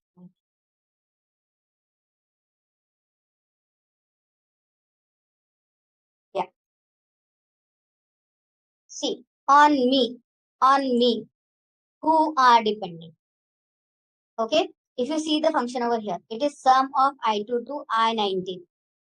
Right? So this sum is dependent on I2. Clear?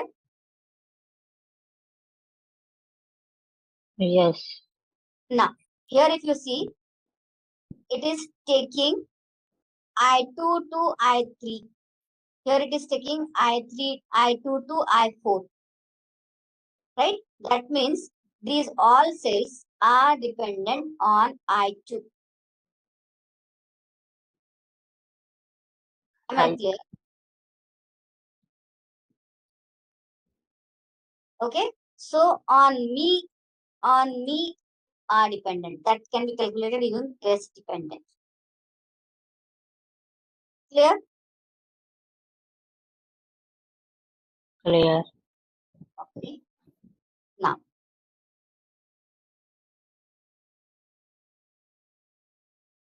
check which cell will get affected with the value of D8.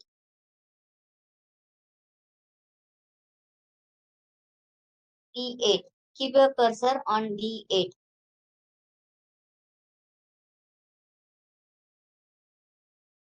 Okay. Again, trace dependent.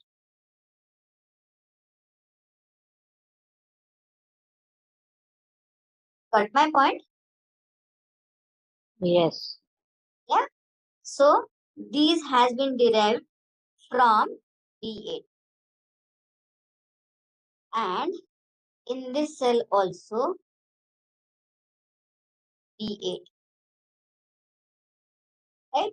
So, on D8, what are the dependencies? So, if I change this to, see, if I remove arrow and if I change this to east,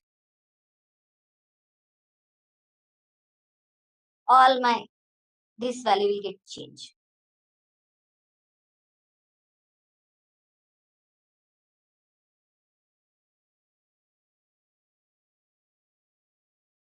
Because this was OR.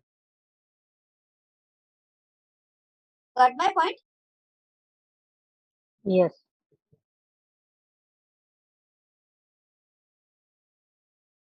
Then remove arrows.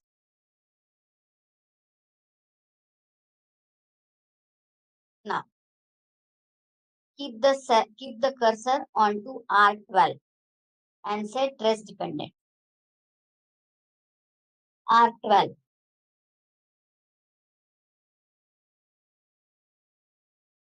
It should be test precedent.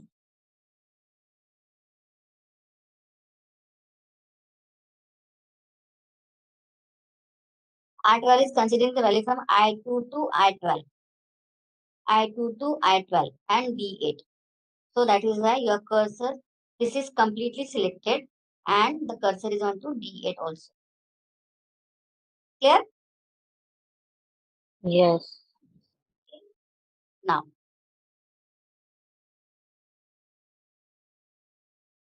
see all the formulas at a glance. What is the shortcut key? Do you remember? Control G. If I say show formula, this is a toggle button. Complete sheets formula. I'm not talking about a single cell formula. Control G, right? No, control G is different. See, control G will show you where are the formulas. Okay. Where are the formulas? But what are the formulas written in the cell? Okay, okay. What are the formulas written in the cell? So this is show formula. See, here the formula is written, here the formula is written.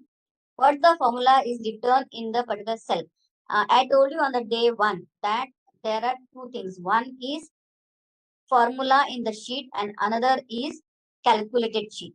If I say this, it is a calculation sheet, right? If I say this, it is formula only. Yes. Yeah, so that is your show formula. Now, onto your keyboard, there is a key which is above your tab, below your escape, and before your 1. Onto the keyboard. Onto the keyboard, not on the num keypad. Yes, yes, got it. Control Similar. grave. Control grave. That is a shortcut key to toggle between formula and calculated sheet. Clear? Yes. Okay. Now, generally, if there is no consistency in your formula, if you see over here, you can see this triangle. This triangle, green triangle. Yes. Yeah? If I say error checking,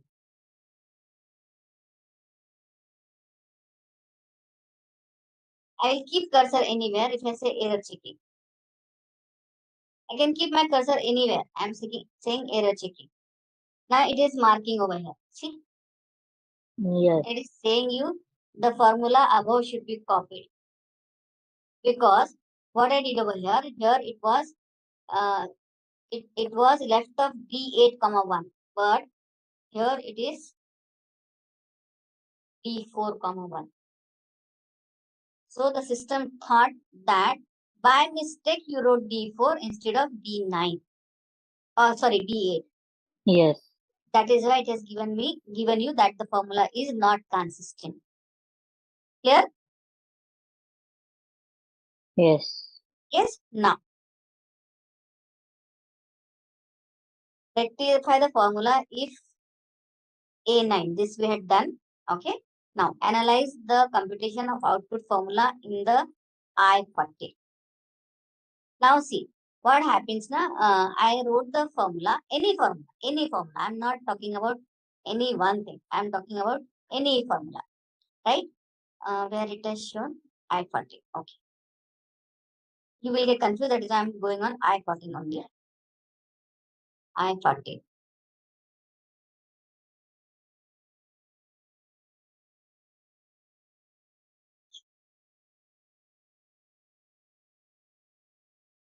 O40. Should be O40. Should be O40.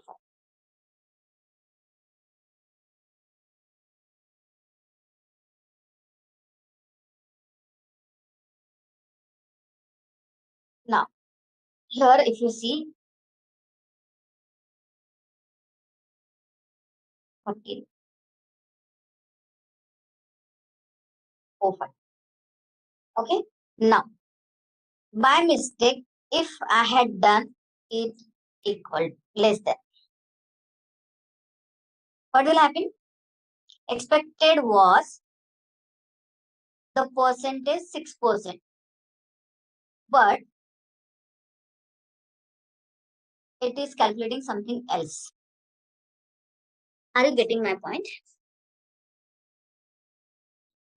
Are you getting my Yes, point? ma'am. Yes, yes. Yeah.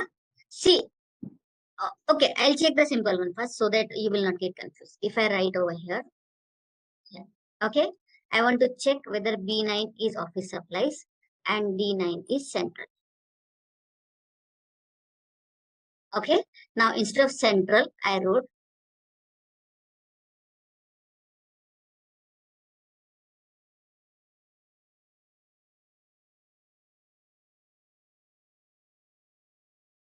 I am getting false. Okay, now I want to evaluate the formula one by one. I'm going over here. Now see what it is doing. It is asking me what is the B9 ka value. Okay, if I say evaluate, it is putting B9's value and it is checking with the office supplies. If this spelling is perfect, right, it will evaluate true. Now it will check what is the value in the D9. Okay, D9 is south. South has to be compared with central. Evaluate. It is giving me false. And true and false will give me the error of 0. Am I clear how to evaluate the formula? Step by Yes. step. Yes. Now, try to evaluate the formula in the cell O2. Try to evaluate the formula in O2 and check how the values are getting entered while you are evaluating the formula. Are you So there, I have to Arya? go to O2, then I have to evaluate. You have to evaluate the formula. Okay. Now, what is the value in I2? That has to be evaluated. So Now, if I click now on evaluate, it will put the I2 ka value. What is I2? I2 is okay.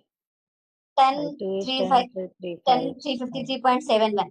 Okay. Okay. There are more decimal points. That is why it is taking all the decimal points over there. Okay. Okay. Now, if I say again evaluate. What was the cell? Less than 3,000. The cell was this one. Oh, sorry. The cell was W8, I suppose. Let me cancel it. Going to error checking. Oh, sorry. Going to evaluate formula.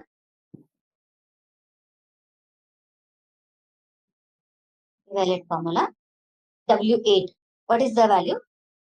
In the W8, you are having 3,000, 5,000, right? These are the values in the.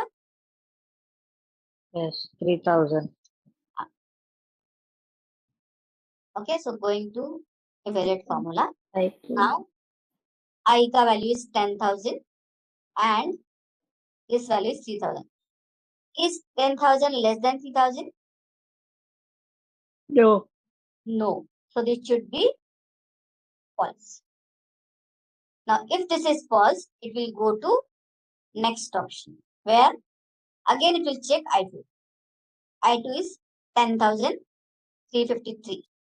It will check with W9. What is W9? 5,000. Is 10,000 less than 5,000? No. No. So it will give me false again. Now it will go for the next. Put the value of I2. Put the value of W10, which is 10,000. Okay. Is 10,353 is less than 10,000? No. No. It will evaluate false. Again, it will put the I2 ka value, which is 10,353 into X11. What is X11? 6%.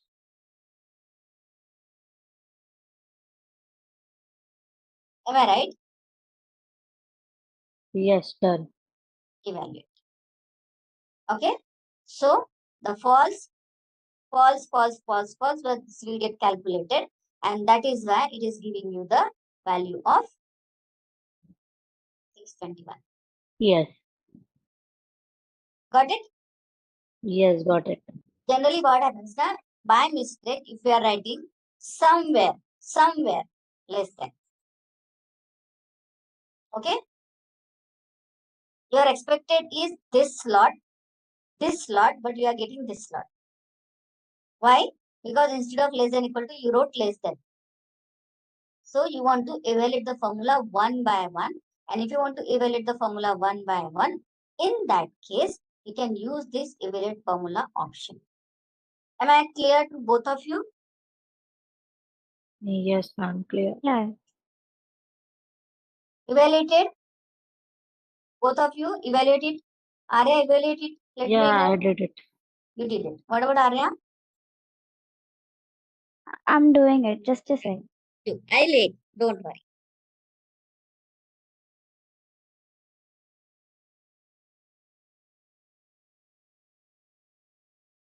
Okay. Understood whatever has been conducted till now, Arya? Yes, yeah. Yeah, I got it. I got it. Got it. Okay. Now.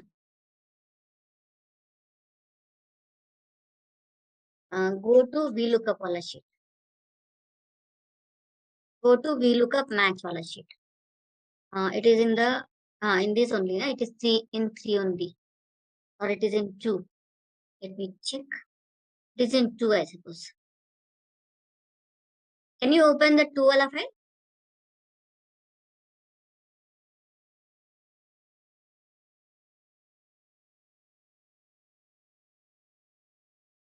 Ashutosh?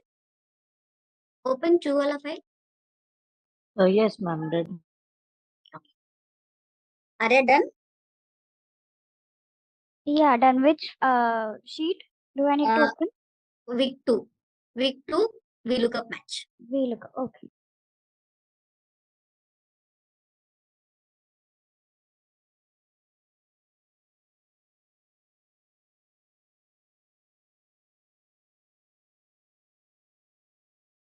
Yeah, I got it. Opened it. Okay. Now see.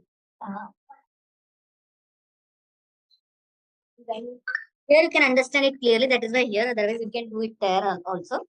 So here, what I want to do, I want to evaluate the formula, but not one by one. If I evaluate this formula, what will happen?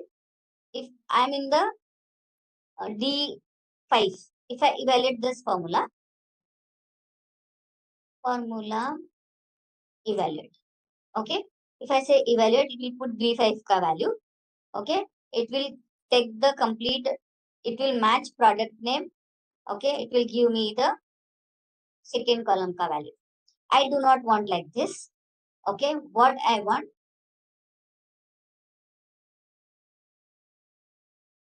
I want to evaluate what this match is giving to me. Am I clear? Yes. Okay. That means I do not want to evaluate the complete formula. I know there is a mistake in the match because I'm not getting the answer in the match which was expected.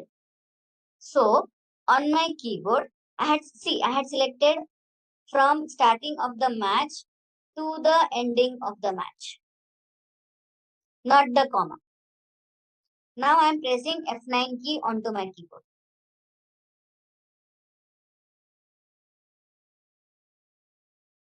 I got the answer. Check it. Do not press enter, please.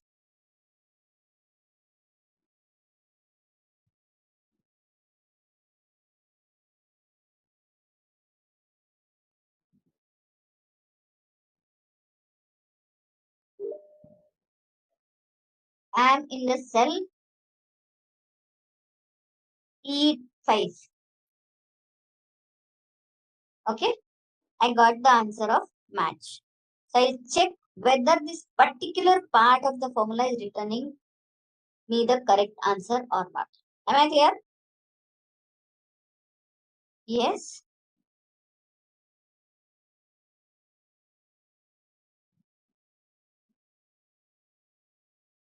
Yes, ma'am. Okay. Now come down to index sheet.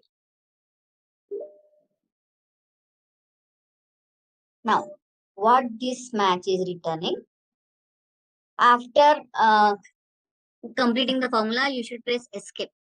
Okay, so that your match formula will be there. Otherwise, match will go off and you will have 2, 3, 4, 5. Now, 13,6. It is giving me 13,6. Okay, first price I am calculating.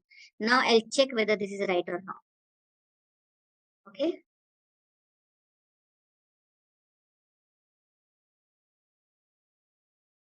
What is the product name? Electronic clock.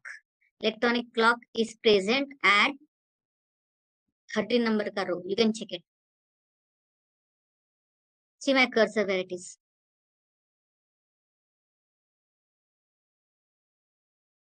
Am I clear? Yes, yes. Huh? And I had heading as price. So price is 1, 2, 3, 4, 5, 6. Column number 6. Got it? Correct. Yes. Now see, instead of price, if I write PRI, I am getting NA. Why? Now I want to evaluate where is the error. Whether this match is having error or this match is having error. Okay? At this moment, I know where is the error. But if you are getting the errors, in that case, you should always be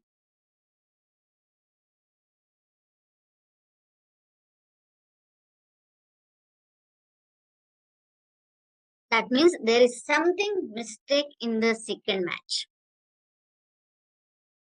Right? Am I clear? Yes, ma'am. Okay. The same way. If I correct this, okay, but in the product name, instead of electronic clock, I had given an extra space. Enter. It is giving me the error. Now I want to check why I am getting the error. I know here is the error. This is error. So I'll check where is the mistake, where there is a space, where I had not selected the correct column. Yesterday we had done with the errors, right? Ashutosh? Yes, ma'am. Yeah. So if there is error, I have to check where is the error, right? So this is how you can check the errors. You can evaluate the part of the formula. Am I clear?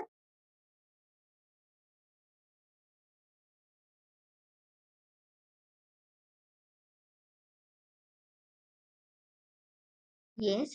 Yes, ma'am. Okay. Now, see, I'm just writing a formula, a very simple formula at some place. Okay. What I want to sum. I want to sum from I-2 to I-19. Okay. I'm going to X, Y, Z 100.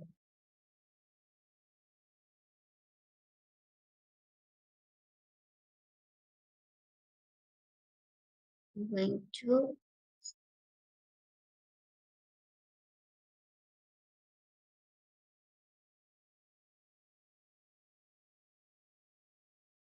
why it is not going to XYZ 100? I'm not giving the name to this. Escape. Let me check. Formula menu, name manager. Delete. Okay. Now if I write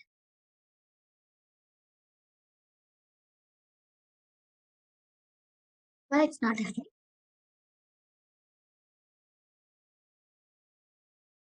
There is no cell like this XYZ 100.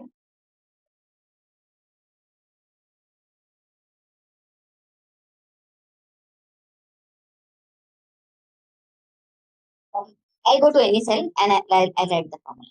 Okay, here I'm writing equal to sum of I2 to I-90. I got the sum over here. Okay, now just imagine that this formula is complicated. This formula is complicated. If this formula is complicated and I want to check if I change any value in any of this cell, okay, any value in any of this cell, whether it affects my formula or not. Getting my point?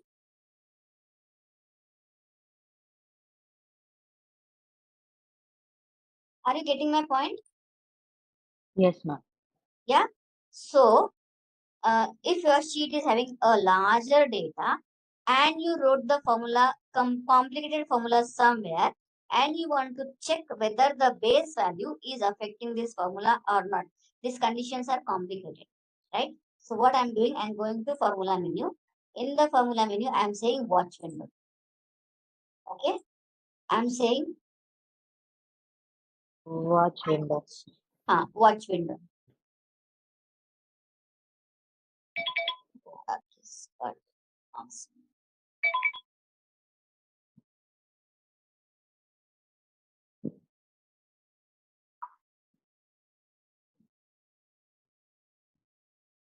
I want this to be smaller one.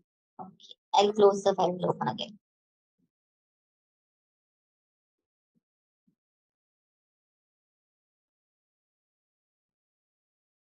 Which sheet is what? It was week 3.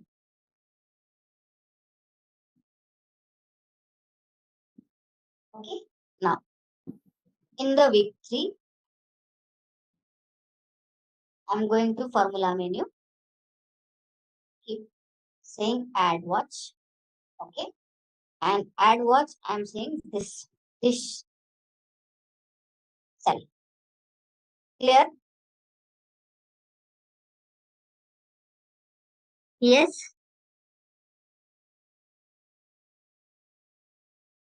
Let me know, please. Yes, ma'am. Yes, clear. Yeah. Now I'm saying add. Okay. Now see. Your value is present in this. Yeah. I want to check. At this moment, the value is 97549.66. Now I want to check whether if I change this value to whether the value in the cell AL18 is changing. Now, what I have to do, I have to press enter, I have to go to that particular cell and then I have to check whether the amount is changing. But if I add a watch to the particular cell, I can immediately see that this value is changing. Okay. Again, this is the part of your formula auditing. Yes. Yeah. Clear? Arya? Yes, clear.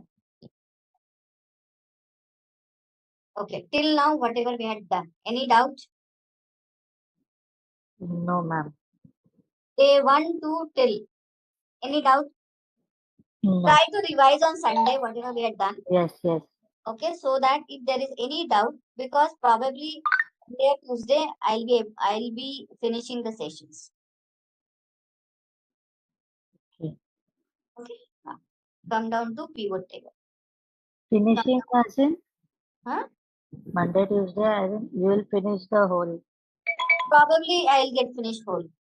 Okay. Yeah? I don't know. I have to once more go to your TOC and check what is remaining. I suppose only template is remaining. Pivot table is remaining. Pivot table that I'm taking now. Okay. Pivot table I'm taking now. Pivot table Charts. Charts are remaining. Then template is remaining. And I suppose ChatGPT is remaining. Only these 3 are remaining. I don't remember exactly, but I have to cross check once. Okay, now this is my worksheet. Okay, very first, if you want, I'll take quickly somewhere page setup also if you are not comfortable with that. Okay, so don't worry. Now, what I want, this heading. When I go down, my heading goes off. Taking one concept, then I'll be taking the pivot table. When I go down, right, this heading goes off. I do not want this heading to go off. This heading should be visible so that downside when I'm typing in the cell, I should get what is the heading for this particular column. 3 cells. Okay, so in that case, in the review menu, I suppose in the view menu, not in the view menu. Okay, there is a freeze option. Okay, I will say freeze top row. Now, when I say freeze top row,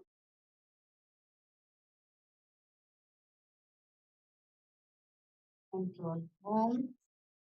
Okay, now when I say freeze top row, when I go down, my top row is visible. right? Now, when you are going right, suppose you are filling the order numbers information. When you are going right, that time what I want, the left column should be visible. Okay, so I'm in the column, I'll say first column. Okay, now if I go right, my first column is visible if your data set is larger. Am I clear? Okay. I'm using this. Okay, now what I want this two column to be visible when I'm going to right, and the top row should be visible when I'm going to downside. Am I Okay. clear? So I'm keeping my cursor in the first row, leaving these two columns because I want these two columns to be Yes, visible. correct, correct. And top row. So here my cursor is at Neha and I am saying freeze pans. Now if I go down, if I go right, these two columns are visible. This Correct. got hidden, right? So that is what is difference between freeze top row, freeze left column and freeze pan. Am I clear? Arya? Clear, ma'am. Where is the freeze panel? View menu. View menu. View, Okay. View menu here.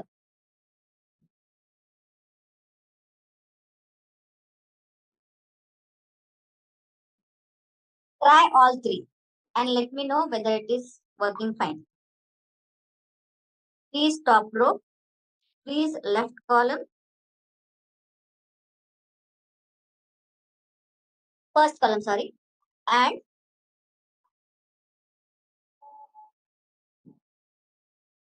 freeze pan.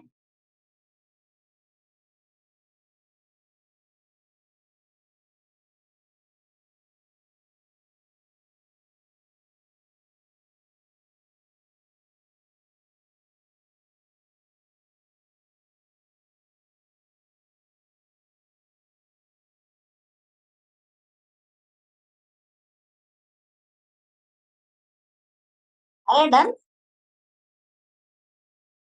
Yeah, done. yes. Okay. Any of you knows the concept of pivot table? No. No. No issues. I am in the pivot dashboard week 3. Okay. Now, very first, select all this data. Control Shift down arrow key. Press Control Shift 3 so that it will be a date. So that you will not get confused. Control Shift 3. Select all the data in the column B and press Control Shift 3.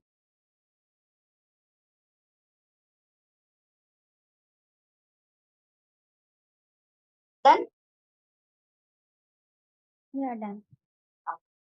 At this moment, just to explain you the pivot table, I am copying this data in a new workbook. You do not do it. Okay. I am pressing Control V. Okay.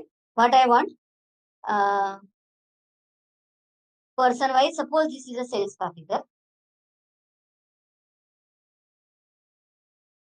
This is sales figure.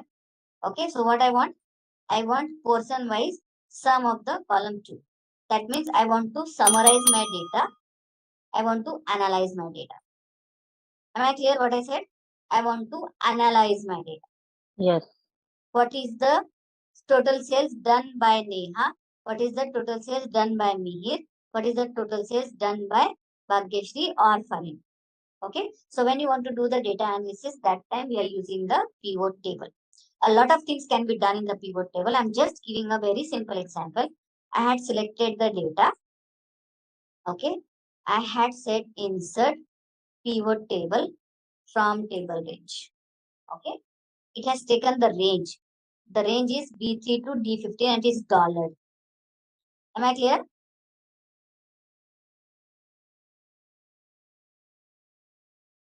Yes. Am I clear?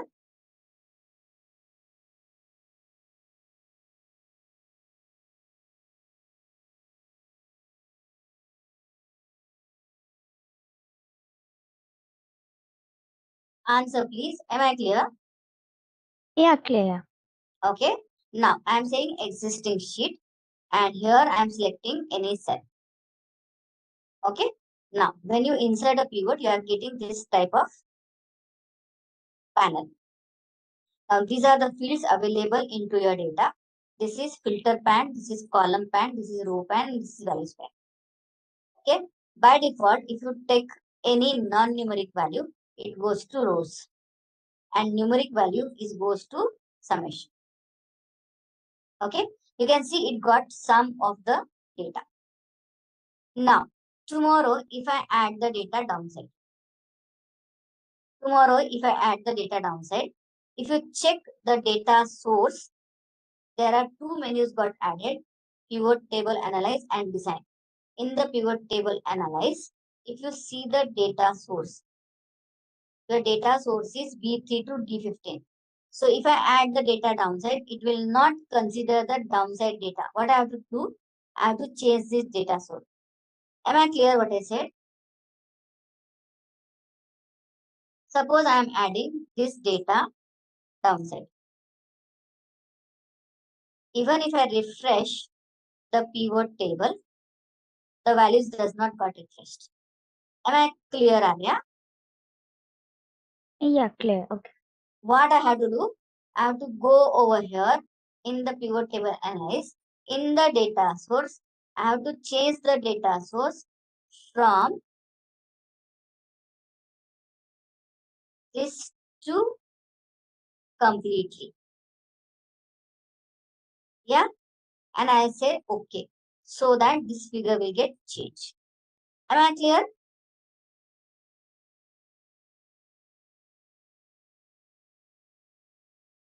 Yes. Ma'am, can you explain it again? I'm a bit confused from the start.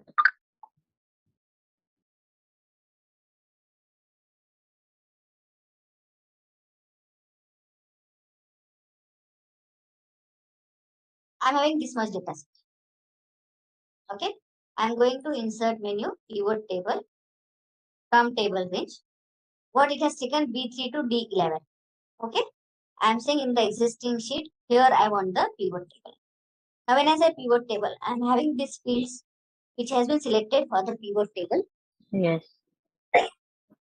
Okay. And I want to analyze my data, sales portion wise. What is sales? Okay, right. Okay. Now you can see for in this here. 10,007 plus 10,003. It is 20,010. It has added automatically. It has added. That means it summarized the data. Okay. Okay. One more thing I was telling that if you just select the field, non-numerical field goes to row. Okay.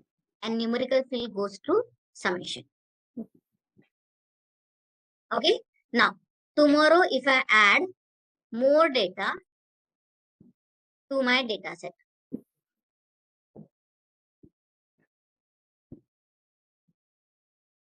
do not do. Okay. Understand the concept first. Now, what is expected? That if I added the data, if I refresh my pivot, this figure should get refreshed. Because Mihir is having more data set. Yes. Yeah, but it is not. Why? Okay. Because if I go to pivot table design and if I say change data source, see data source is B3 to D11 only. But what is my data source now? It's 20 up to 22. Up to 22. D22. I'm taking 22 now. Yes. And I'm saying okay. Now see, this got changed. Yes. Yeah. So generally what we suggest, instead of creating a pivot on the range, create the pivot on the table. Now coming down to the concept of table first, and then we'll be explaining you how to create the different type of pivots. Am I clear with the basics? What was the reason why data was not getting refreshed? Yes, come on please. Sorry, what was the question? Am I clear with what is the pivot Yes. table first? Yes, yes, yes. And second, why the data was not refreshing even though I had added Yes, the because we had not selected it. we had not selected the range. Okay. Now coming down to the concept of table first, and then when we convert the data to table and create the pivot, what is the advantage? Clear? Okay. I'm closing this file. Coming down to our pivot wala file. Okay. Now in this data, I'm having order number, order date, sales person, who is the customer who has given me the order. This is customer name. What is the product code and what is the product name? Okay. What is the price? What is the cost of the product? What is the category of the product? And what is my total sales and what is my total cost? These are the fields given. Okay. Now, if I say you that I want to calculate the profit, total profit.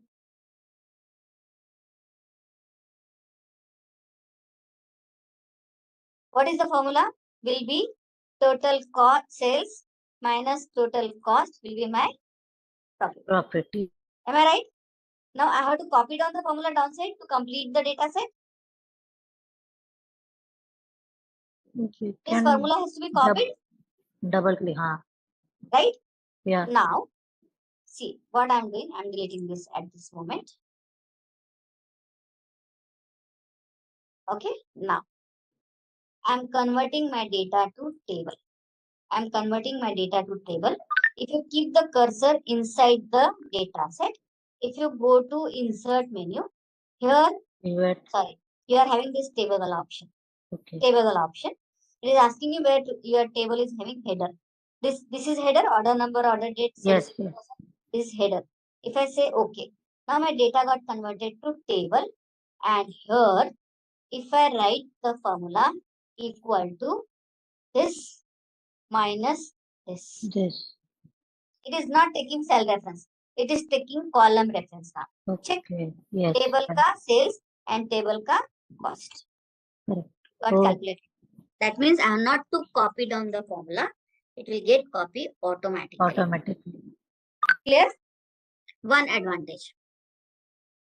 Now, what is the table name? If you see, there are two things. If I convert this data to page, okay, this filter sign goes off. Generally, we go to the data menu and we apply the filter. Then only this sign is there. Now, this is looking like a table. Do you agree with me? Table was also the same thing, na? Yes. Are you getting my point? Yeah. Now, how will I understand whether the data is in the tabular format or is a range? At this moment, can you see over here a table menu? Table design? No. No. Right? Now see, the shortcut key to convert your data to table is Control T. Okay? Now when I say Control T, my table has header. I am saying okay. Now can you see table design? Yes. Right? So this is where you can understand if the table design is appearing, that means your data is in the form of table. Okay. Again, table is having table name. Okay. Table is having table design.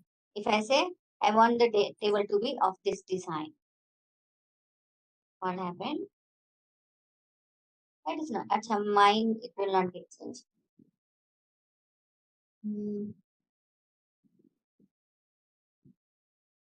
I have to clear it first.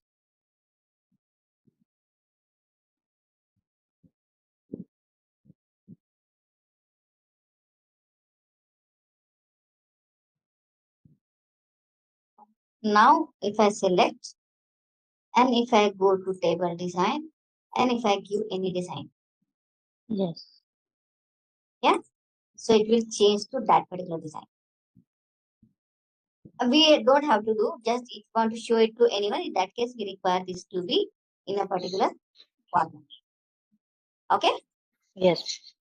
Now, there are so many things. If I want to convert my table to the range, in that case, I can go to table design and here there is option of convert to range. Or if it is a table, you can right click table, convert to range. This got converted to range now. Will you try all these three options? Control T to convert into table. Check the table name. First time when you are inserting, it is table 1. Second time if you are inserting, it is table 2. Okay. After inserting the table, try the formula to write over here, which is cost minus profit. Sales minus cost. Okay.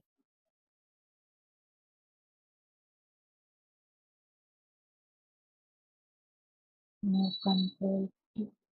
Control T, Control L, or insert table. All three works.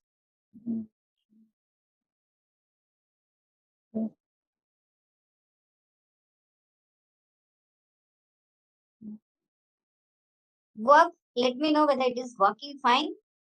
Okay. Yes, ma'am. It's working. It's working. Again, table design you have to check. Table Okay. design. Control T. You have to check this table design. Table design.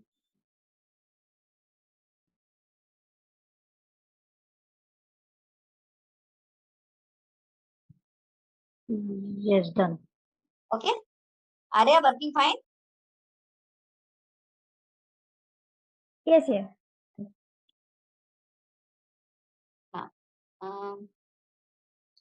See, your data might got converted. Mine is converted. So I'm making this Control Shift 5. Control Z, Control Shift 5. So that it will be percentage. And this should be, second column should be date. Second column should be date. Color can be anything. Doesn't matter. Okay. Now, in my case, it is table 3. Your case might be table 1. Don't get confused. Clear?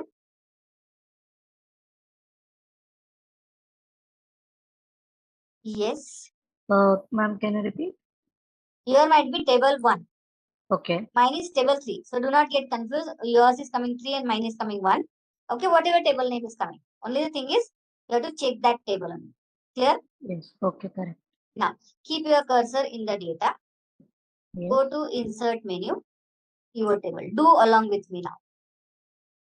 Keep Pivot your cursor table. in the data. Go to insert menu, pivot table. Okay. Table and range. Table and range. This is coming. Yours will be table 1. Might be table Yes. 2. Okay. Arya, with me? Existing sheet. No, I'm saying new sheet now. Hmm. And I am waiting for your answer if you are there. Yeah, I'm working on it. Okay. Now I'm saying new sheet and I'm saying okay. A blank sheet is there along with this pivot table option. Yes. Yes. Now select the category, product category in the row and select the total sales in the summation. Product category. You can search over here. Here also you can search product category. Search for product, you will get all product related data. See, if I search Product category in row. Product category in row. Sum of total. And sum of total in total sales in summation. Total sales. Sales in summation.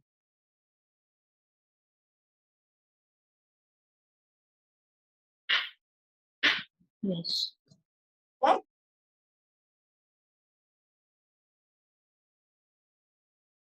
You got this type of pivot table. Yes.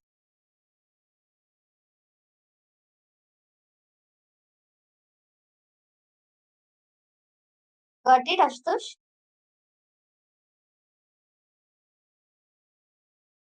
Yes, ma'am. Okay.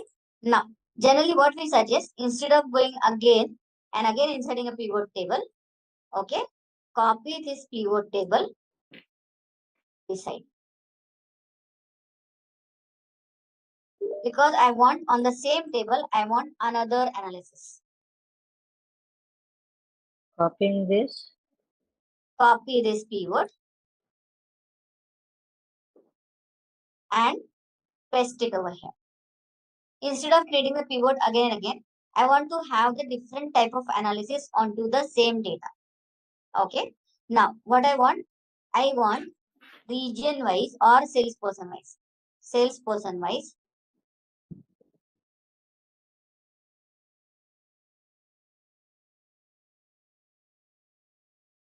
Salesperson wise, what is the total sales? Got it?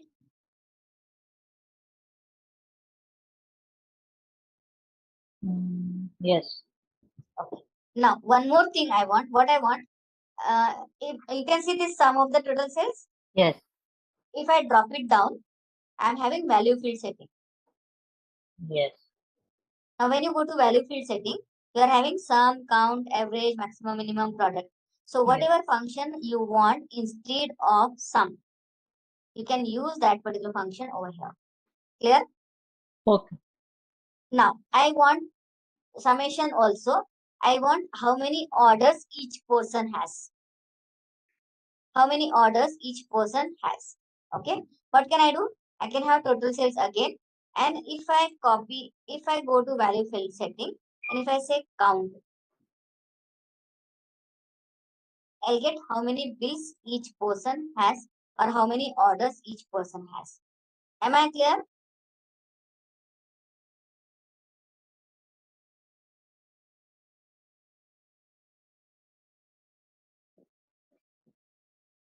Come on, please. 2 minutes. Yes, waiting. Shall I do again?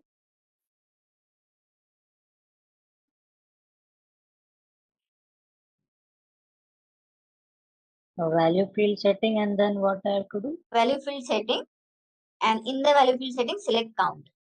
Okay, count. Okay, done. Okay. Now, one more thing. If there is a non-numerical value, in your summation,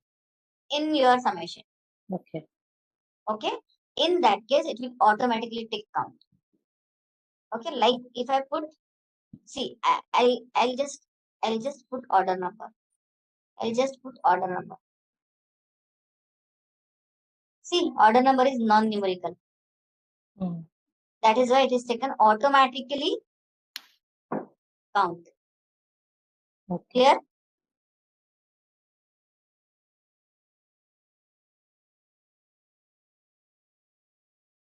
Order number was NUT something, na? You can see over here. NUM and number. So it is non-numeric. That is why it has taken automatically the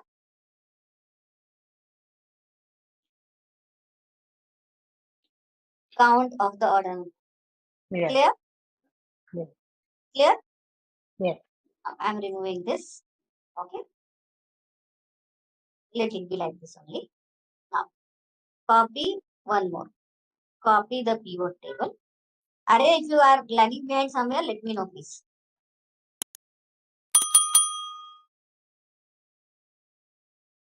Copy one more time.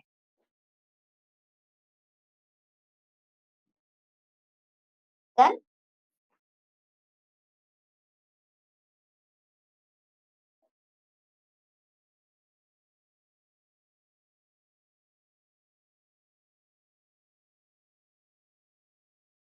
Done. Okay. Now, what I want category wise total sales, but category wise region wise total sales. Category wise region wise total sales. So I'm pulling region in the column. Now see how you want your analysis of the data. That depends on you. Only the thing is, when I'm pulling a particular field in a particular what you can say area, whether I'm pulling in the filter, column, row, or value. Depending upon that, you will get the analysis. Like if I put the category over here and region over here, I'll get horizontal one, okay, or vertical one. So depending upon your requirement, you have to do the analysis. Am I clear? So it is giving me appliances in the northern region. What is the total sales? Appliances in the Pacific region. What is the total sales? Appliances in the southern. What is the total sales? Am I clear? Yeah. Arya?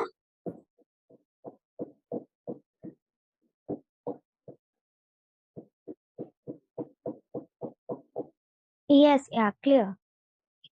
Now,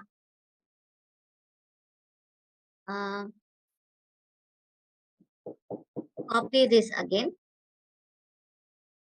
and paste it downside somewhere. Downside somewhere. Done?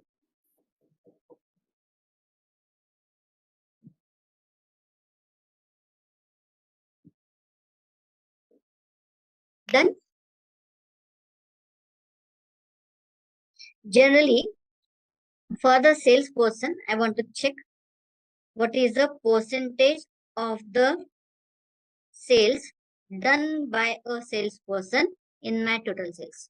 Or if I'm having a region, in that case, in which region, what is the percentage of total sales? Am I right? Yes. Yeah. So what I want to do over here, instead of category, I'll pull the region or the salesperson, whatever you want. Okay.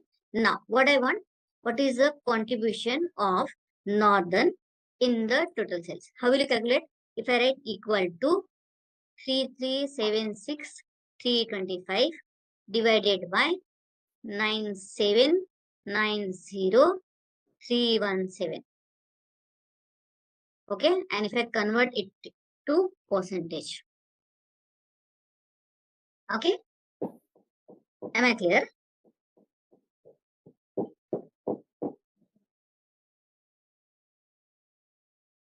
Yes. 2 minutes, Anand. You have to put region, right? You have to put region instead of category.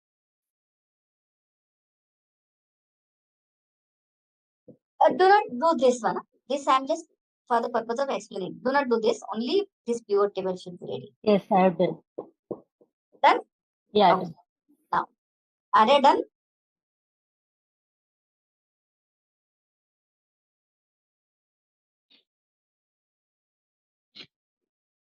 Okay. Now, come down to this pivot table first so that I can explain you the concept and then you will be able to, what you can say, what percentage you want, then you will be able to. Okay. Now see. Do you agree that this is column total? Yes. This is Row total. row total. This is Grand total. grand total. Exactly. This is row total. This is, sorry, this is row total. This is column total. This is grand total. Am I clear?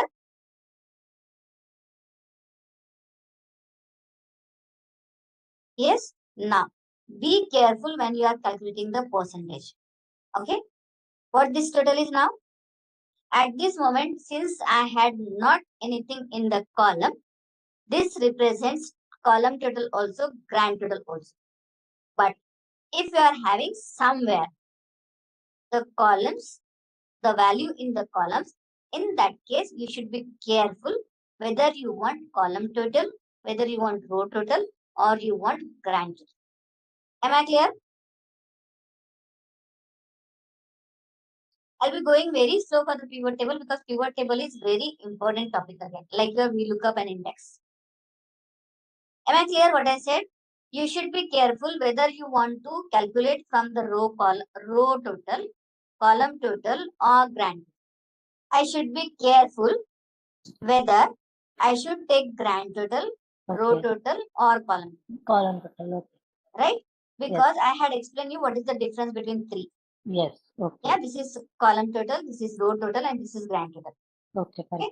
So anything, if it is not there in the column, in that case you can go for grand total also, Okay. column total also. But if it is there in the something in the column, in that case you cannot go for. Correct. Right. So I am pulling. I want both. What is the sales ka figure and what is the percentage? That is why I am pulling one more time the total sales. Okay. Okay. Now the second total sales, I am saying value field setting. Do along with me. Pull the total sales one more time Yes. and Change it in to that go value. to value field setting. Okay. Okay. Now in the there are two tabs. One is summarize value by, another is show value as. Okay. Now Yes. I am going to show value as. Here it is showing no calculation. I am going down and here I am saying percentage of column total. Okay. And I am saying okay. See now. Mm. This was Yeah. 34%. Yes. Correct. So there are many choices that we There can are many choices, use. but generally require either column total, row total, or Pivot table. percentage of something. If I write a percentage of a figure, right? So this is how you can get the contribution. Generally, people don't know this option. This is advanced option, right? They do calculation like this, one by one, which is wrong. Clear with this? Yes, ma'am. Okay. Come down to this table.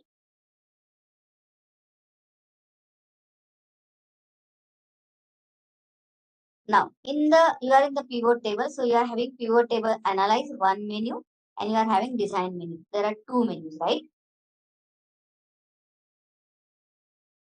They are called context menus. When you insert anything, this menu got added. Yes? Do you have this too? Yes. Yes. Okay. Now in the design, you are having grand total option. Now in the grand total, if I say off rows and column, that means this also will go off. This also will go off. Okay. If I say on row and on column, at this moment it is on row and on column. That is why both are there. This is also there. Okay. This Yes. is also Correct. there. If I say only row, if I say only column, if I say both, if I say both off. Okay. So choice is yours. How you want to show the total. Data. Yes. Done. Done. Now come down to again this copy, paste it somewhere downside. We have to copy it one more time. Copy the first pivot one more time. You can copy any, but I'm taking first because first is easier one to change. Done, ma'am. Done. Okay. Now see, I can do the same thing. Now see, if you want to remove the field, you can either drop click and say remove field. Okay. I want one more field which is set to be the region now. Region, but I want region above this. Okay. So it is giving me in the region. In the region, what is the sales of particular category? So you can either use this type of depiction, this type of, or this type of. Okay. There can be like region will be here and the salesperson will be here. Salesperson will be here. Complicated, you can do how you are comfortable. Now see, in the particular region, Ajay has done art ka this much sales. Got my point? Yes, come on, please. Yes, ma'am. Done. Okay, now see, in this case, If I make this plus,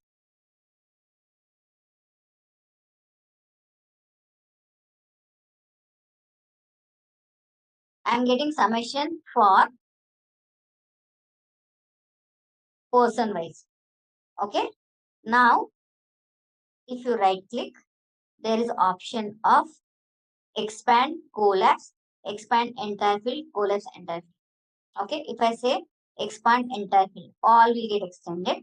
If I select collapse entire field, I get collapse with that. Okay. So no need to have plus minus 1 by 1. You can do directly. Done. I expand so that you can. So I have expanded as well. Region, not get the region. Region is in the column, salesperson in the row, and product category in the row. I had done hierarchical pivot table. Yes, done. Then now, if we are having hierarchical things, in that case we are having these subtotals. These are Yes. subtotals, right? Hmm. Now, if you go to the design menu, here you are having subtotal option. Do not show the subtotal. Show the subtotal bottom of the group or top of the group. At this moment, it is top of the group.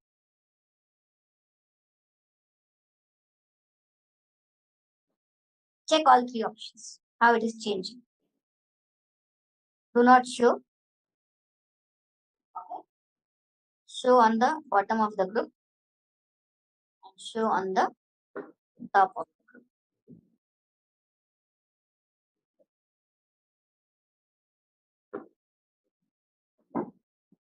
Then Done. one more thing I was expecting.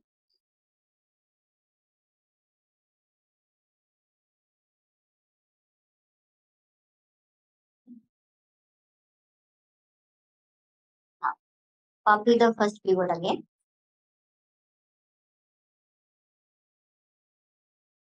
Copy the first pivot again. You should have sufficient space.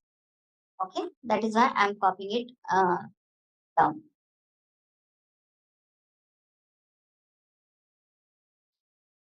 Once done, let me.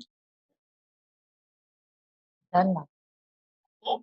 Now, instead of this, I'm pulling the order date now. See now, when I pull the order date, it is taking automatically the hierarchy. Okay. It's taking automatically the hierarchy. Correct. Now, if I right click, and if I say ungroup, I'm getting date wise, which is in the original table. Yes. Yes, correct. Now, if I do not want date wise, if I say right click, group, okay, I'm having these many options for the group.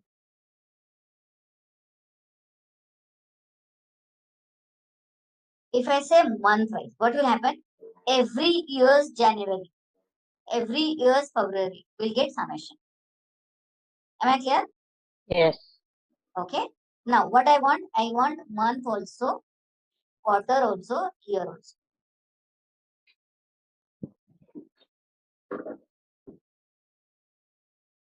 Select all three using the control key or direct also it will accept as and say okay. Now see, it is year wise, quarter wise, month wise. Clear?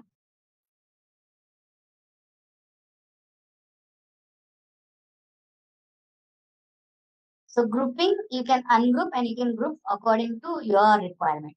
And since this is a date field, tomorrow we'll see how to compile, how to group the numbers also. But today, Yes. delete it. Okay. Okay. Done. Done. Yes. Any doubt in the pivot table? Anything you haven't understood? No. Everything is understood? Yes. It's easy. It's not tough. It's not tough. Many times what happens? Here this field list goes off. Even if you keep the cursor, right? That Yes. field list is not coming. So it is in the pivot table design. There is a field list. Field list. Okay. Okay. Now, depending upon your requirement, you can create the pivot tables. Yes, correct. Yeah. Now, in the if you go over here, this Yeah. table, Yes. okay. Right click. There is pivot table option. Yes. In the pivot table option, in the display, we are having this classic pivot table option. Yes. Check in it and say okay. Now see how your orientation got changed. Yes. Okay. Correct. Yeah. So this is how you can have either this type or whatever we were at the previous one. I am going again to the previous one. I am changing it. Okay. But many times you heard about what is the classic view or how the classic view from where it should get. Okay. So it is in the pivot table option. I am unchecking again in the display classic view. I am saying okay. Alright. What happened? Pivot table option. Display. I have to press Ctrl Z, Ctrl Z.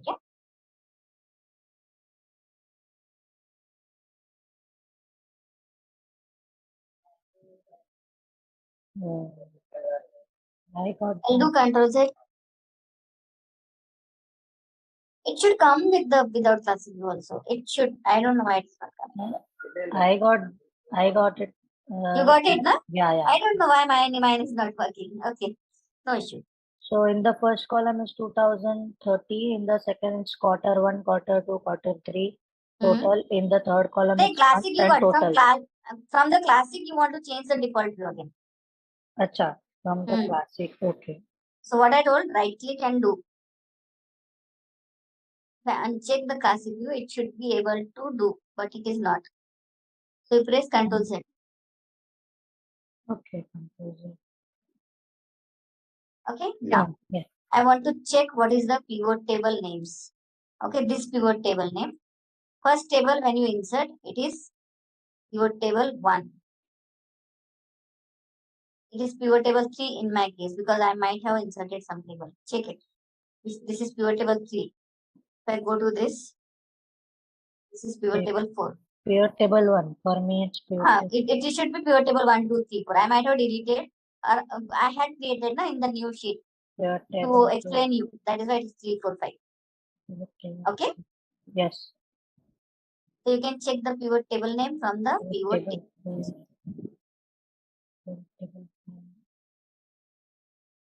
And the last pivot table 6. Yes, correct. Now, I'll not be able to complete the, I'll just write a formula, okay? Tomorrow we'll do the rest of the things in the pivot table. Now, do you have any idea what is the meaning of edging analysis? No. So what I want to do, how many days are over? At this moment, I'm taking from the bill date only because I'm not having due date. Okay, from the bill date, how many days are over? Okay. How many days are over? Generally, it has to be done using the today's date. But since this data is very, very old data, I had wrote this date. Up to this date, how many days are over? I want to check. Okay. Okay. And if the date of the invoice or order is more than this, in that case, it should be 0, not the negative number. That is what I want to calculate. Am I clear? Yes. So here what I have to write, I want to check equal to, okay, max of this should be dollar minus bill date.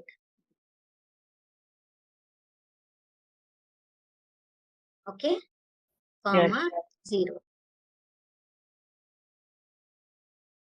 So if the due date minus order date is greater than 0, in that case, greater than equal to 0, in that case, I want the number. Otherwise, I want 0. So if it is coming out to be negative, in that case, it should be 0. That is why I wrote max command. Am I there? Yes. Enter. Now convert this to number. Control shift Control shift 1, na? 1 1 1 1. Yes, 1. 1. And in that, remove the decimal points. Okay, so these are the dates. These are the due days. Today. Okay. Okay, clear? Got it. Save your file, close your file. Tomorrow I'll be we'll be continuing pivot. There are still many things remaining in the pivot. So first hour I'll be completing a pivot. Okay, then I'll be going for the charts. Okay, then how to combine your pivot with the chart, means how to create the pivot charts and how to create the dashboard using pivot and chart. That is what I'll be covering. Equal tomorrow. to max. 2 minutes. Equal to max. U1 should be dollar.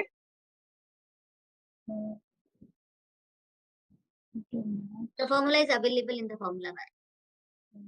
V1 should be dollar. Minus order date.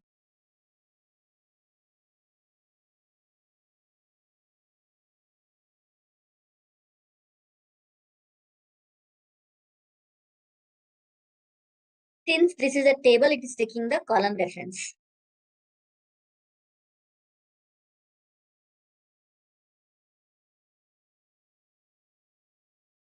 Do not write and select the order date wala cell. Yes, yes. It will come automatically. Huh? Yeah, it came automatically. So now Comma 0. select all. Do I have to select all? No, Okay. you have not to. Write in one cell. Since it's a table. No. After converting it, do I have to convert it into numbers? Control shift down. Control shift down. Then control shift 1 and reduce the decimal Down. point. And then reduce the decimal points. Alright, here is a question to test your knowledge. The XLOOKUP function is an improved version of which other lookup function in Excel? And the options are VLOOKUP, HLOOKUP, index, and match. Take a moment to think, and when you are ready, type the correct option in the comment section. Hey there, want to get good at Excel? Our Microsoft Advanced Excel course is here to help. You can take it at your own pace on our platform. In this course, you will learn all about Excel. It's like a toolbox for organizing data, from making lists to creating charts. Our course covers everything you need to know, from the basics to more advanced tips. It's made by experts who know what they are talking about. Your teachers are pros who've been doing this for ages. They are here to help you learn and answer any questions you have. And don't just take our word for it. Our students love the course too. People just like you have found our course super helpful. Best part? It won't break the bank. This awesome opportunity to learn is affordable. Ready to become an Excel pro? Sign up on our page now. For more info, check out ZaranTech's website. We had done this one, I suppose, and in the sheet pivot dashboard, we had this formula. Yes, done. Yeah. Now, Harris, write this formula only in the pivot dashboard, the last sheet. Convert your data to table, Control T. Okay. Control T. My table has header and OK, so that your data will get converted to table.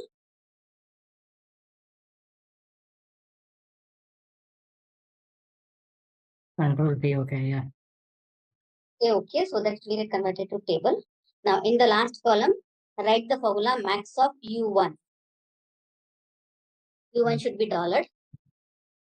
What I'm doing the frequency distribution, or you can say aging analysis in Excel using pivot. Excel analysis using pivot.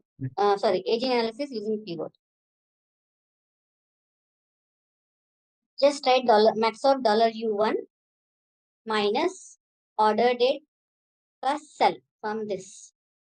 Order date ka cell from this, so that you will get the answer. See how I'm writing. I'm writing equal to max of this cell should be dollar minus This order date, comma 0.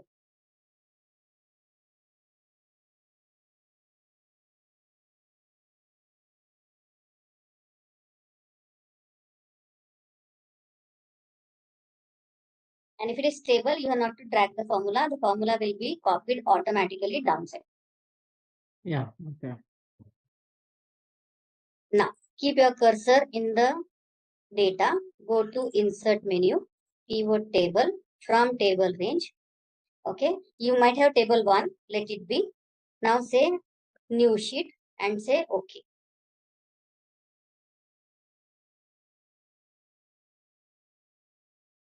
Keep your cursor in the data, go to insert menu, pivot table,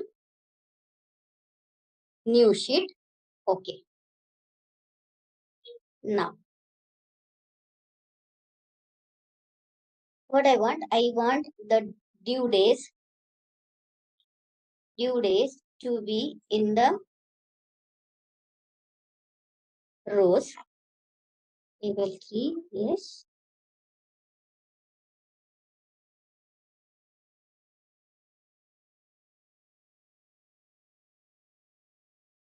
Due days in the row label and total sales in the summation. I'm getting blank. Let me check why. Are you also getting blank?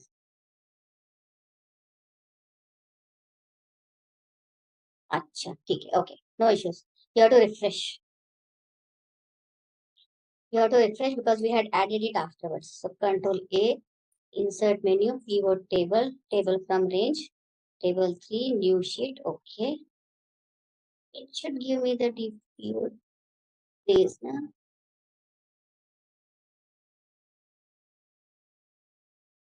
Are you also getting blank, Ashutosh Harris?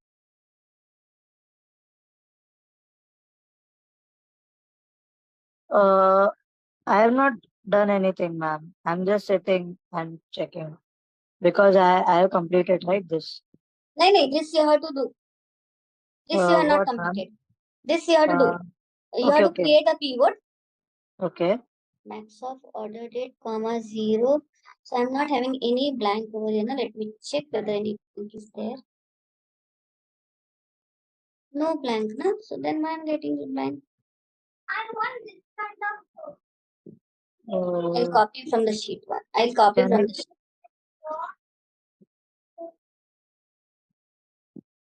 Copy. Acha, I have to go for a new sheet. Okay. Either new sheet or in that sheet only you can do. I do not want butter category.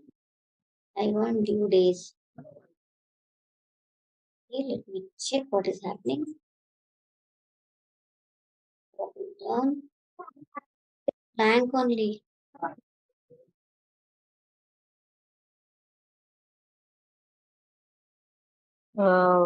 When I'm copying, it's Showing 1, 2, 3 up to 600 something, na? no. I copied the pivot table in the new from the new sheet, and it's okay. It's coming full. Sum of Coming, total na? and row. Yes. Why mine is not coming? I'm not. Let me save the file. Control this table. What about you, Harris? It's not coming. I've done the pivot table, but it's not showing. It's also showing me a field list and everything. There should not be blank, na? Because there are values in the due days. Acha, okay. So I have to click due days right now. It is coming. You have to take due days. It is coming out to be blank. Okay, I'll check in the new workbook. Let me I'll do it. do our copy. Yeah, for me, I guess no, it didn't come. Didn't come. Due days in the column, right? Due date in the row. Row, okay. Row above product category. The values are there. There is no blank, I suppose. Let me check whether there is any blank. No, it is not. No blank over here, right?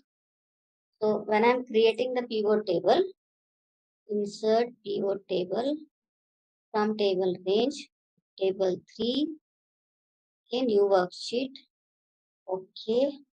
Now I am taking due days. Let me check what is happening. It is coming. I don't know what is happening over there. Is it coming like this, Ashutosh, for you? No. Okay, take copy the pivot wala sheet in the another workbook. It is coming like this for me. I changed it to dates. You change. No, I want numbers only. Okay, I'll put it as numbers. So I have to copy Ashutosh, the right click the sheet. Say move and copy. Here say new workbook. Okay, and create a copy. Move and copy. Here new workbook. New workbook and create a copy. New book. Create a copy. Okay.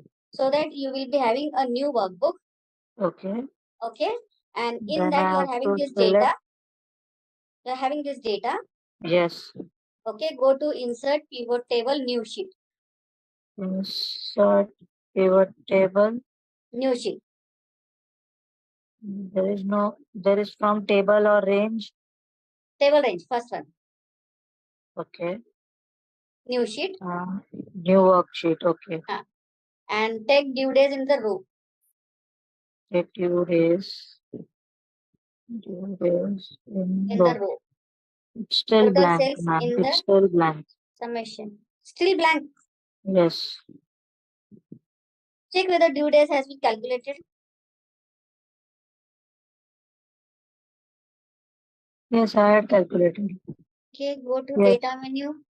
Data menu. Sorry, formula menu. Should I change the name of due manager. dates or this? Table 3. What is table 3? Is A22 S1273. It's okay now. It's right. Still blank. Still blank. Okay. What about you, Harris? Sri Lakshmi?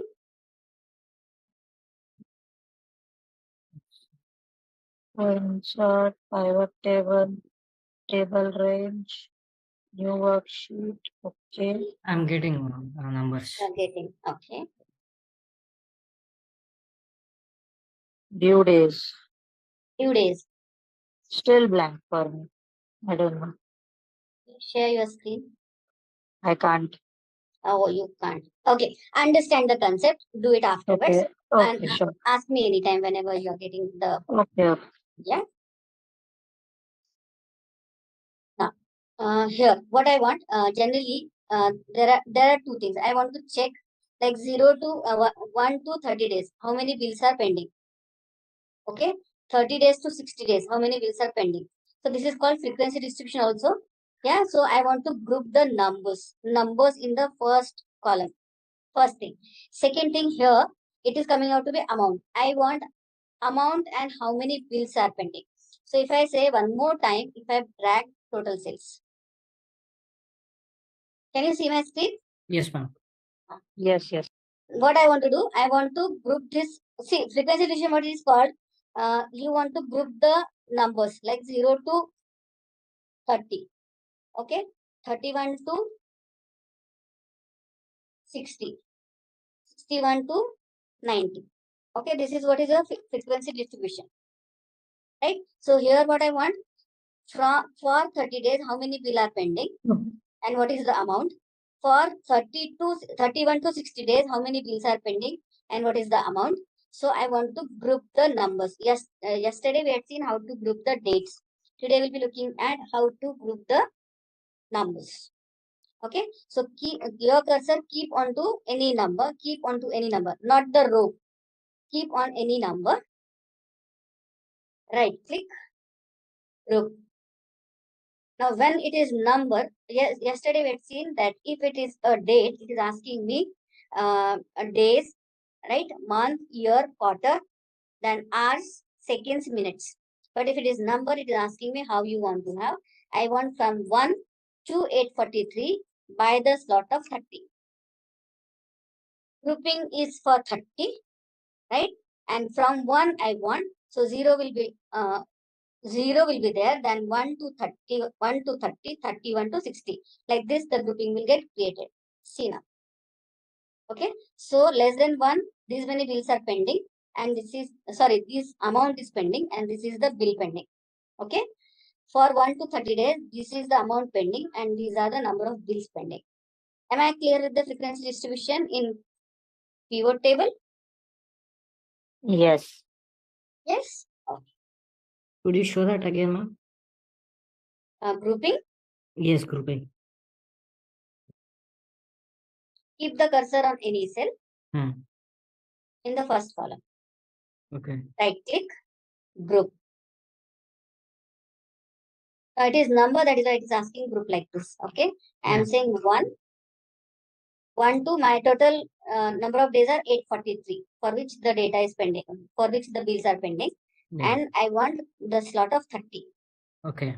At the slot of 30, it will be 1 to 10, 11 to 20 like this. Yes. Getting 30, so it is 30 slot. Okay. Okay, you can see your 30 ka slot, how many bills are pending and what is the amount pending. Yeah. Done? Yeah, done.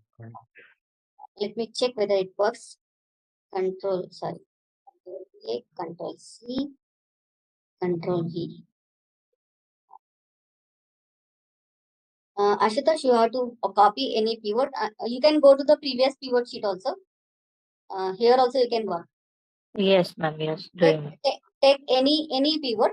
Take any pivot, so that all things of Okay, yours. yes, yes. Take any one Okay. pivot and copy to new sheet. Okay. Okay. What is your name? Harris. You can copy the pivot and paste it anywhere, like what I had done previously. Yes. Okay. Now, what I want, if you see your pivot data, in that pivot data, you are having total cost column, total sales column, but there is no total profit column. I want to calculate the profit from the sales and cost. One way is I can calculate over here, and I can have my visualization, right? Yeah. Second way is one more concept I have to cover, that if you want to insert a column in the pivot, in the column in the pivot, it does not get inserted in the pivot. It get inserted in the, it is not allowing. You can check. Yeah. So whenever you want to insert any column, it should be a calculated column. Am I clear what I'm saying? Yes. Yeah. So I'm going to, I will calculate first category wise. Let me check.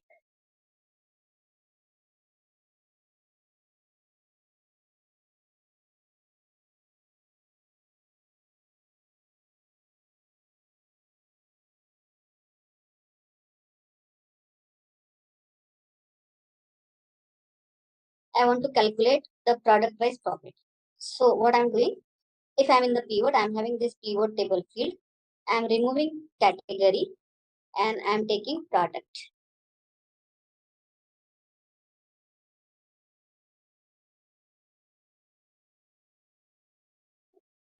Customer's name, product. Okay. Yeah. Then Yeah. take the cost, total cost. Total cost should be first and then the sales. Then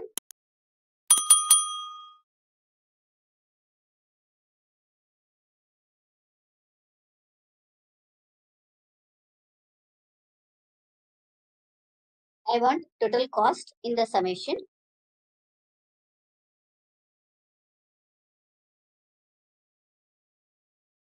Total cost in the summation and total sales in the summation.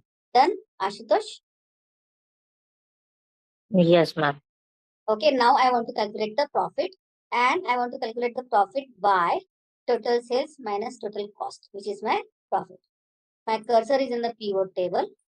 In the pivot table analyze. In that, can you see this field items and sets? Yes. Drop it down. Harris, you are doing along with us? Yes, ma'am.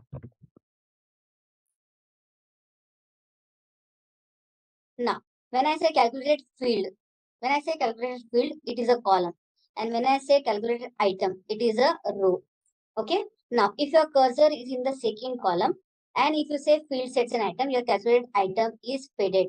That means when you want to calculate the calculated row, that time it is necessary that you should have your cursor in the first column of the pivot table. Am I clear what I said? Yeah. Now, my cursor is in the first column. I am saying calculated field.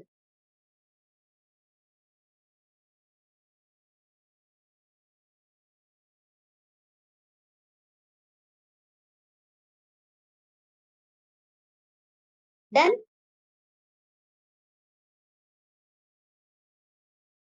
Yes, ma'am. now the field name is total profit.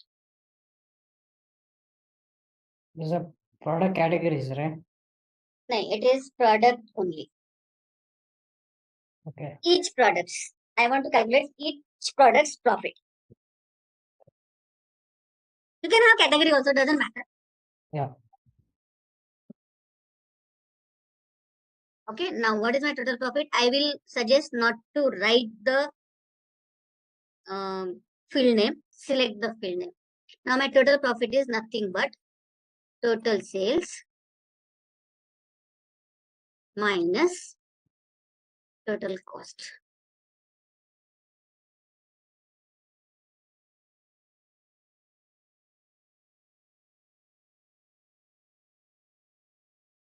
Done?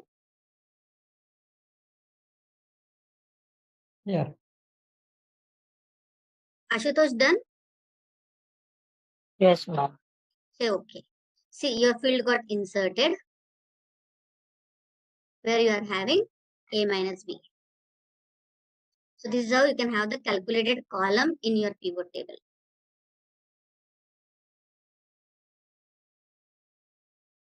Done? Here you can see a field got extended for the total profit. Yeah. Yeah. Now copy this pivot table. Control A, Control C. Copy beside somewhere.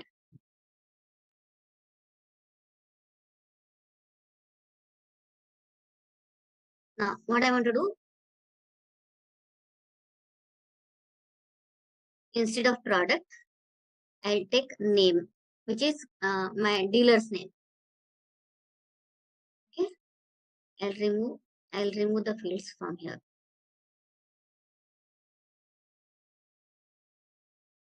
I'm taking total sales now.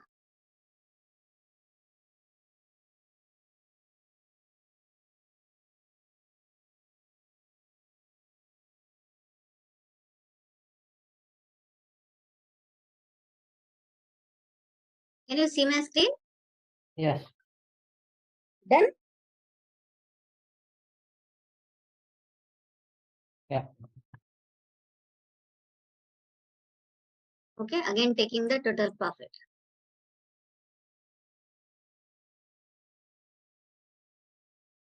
Now, see, this is just an example. Okay, choice is yours whether you want to calculate on profit or you want to calculate on sales. My profit figure is somewhat smaller. That is why I'm going for the profit figure. Okay, now see, what I want to do, let me keep this, not disturb us. See, if a profit is less than 25,000, I want to give 2% discount. If profit is, 2,50,000. If profit is less than 3 lakhs, I want to give 5% commission. If it is less than 4 lakh, I'll give 5% commission. Otherwise, 10% commission. Am I clear? Yeah. Yes. I'll write over here so that I'll remember what is the clause. Okay, now in this pivot, I want to insert a column. In this pivot, I want to insert a column. And in that column, I want the calculation according to this. Which function we have to write? Which function we have to write?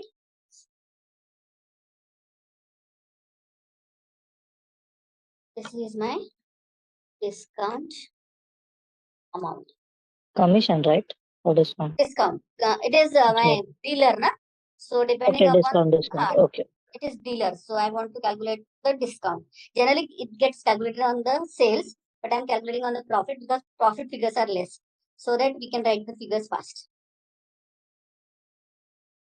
Okay. Now here, what I'll be writing? If.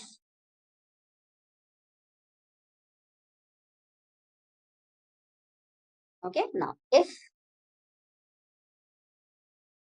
profit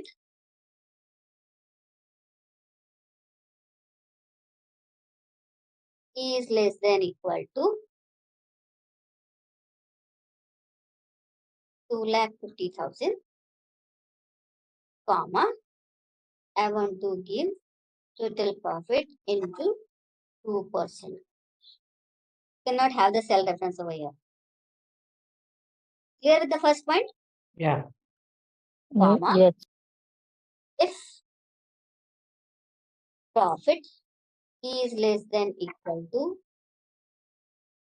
3 lakhs, then profit multiplied by 3%. Comma. I had opened 2 if. Now third if. If total profit is less than equal to 4 lakh, will be total profit into 5%. Otherwise, total profit into 10%. Open 3. What if we write ifs, IFS? IFS, you can write, only the thing is, in that case, you have to give what is the maximum. Okay. Whatever functions are available, you can write any function.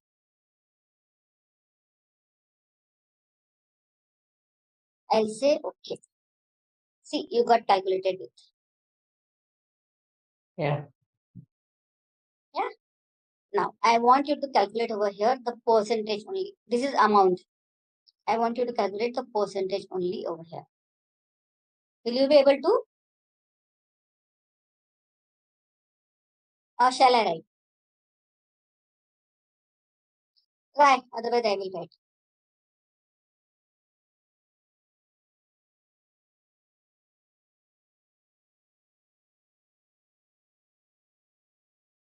Less than 2 lakh, there is no figure. No? 25. Less than 25, there is no figure. It is there. No? This is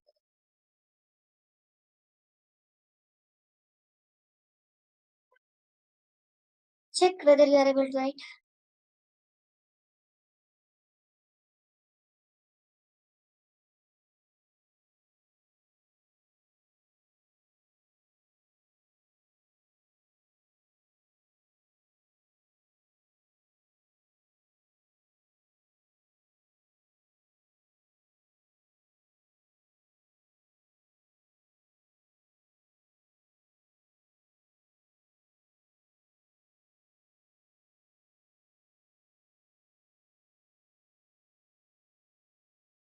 After it's in 0.01, what we have to type? F3, F1. Select. Select. Control Shift 5. Control Shift 5. Okay. Hi. Okay. Control Shift 5. This is wrong, but this is 10% coming. Actually, when we are talking about this, we avoid to calculate this. This is 10% Yes, coming, na? because we selected that as well, It will right? calculate onto this. It will calculate onto this. Okay. This will get calculated onto this. Done? Yes. Okay. Now, create the duplicate sheet of keyword dashboard. Create the duplicate sheet of keyword dashboard. Control left mouse and drag.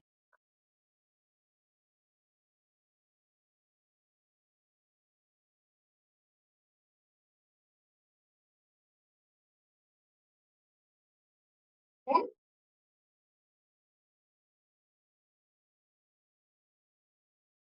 Done. Harris done. Yes, ma'am. Okay. Now, like we had calculated the column. We had calculated column over here, right? I want to calculate the rows. Now what happens now? Here we had done a lot of grouping, right? In the sheet we had done a lot of grouping yesterday. Yes. Yes. So it will not allow me to have the calculated column because there are groups. That is why I had created the sheet again. Okay. Let me check whether it works. Now go to insert pivot.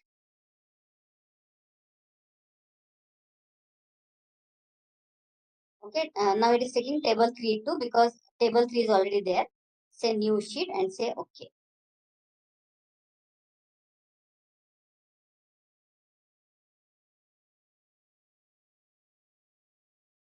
Now take the region in the row label.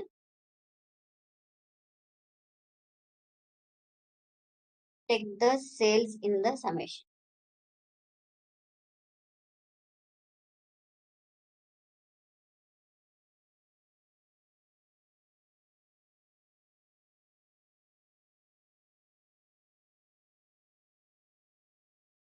Done. Yes.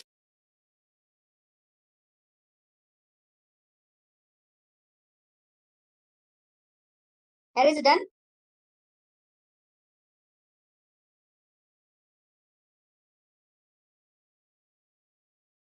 Now go to pivot table analyze.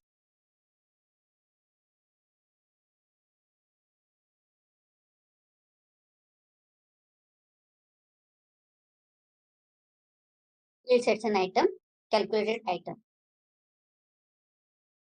Now calculated item is nothing but row.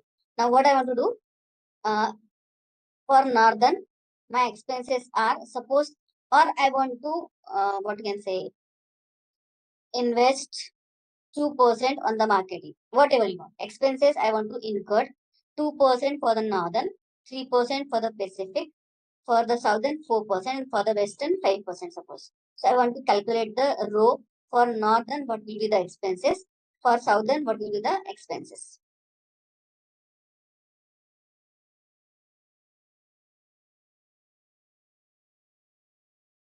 Yes. Okay. Now I'm going to, I went to field items and sets, and there I had selected calculated item. Done. Now here, what I want, northern ka 2%. Since I had taken the sales, it will calculate sales ka 2%. See, it got calculated.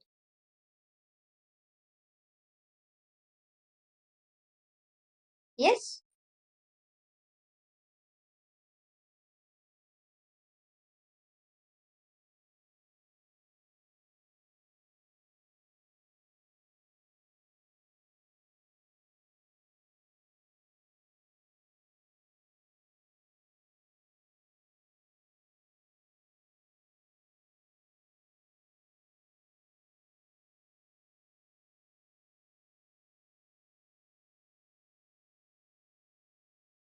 Then Ashutosh,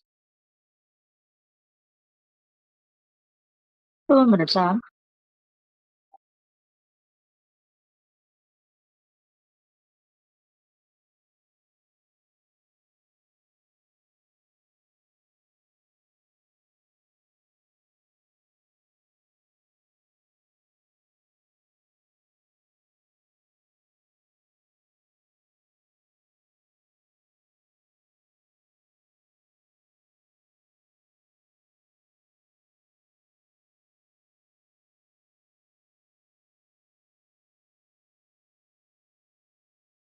Ma'am, can you repeat again this one?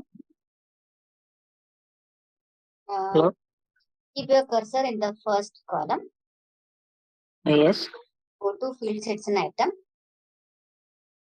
calculated item. Okay.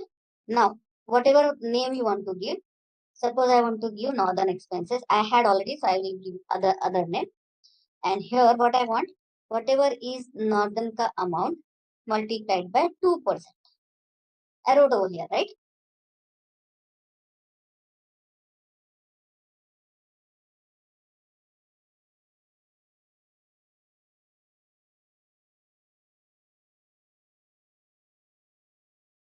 into 2%. Add. Okay. Then what I have to select? Just say okay. Amount is not coming now. Huh? Wait a second. I'll try it again. See, you have to write this. You have to write this, and here after the equal to, select this northern. Okay, that two didn't percent. do. I'll be cancelling because I already had calculated. So I'll be cancelling, but for you, I'm telling.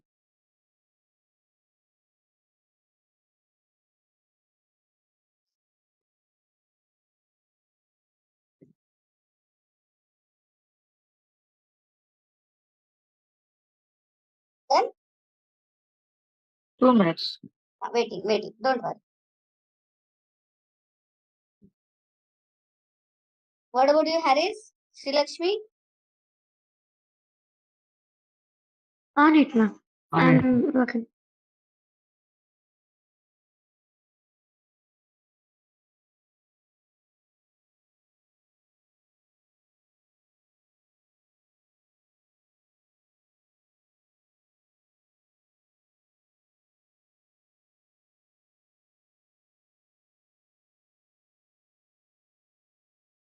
I want all four to calculated: northern, Pacific, southern, western, and the calculation is this: northern is 2%, Pacific is 3%, southern is 4%, and western is 5%.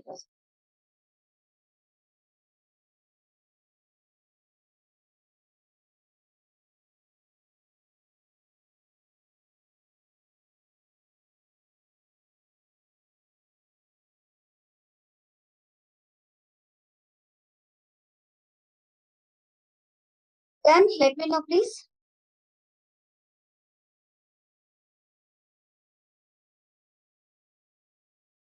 Or shall I do again? Tell me.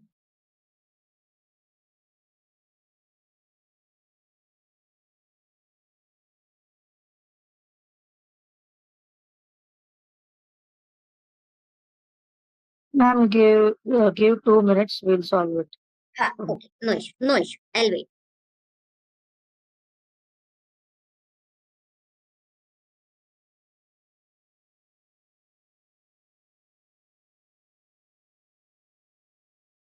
Okay, so to insert a column in pivot, you can go through calculated column, and to insert a row, you can go to calculated row, but you cannot insert a column or a row directly in the pivot table. It should be inserted in the base table.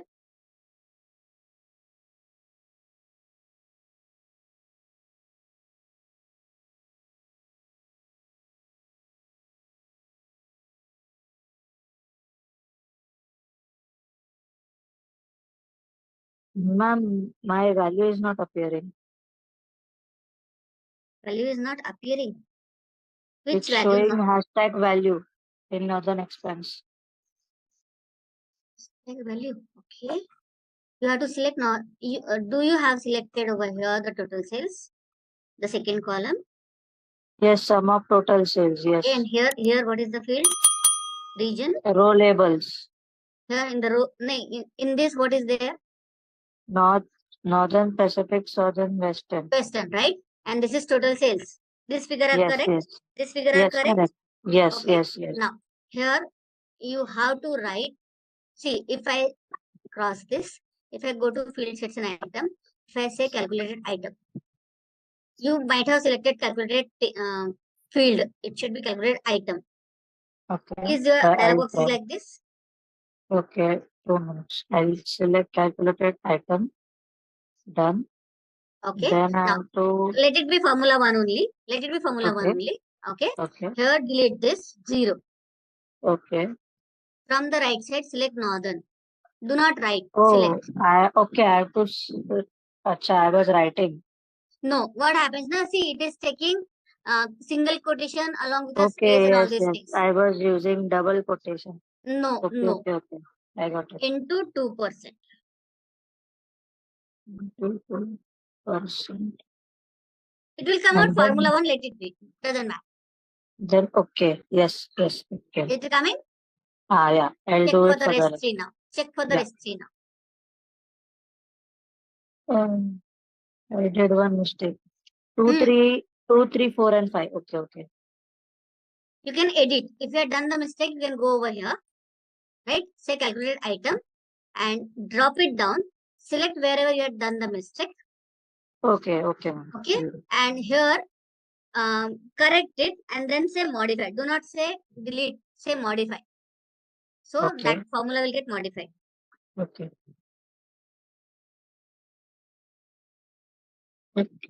Done. Harris, you done? Yes, done. I'm also. Harris done? Yes, ma'am. Okay. Sri Lakshmi done? I'm doing, ma'am. You can continue. Okay. Now come down to sheet 1. Harris, you are not having sheet 1. What you can do? You can have any 2 pivot tables. Any 2 pivot tables. I want only 2 pivot table to be there in your sheet. Create this 2 suppose. One this and one this. Okay. I'm showing you the form. I'm showing you what is there in the field list. Okay. Product category and total sales. Product category and total sales.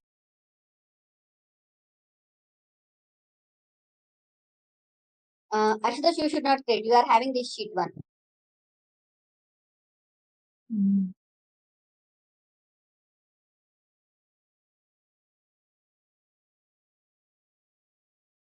Any 2 pivot I want. 1 and 2. Yes, ma'am. I'm on par with you. The second one is salesperson, total sales and count of the sales. How will you calculate count? Take the total sales again. And in the value field setting, say count instead of sum. Now, Ashutosh, question is to you. If I want to filter this data, okay, what I have to do? I have to go to drop down and I'll filter it, right? Yes. Okay. But in this pivot table, there is no region. Region is So, not there, na? I have This to is add. this is category, Okay. right? Region is not there. I Yes. want to filter out even if the field is not available in the pivot table. Okay. And again, I want to have a panel to filter my data. You have to go manually over here to filter, right? Yes. Correct. Harris, agree with me? Yes, ma'am. Yeah, I do not want. So keep your cursor in the pivot, either in the pivot table design or in the insert menu. In the insert menu, you are having this slicer. Slicer is nothing but the filter to the table or pivot table. Keep your cursor in the pivot, go to insert, go to slicer. Slicer is after your win-loss spark line. Got it? Okay. So if I click slicer and then here click. Slicer, Here here I click click region region. Okay. and say okay. Okay. Slicer Yes. got inserted. Yes. Okay, I'm keeping here only so that you can understand. Now see, if I am selecting the slicer, okay, check the figure of yours. Check these figures. Yeah, it changes. It is changed. Okay, clear filter. Then select one. With control, select the other. It is for Northern and Pacific both. Control select. Control select. Yes. Clear? Yes. Now, I can insert as many slicer as I want. Okay, I'm creating 2. One for region and another for, I'm again going to insert. Okay, another for salesperson, suppose.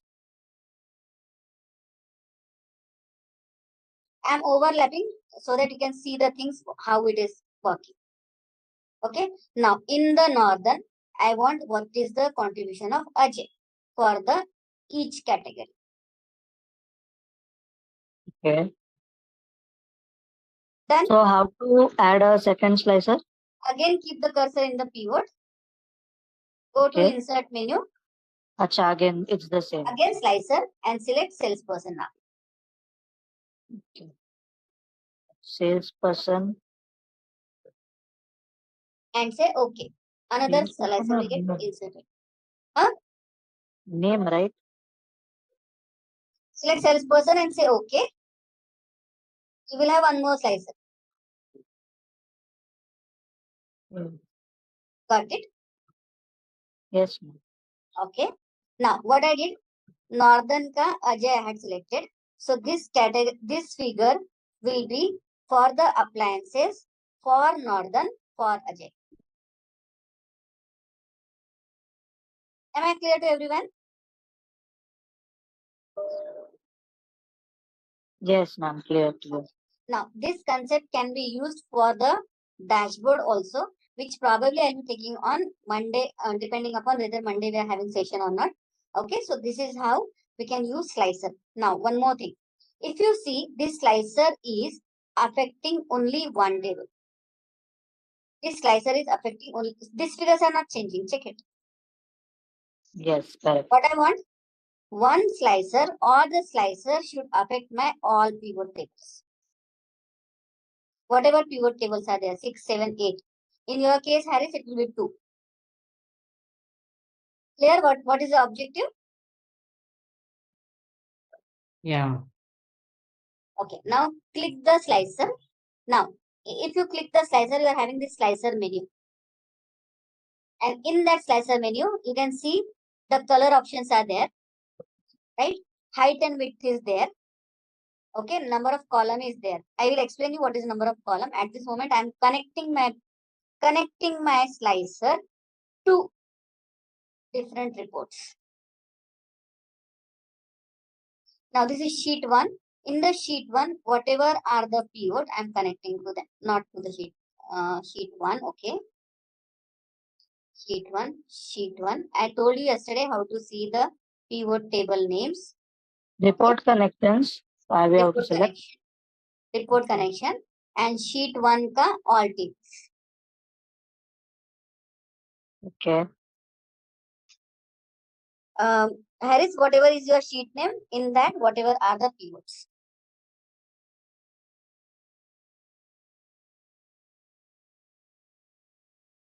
Say okay. Now see, if I click Northern, all the pivots are changing.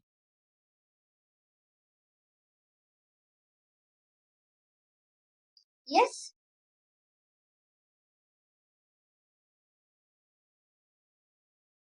If I say in the Northern Ajay, in the second table only Ajay will be there and rest of the things, the figures will get changed.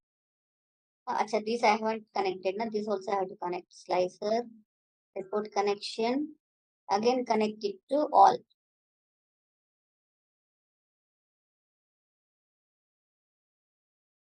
Second slicer also connect it to all. See now. Got my point?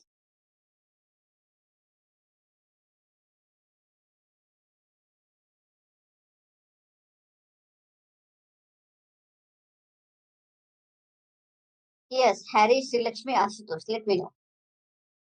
Yes, ma'am. Yes. Harris?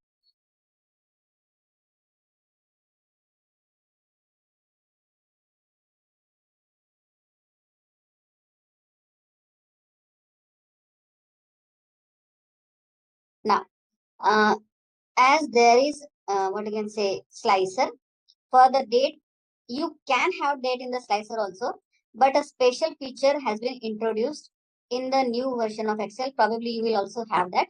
Okay. If you keep your cursor, clear the pivot, clear the filter first. Okay. Now, keep your cursor in any pivot.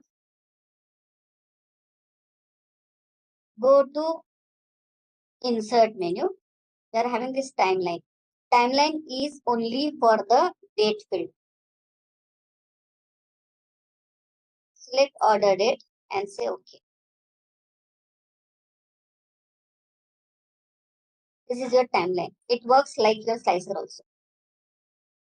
Okay, now here I want quarters.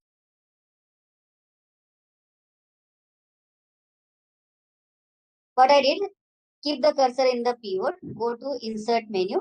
In the insert menu, select timeline, and in the timeline, select order date, so that you will have this panel. Okay, in this, instead of month, I had selected quarter. Done.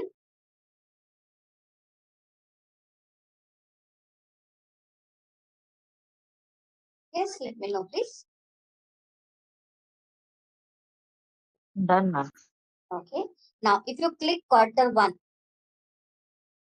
quarter 2, this is of 2014, right? So my figures will get changed accordingly. You can see this order. In this, the figures are changing for quarter 1, quarter 2, right? In timeline also, can we connect every table? Yeah. That is what I'm coming down now. Okay. See, select the timeline. You are having this timeline menu. And here report connection. Connect it to all 7 tables.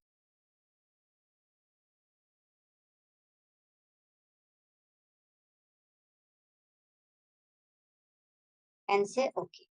Now see, if I select quarter 1, this pivot, it is only for quarter 1.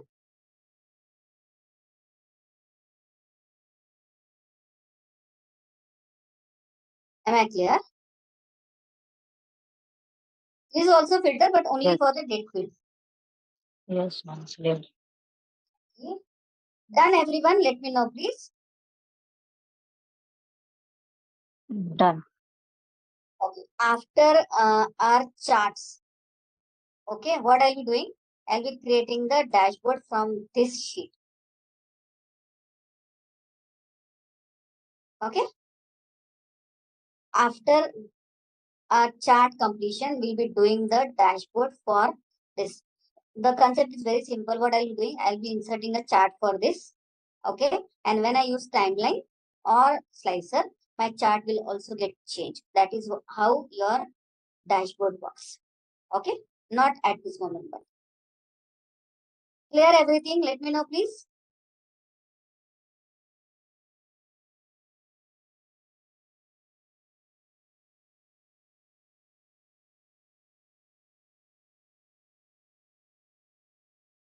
Clear the filters.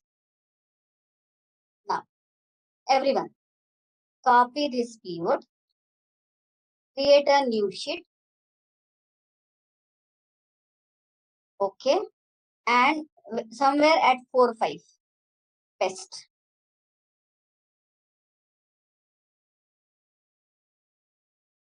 Copy the pivot from the pivot sheet, sheet 1, and paste it into the new sheet. Clear?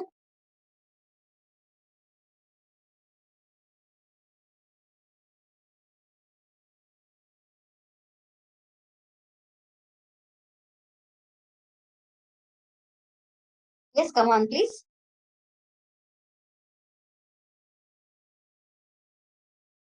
Done, ma'am. Done. Okay. Now, we had used till now rows, values, and column. Now I'm using this filter option. Okay. Take the region in the filter. Take the region in the filter. It is coming above.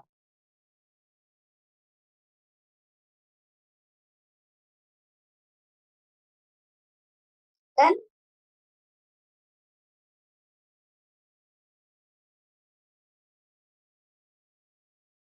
Done. Done. okay. Now this sheet 7, right, is for all the region. Now I want northern. If I say okay, the data will be for northern, right? Because it is filter. If I say Pacific, it will be for Pacific. Now, what is my target? I want to create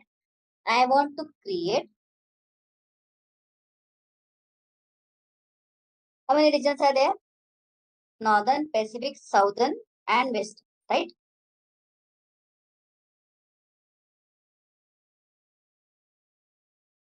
Yes.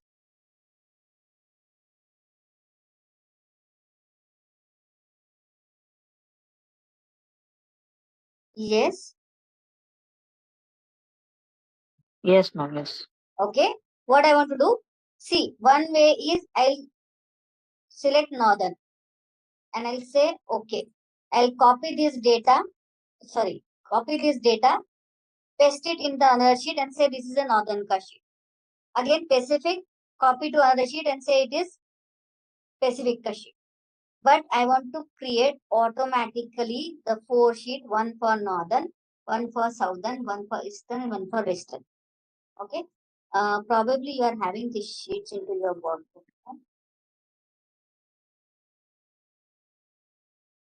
These are there. This is some another thing actually. Spelling is same. Let me check.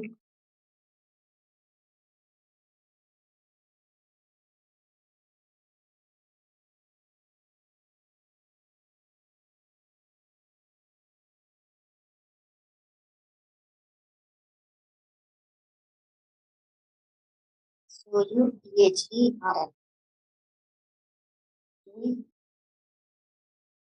Western. Okay. Ashutosh, delete these 4 sheets. Even East, north, east. Okay, okay. delete all these 4 sheets. Select one, control, control, control, so that all will get selected. Right click and say delete. This is a different concept, but I'll download the file again and we'll do. Okay.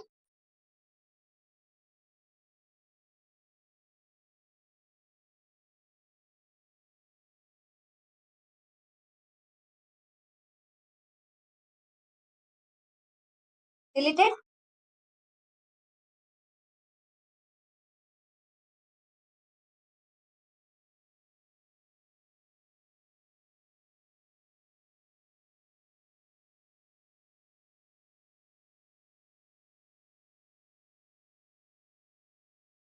Yes.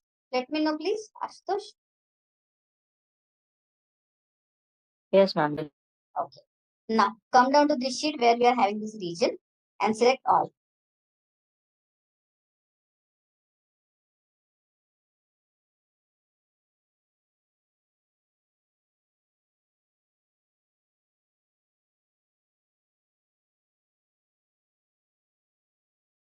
Go to pivot table, analyze.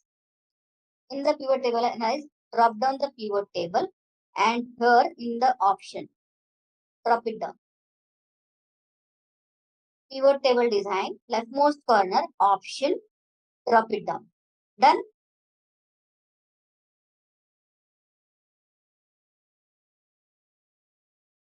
Yes, yes, done. Say show report filter page. Show report filter page. Click it.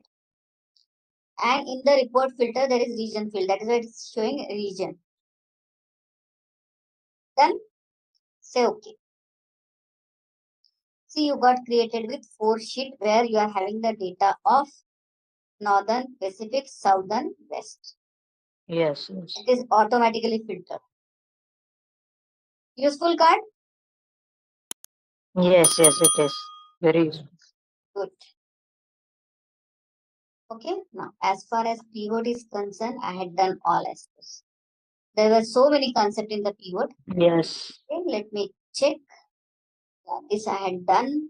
Okay, now only the thing is remaining was if you add the data, like in the sheet 1. Okay, now in the sheet 1 you had created from the pivot table dashboard data. The thing is if you add the data downside or anywhere, if you add the data in your pivot, okay, and if I go to sheet 1, here if I say right click and refresh, since my data got converted to table, right, when I say refresh, my figures should get changed. Do you want to do this? Okay. Can you repeat, ma'am? Can you repeat? See what I'm doing? I'm control shift down, here, control shift up, here, control shift down. At this moment, whatever are the figures in my table. Okay, in the pivot table, you are having some figures. If I add the data now, suppose I am copying the data from 1254, not the row, please. 1254. Okay, Control Shift right, Control Shift down, Control C. Okay, and paste it downside. It should be part of your table. That means I had added the data to my data set. And now if I added the data to my data set,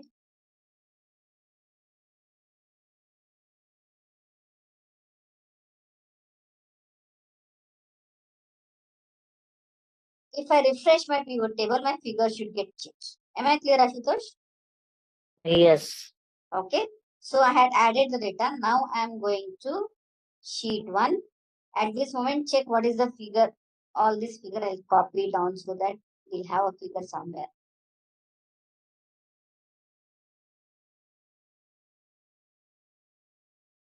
Okay. Now I'll refresh my pivot. See, this figure got changed. Yes, everything got changed. Yeah. So when I say refresh all, if I go to keep cursor my pivot table, go to here, and if I say refresh, refresh all.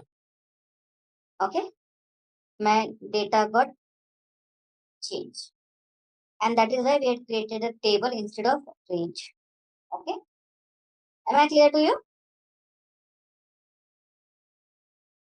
Yes, clear. Good. Let me have pivot table design. Refresh had done. Change data source I had explained that day. Right, instead of table 3, if it is range, you have to change the range. Okay, now again pivot table. Okay, done with the pivot table. This I had already explained to you. Right, pivot chart is remaining. After completing the chart, I will be taking the pivot charts. Clear? Yes, yes. Come down to unique function. Come down to unique function.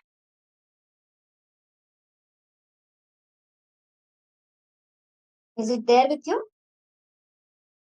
Let me check on Right click over here and check whether you are having that sheet. Yes, I have that sheet, but I'm checking if I can use the formula of unique. You can use the formula. If it is 365, you can use the formula. Yeah, I can use. It's there. Okay, so write equal to unique. But it is asking array. Okay, my array is this data set. I want to calculate the unique data from this data set.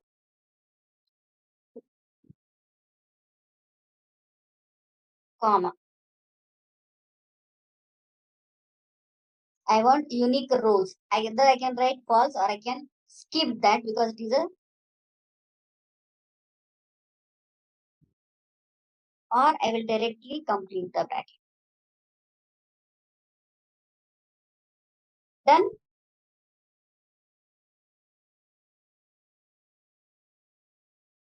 Done. Present. You got the unique values from this data set. And this is dynamic.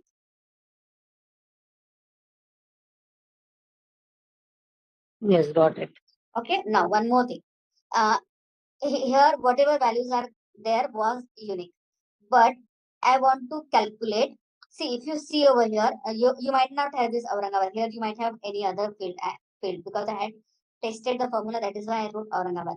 Okay. Now in this, if I want the unique value, but only the values which are present once only. You can see Chennai is present once only, I suppose. And this Aurangabad is present once only. You can change this 10th number to Aurangabad. Okay. This was from all duplicated. Now I want the value which are unique only. So I'm writing equal to unique. Okay. Array is this array only again.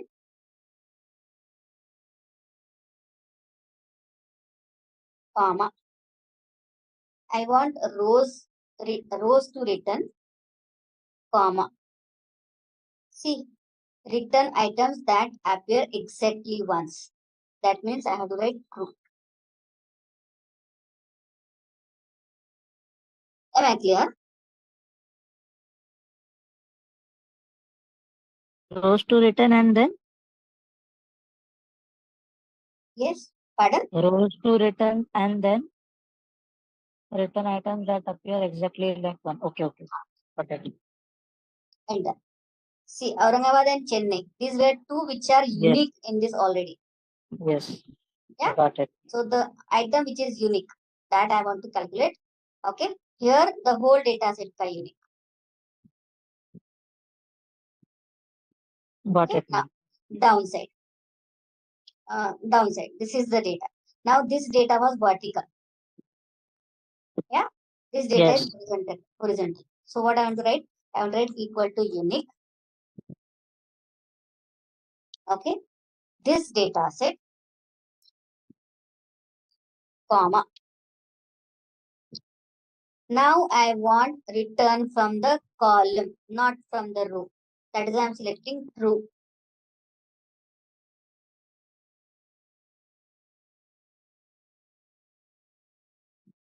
This data is written in the column, not in the vertical. It is not vertical, it is horizontal. Yes, correct. Okay. And I am completing the bracket. See, I got the unique value from the horizontal data. Yes, got it. Clear with the unique function? Yes, yes. Come down to XLOOKUP now.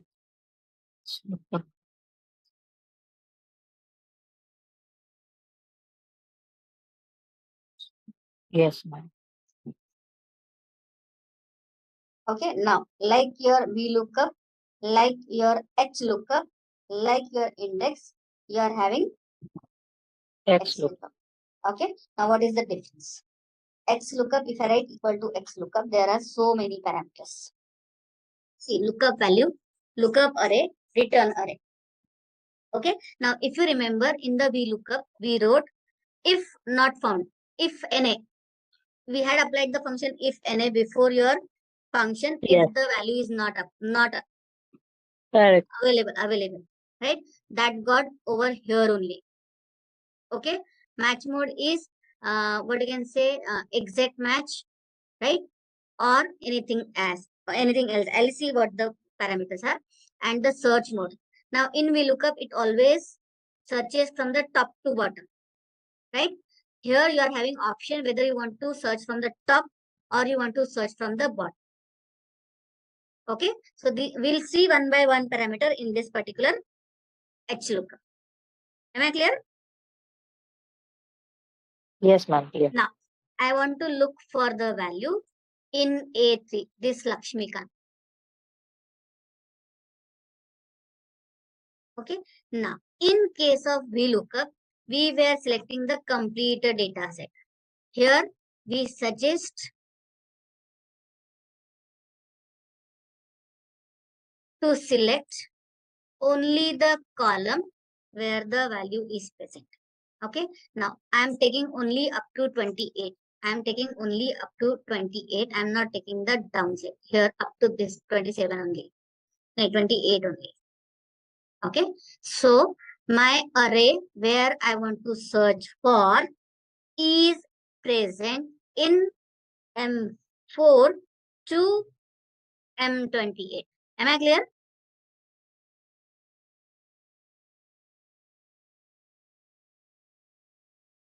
Ashutosh? 2 minutes, ma'am. I was doing it with you, so okay.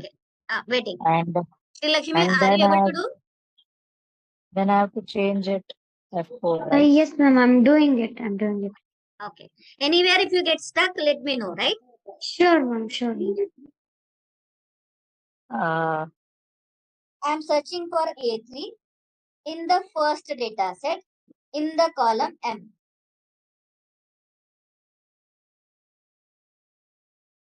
yes, correct. You can go Okay. for it. Now, if I say comma, it is asking me return array. See, this is lookup value is A3.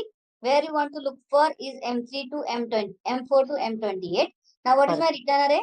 I want bonus to get calculated. Okay. So, I'm giving L4 to L28.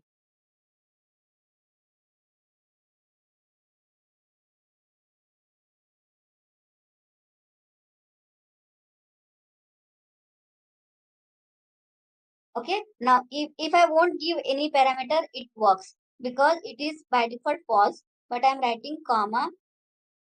Okay.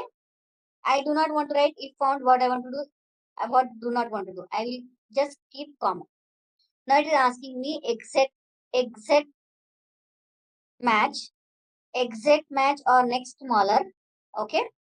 Then exact match or next larger. These three I will be taking. I will not be taking the wildcard because you will get confused somewhere. Okay. So I'm writing 0. I'm completing the bracket. Am I clear with the basic of XLOOKUP? Yes. Press enter. You got 27%. You can check Lakshmikant is 27%. Okay? Yes, 27%. I'm copying down. Okay, you can see this is NA. This is also NA. Why is that NA? Because the name is not The correct. name is not present, I suppose. Dilip Kumar is not present. You can check it. Up to Yeah, 28. Dilip Kumar is not. Okay, okay. Up to 28. Yeah. Now, I'll copy this formula only. Copy. Escape. Paste here. Now, if it is not found here, what I want to write?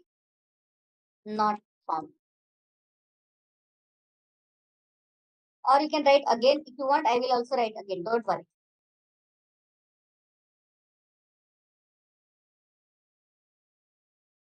Now see, instead of NA, it will give me not found.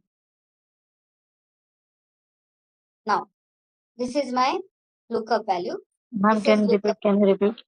Okay. I'll write so that you will get clear with the function. No. What to write in that? If I can write just not found. You had to, the second comma. Here we had put 2 commas, na? Yes. The second comma, just write not found. So this parameter got covered. If not found, what you want to have?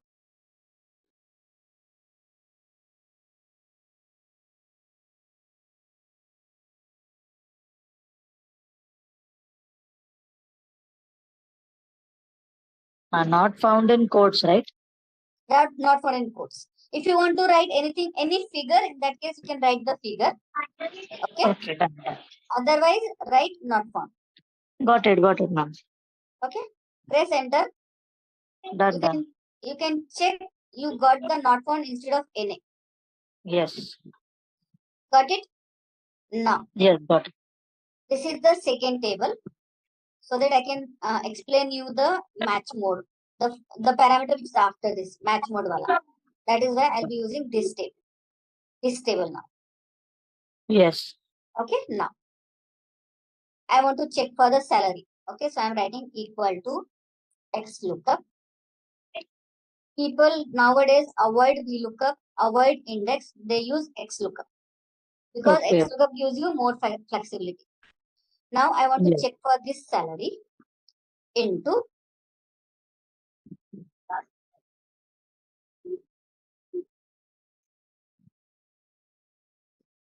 this data set.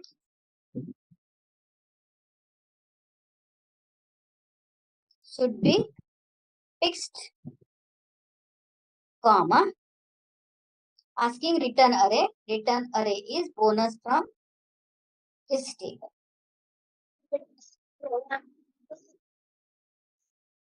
Clear?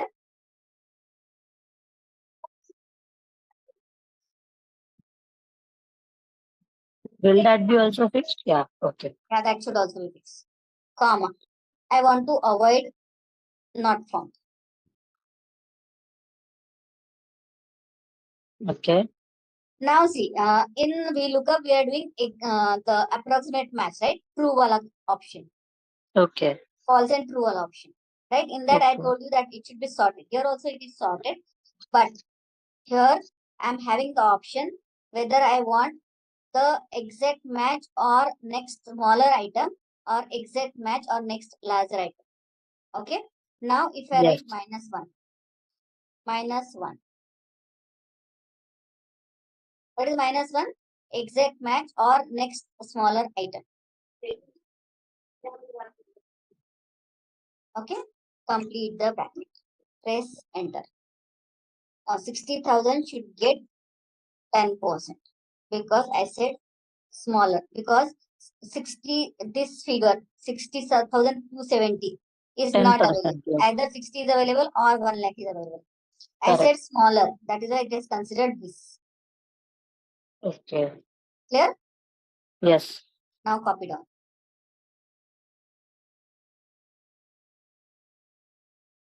Done. Then copy this formula.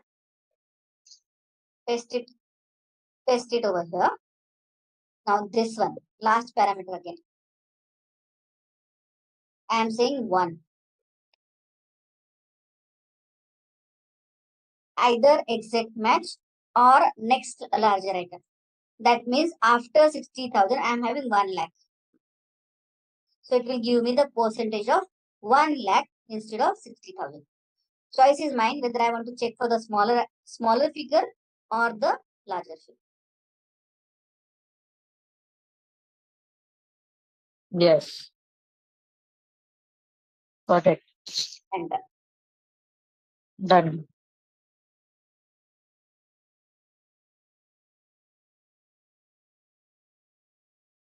understood the parameter of XLOOKUP? Yes. Yes. This is much better than VLOOKUP. Yes. Now see, here if you see, this Lalit Kumar is one time, okay? And after this 28, we are having Lalit Kumar another time. And the percentage for Lalit Kumar previous is 27%. And the percentage for the Lalit Kumar second is 35%. Now, if I won't write anything, it will search from top to bottom. But if I write the last parameter search mode as, in that case, I can go from bottom also. Okay? Okay. Yeah, so I'm writing equal to XLOOKUP. What I want to look up for? Lalit Kumar into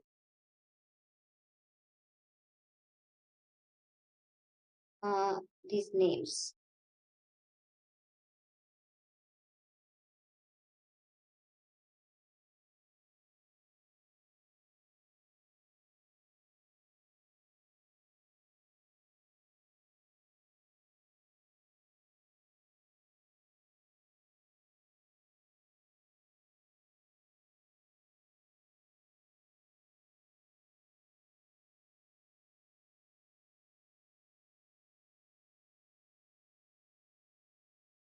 Two minutes, ma'am. You can Wait, go. Yeah. Done. up to this done? Yes. Yes. Then Comma. search mode. Comma. If not found, I do not want to have. I want exact match. Okay. Okay. Okay. Comma. Now, search is first to last or last to first. I'm writing -1. -1. Last to first. Okay. Done. You got 35%. If it is 1, it will be 27%. Got it?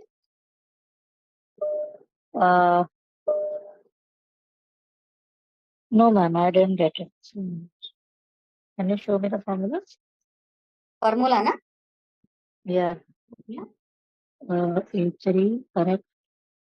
And 4 to 57, correct. L4, 57. Okay. Looks right. There is 2 comma here. Yeah. 2, Comma 0, comma total -1. 0. Yes, done. 35%. Okay, so I can search from the downside. I can search from the top also. Yes, done. I suppose XLOOKUP is clear to you. Yes, it's easy. And make you easy from day 1, right? Yeah.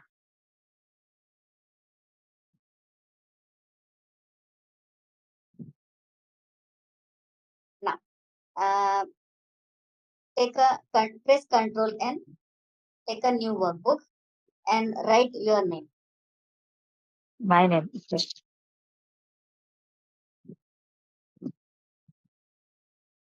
Done. Then now, in our workbook, come down in our workbook, any sheet, or you can have a sheet.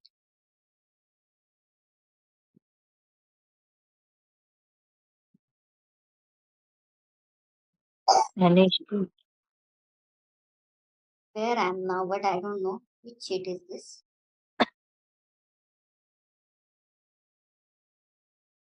Where it got added.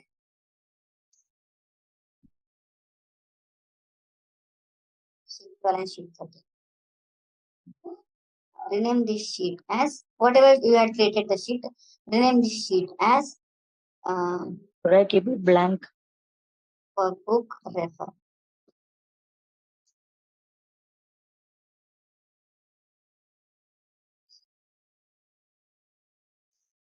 Create a blank worksheet into the workbook where you are working.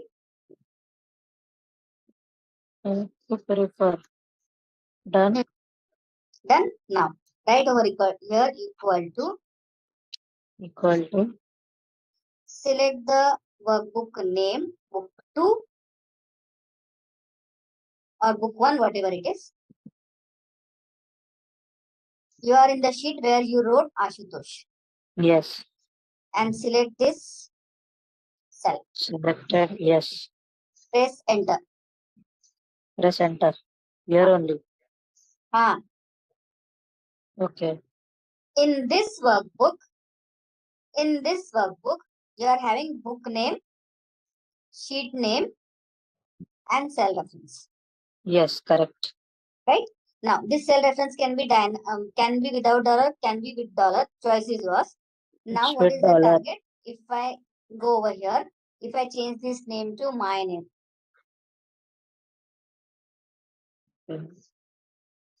check whether it got changed. Oh, I changed. Wait a second. Wait. I did something wrong.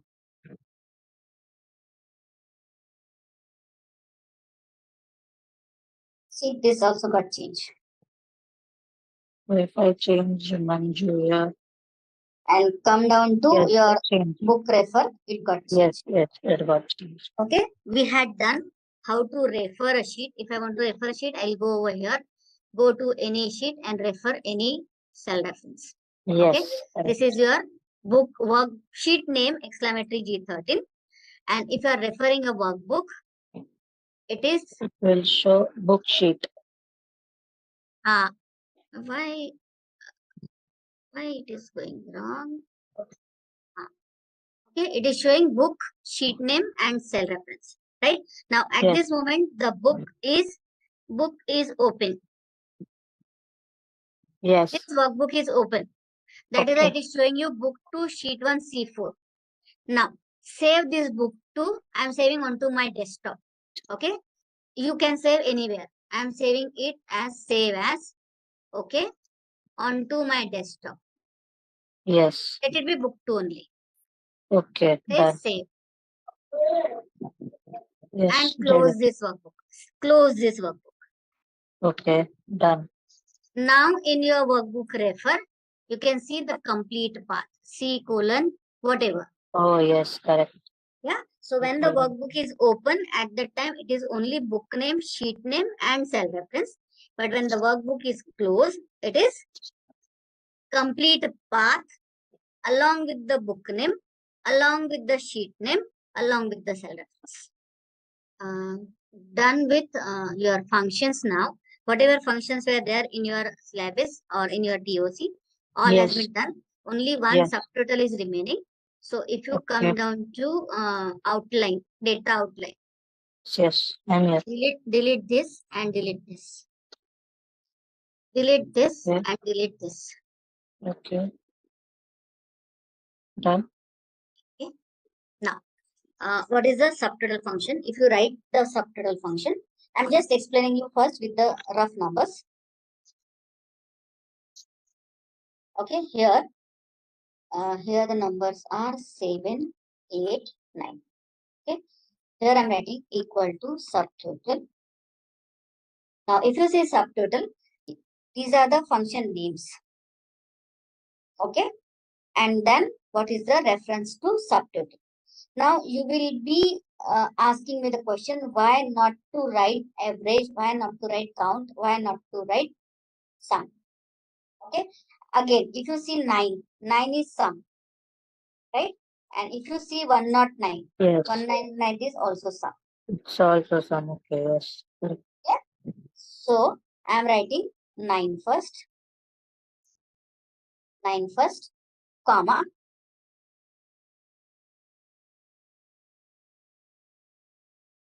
I am writing this range. I got 15. This is my subtotal function. Clear? Okay. Yes. Now, I will explain you why sum has not to be used, why subtotal has to be used. Now I'm again writing these numbers.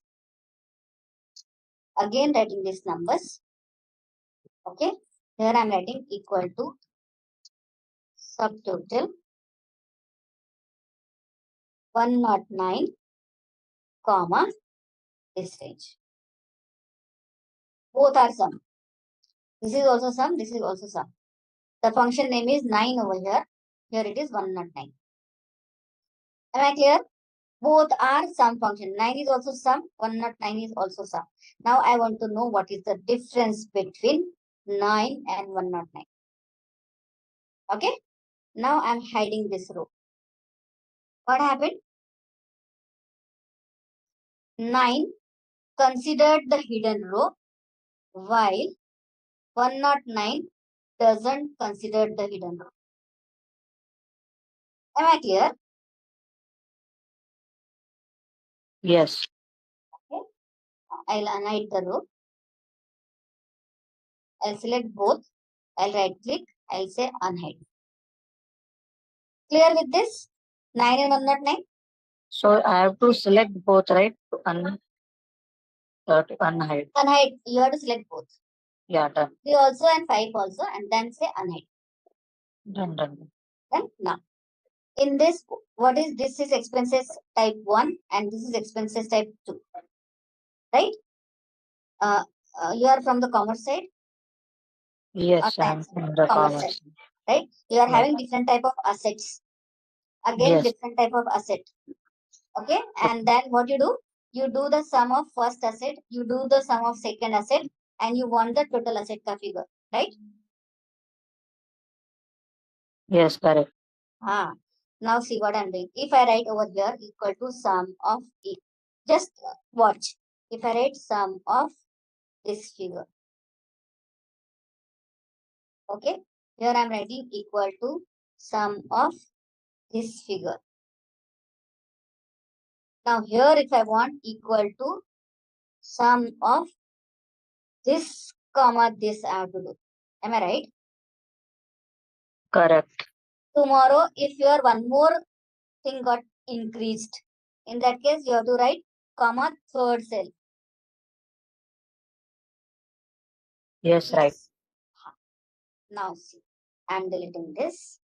I'm deleting this. Okay. Here I'm writing equal to subtotal. Okay. 9, comma.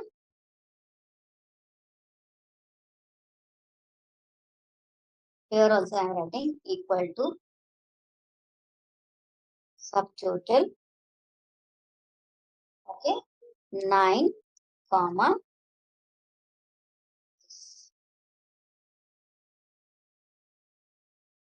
Okay. Now here I'm writing equal to, here I write equal to subtotal 9, comma, select the complete range. So it is giving me 330 only, 234 plus 96. Got my point? Yes, ma'am, got it. It skips the total in between. It considers only the values, does Major not total, consider yes. the subtotal. Yes. Okay. So that is how when you are working onto your accounting data, Yes. At time, you can use subtotal function instead of sum function. So my headset is disconnecting. Yes. Okay. Correct. So understood or shall I clear? Yeah. No, I have finished it. I'm clear about it. Finished? Yes, correct. Written also?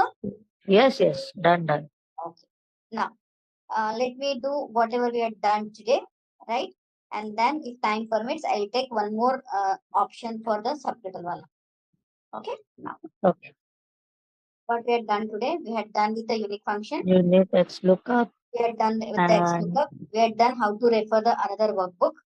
We did pivot table. In the pivot table, we had calculated column, calculated row, frequency distribution, slicer, timeline, and Yes. report filter page. Report filter. Yes. Yes. And then we had done with just now data outline. Okay. Now come down to outline 2.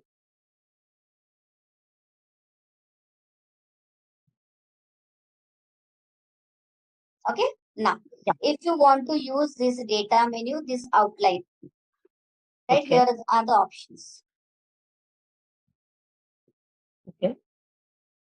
Okay. So for this purpose, you should have this data sorted first. Okay. Suppose I want to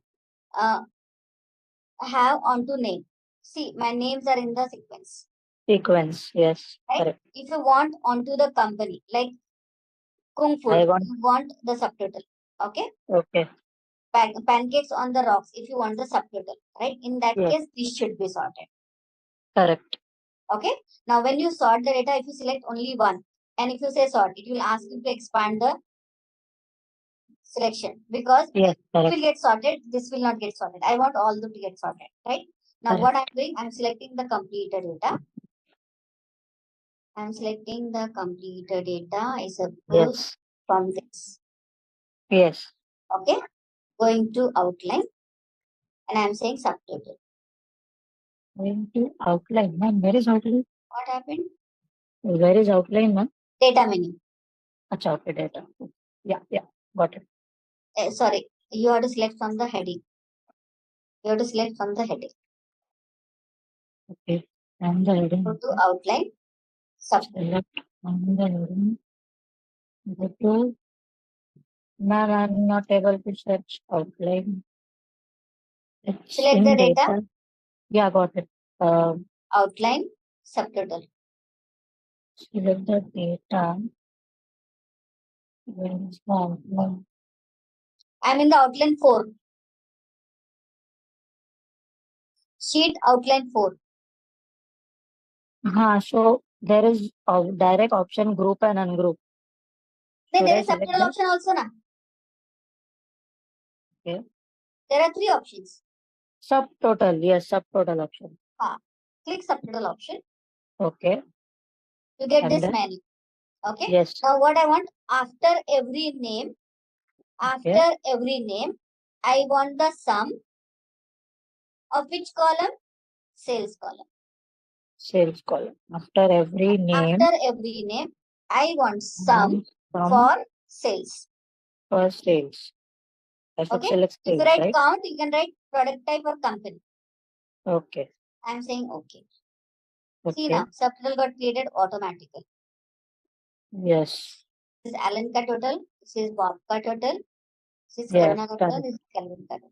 Okay. Yes. You can auto subtotal. Now here you can see 1, 2, 3.